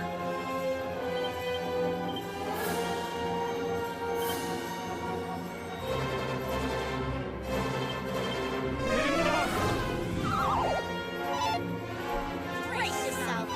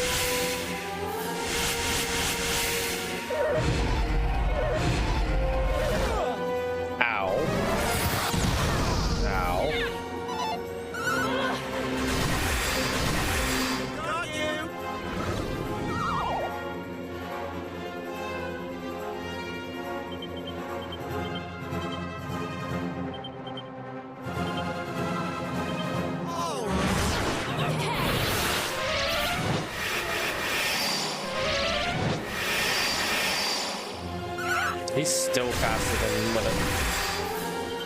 Alright, so let's let this wipe. I'm gonna redo.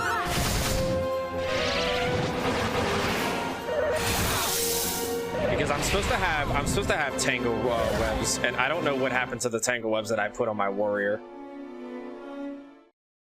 We're gonna continue from the autosave. I don't know how those got removed a second time, because I know I did that.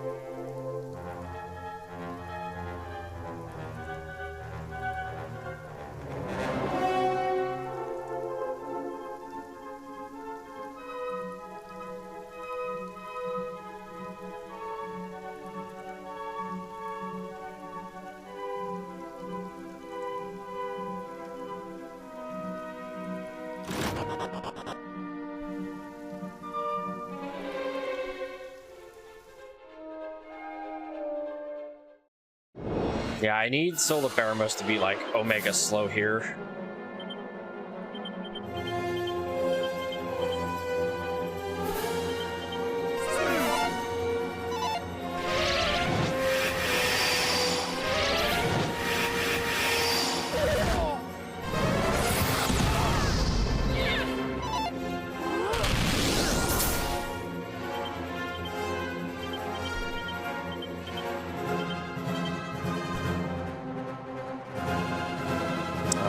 I'm gonna need to whipping boy you.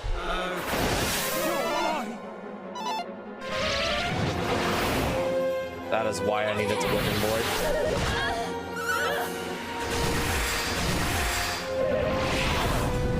It's fine.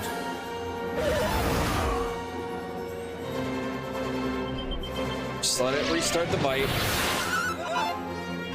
Double missing the snooze there is really bad. Buddy, just attack. Thank you. Double missing the snooze there, even when it's double casting, is pretty bad. It's pretty bad RNG, honestly.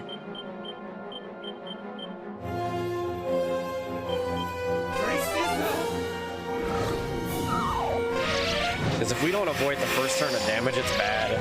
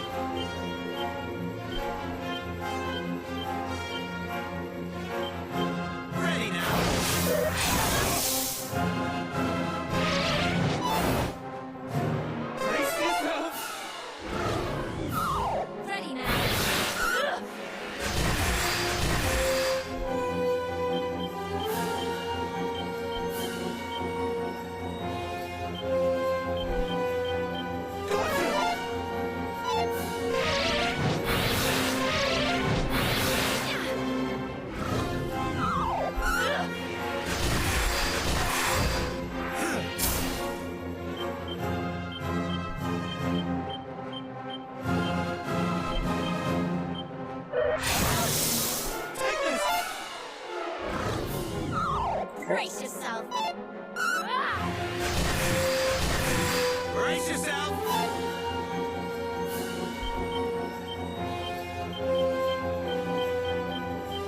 Take this!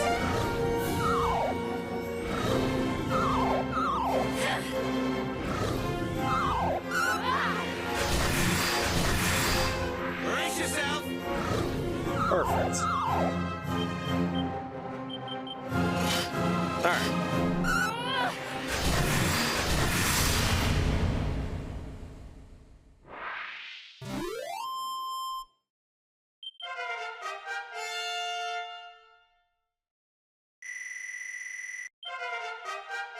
Oh, the damage gets better. Don't you worry.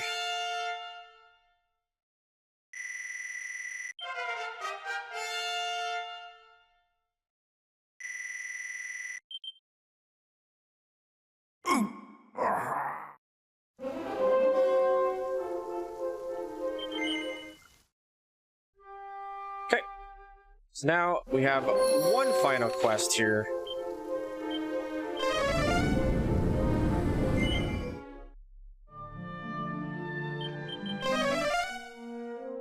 We need to go get the rainbow drop.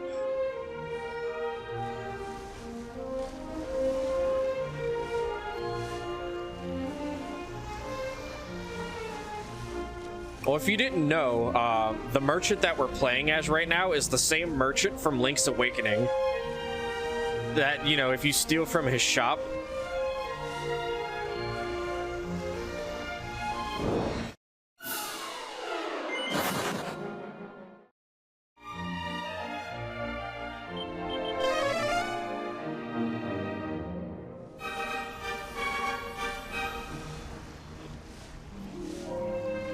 That's who we are right now.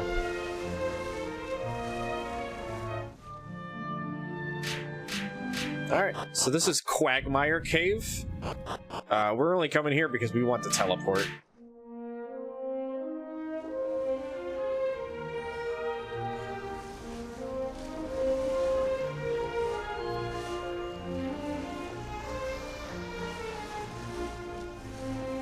Oh, we're about to get hit with the Padfoot thing.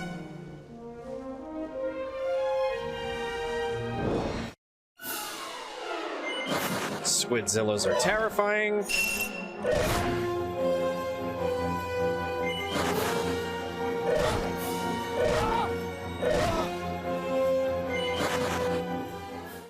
They get like 723 attacks per turn.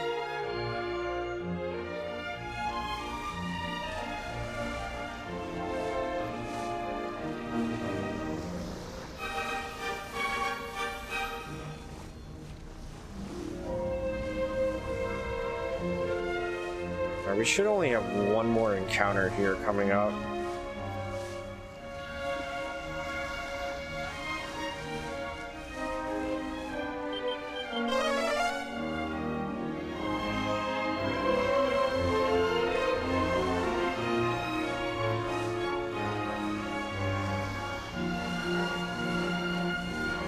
I'm looking at my timer now and I'm like, good lord. I didn't know I spent that much time on the liquid metal split.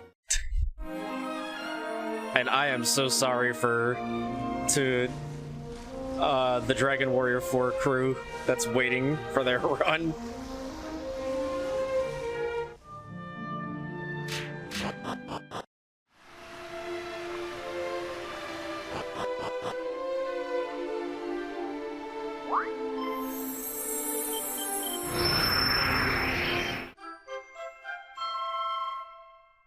Alright, so this is the spirit that spoke to us at the very beginning of the game that determined our personality.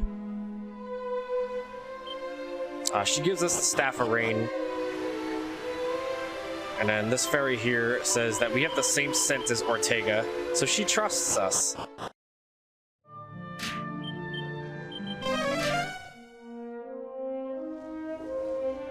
Oh, we're gonna finish strong, alright. Just you wait and see what happens to all these bosses coming up.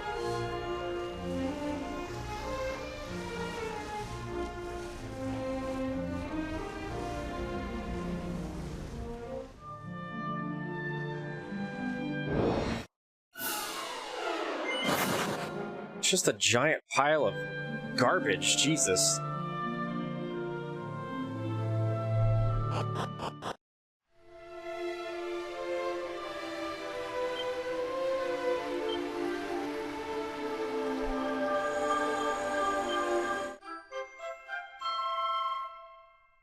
Fairies really running around here sniffing people. I mean, yeah?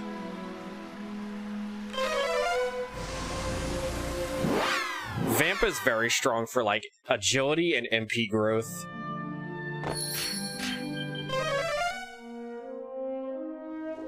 It has like one of the most like balanced, high-end balanced like stat gain in the entire game.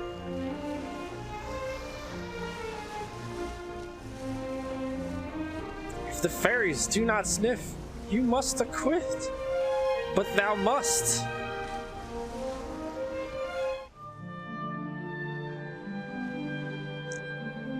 Alright. So we're gonna build a bridge. Alright, we built the bridge.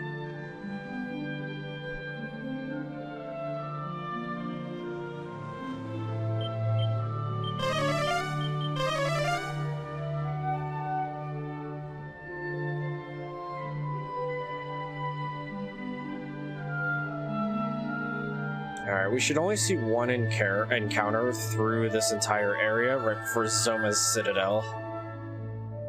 Should.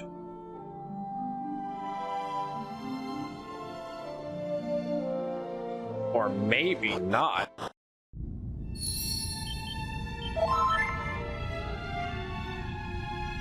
I recognize the smell of that bridge.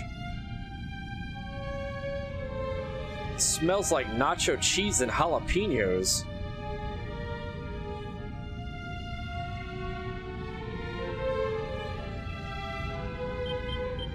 We were talking about nachos earlier, right?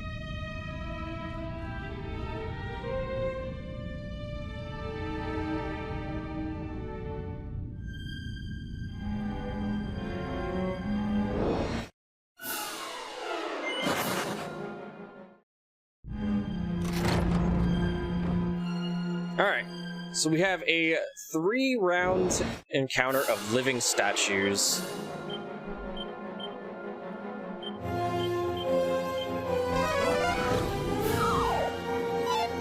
You're mine.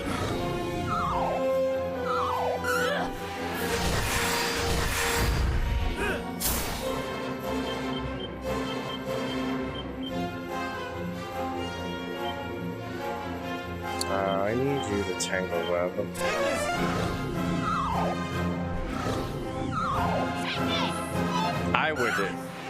I would do some very unthinkable things right now for nachos.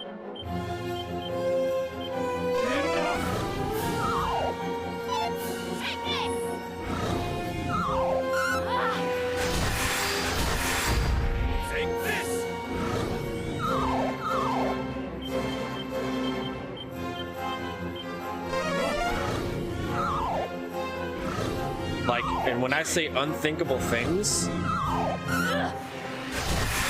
I would willingly speedrun The Legend of Zelda right now. We're doing a nacho run? Bet. On my way.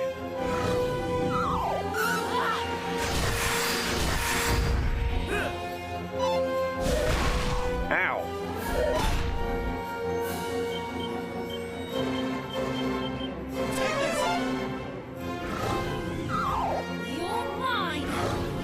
I'm so in, Ant.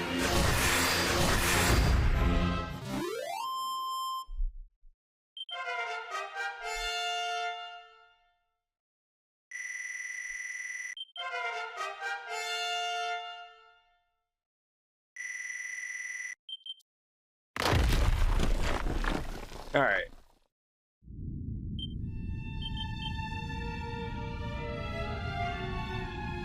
Bet. If only you were going to GDQ, we would 1000% go get nachos.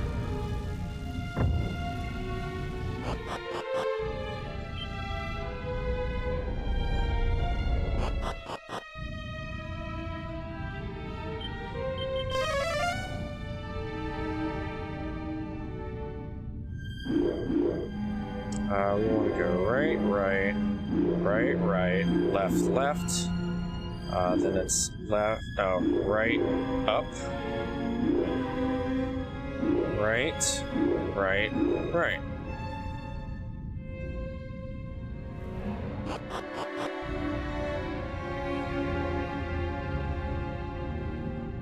One day we'll get those fabled nachos. We've got Panda Express tonight. Chinese food sounds really good.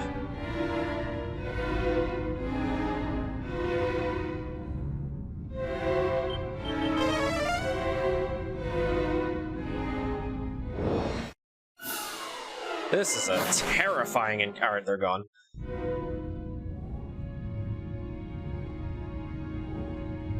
Orange chicken nachos? Oh, I don't even want to finish this run anymore, y'all. Just want to go get some nachos.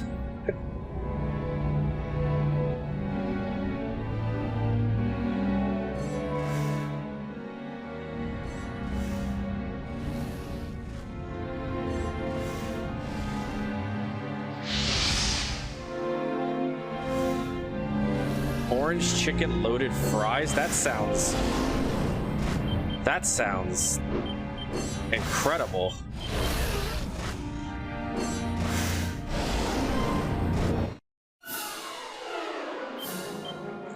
Alright, so you're gonna propeller blade the Hydra. You're gonna oomph the merchant. You're gonna forbearance, and then you are going to poof the dragon zombie.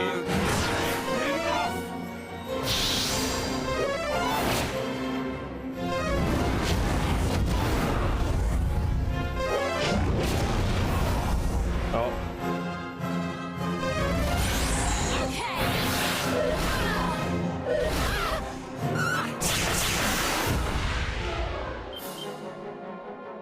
Okay, so we are going to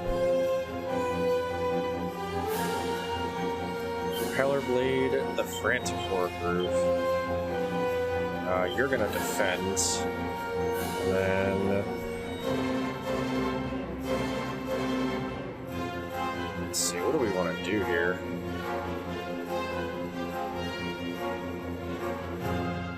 Let's just cast our crack.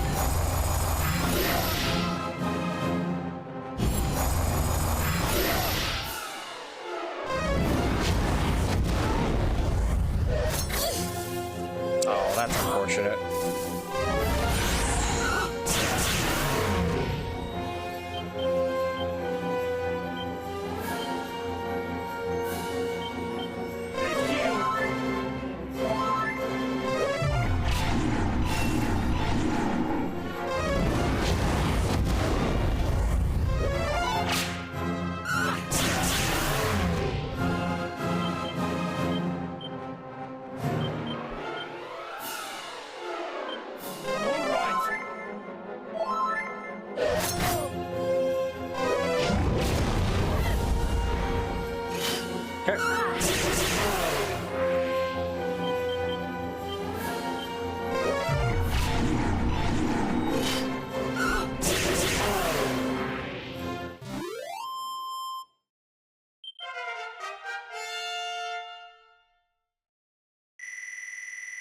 A taco shell made out of chow mein noodles filled with orange. Oh my god.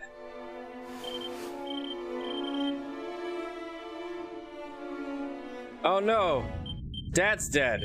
Anyway.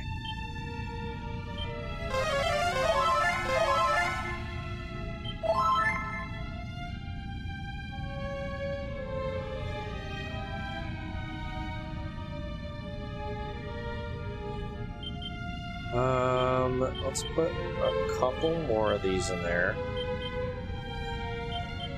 Give you one more of those. Give you one more of those.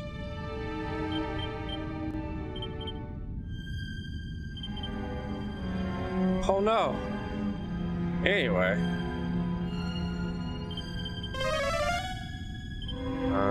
We'll go to an MP. Dad heard of nachos and died of cringe.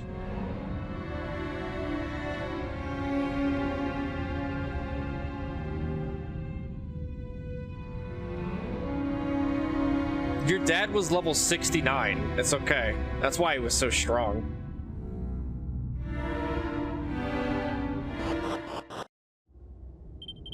Alright, let's just make sure we got everything.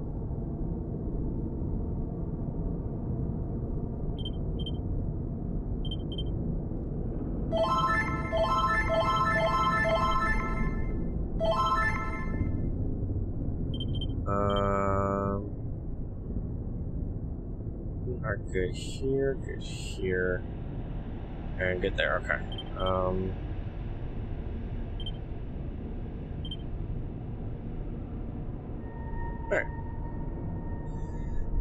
Alright, so we have our boss rush coming up here, and then the final boss.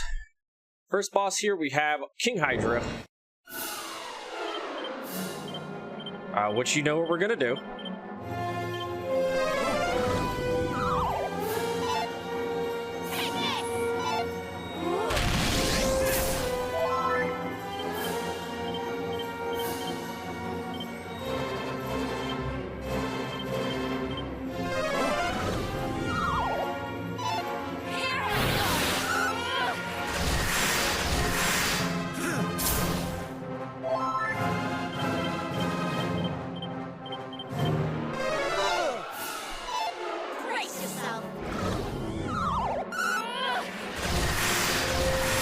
Hydra's dead.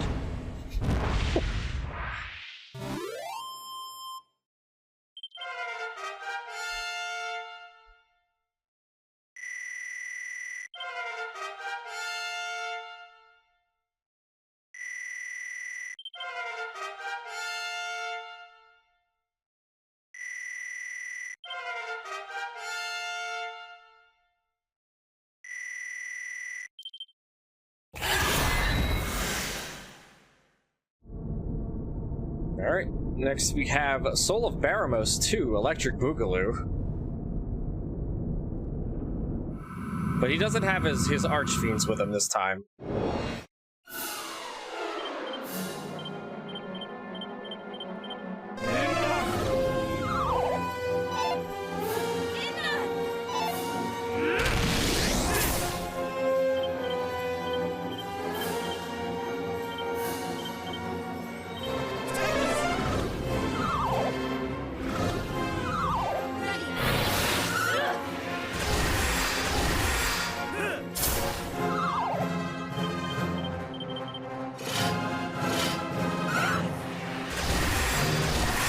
He's gone. Alright, so we have Berry Bonds here, as we call him, or Soul of, or the Barabons Bones. This one is going to be a little bit different. This boss can't be put to sleep. So we're going to be very heavily reliant on having our warrior tank everything, because this boss hits like a freight train.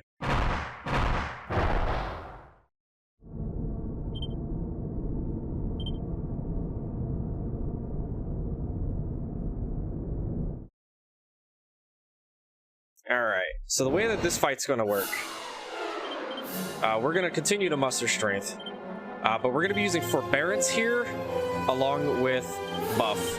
Ready now.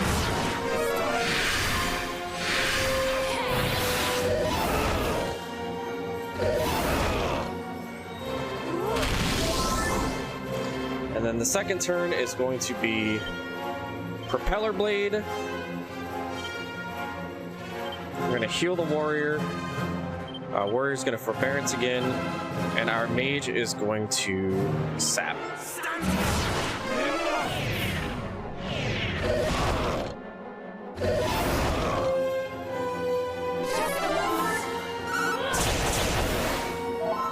Alright, so the problem with that is he didn't all-out attack us.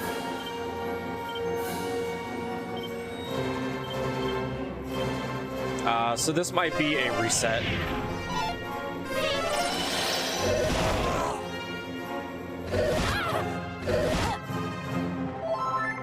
So we need Berry Bones here to, on the second turn, all-out attack. So it drops his defense to 0. And we could just one-turn him at that point.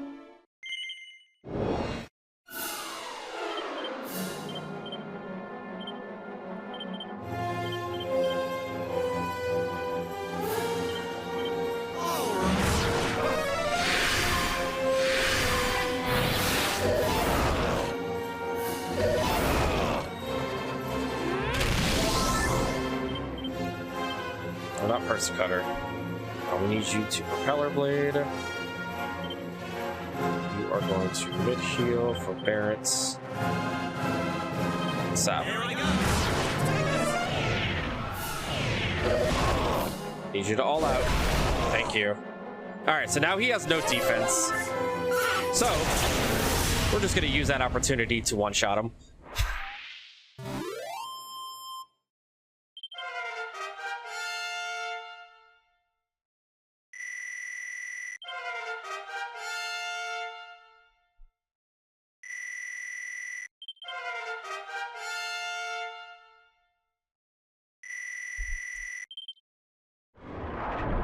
Alright, time is going to be coming up very shortly here.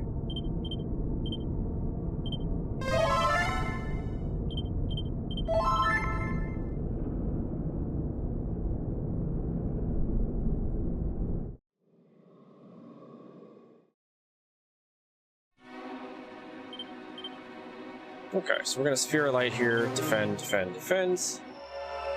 Doesn't matter what we do.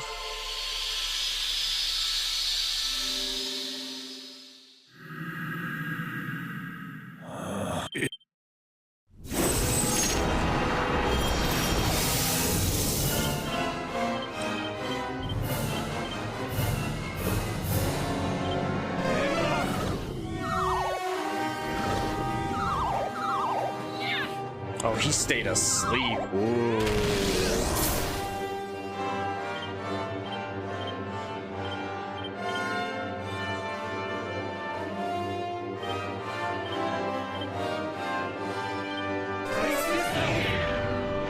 It's time.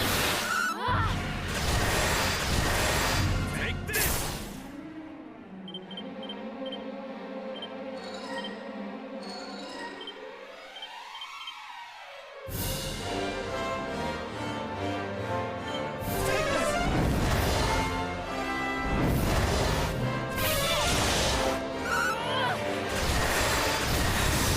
And that's Zoma. And time. Ugh. Oh.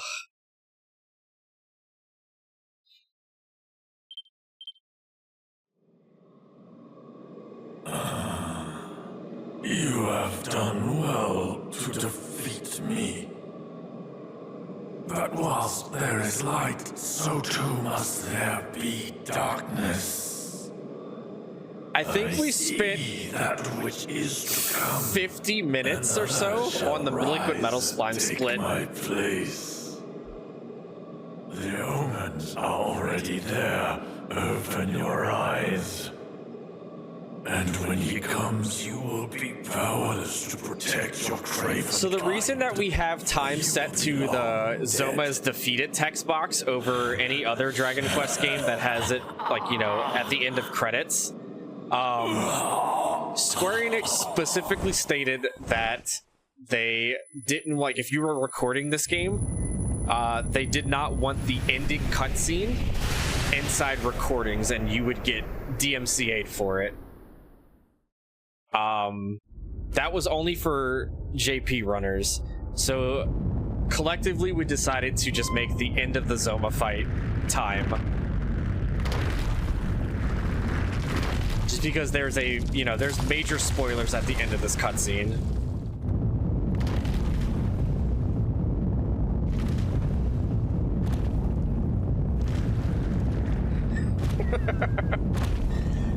But I won't keep everybody up. I know I went well over estimate here. But thank y'all for letting me show off this run and how silly this route is. I had a lot of fun hanging out with everybody. Look, all I'm saying, Ninja, is that I cannot wait for Dragon Quest 1 and 2 HD. Oh my god, am I going to, like, salivate violently. But thank y'all for letting me do this. I appreciate it, and thank y'all for bearing with me. But enjoy the next run. Dragon Warrior 4 is a fantastic run, and you have Dr. Mr. Holmes and Anatole. Look, yell at me if I'm mispronouncing your name. I'm so sorry. You have those two. They are going to be doing a co-op, and it's going to be a good time. So enjoy that run. Thanks for having me. I appreciate it, and I will see y'all in chat.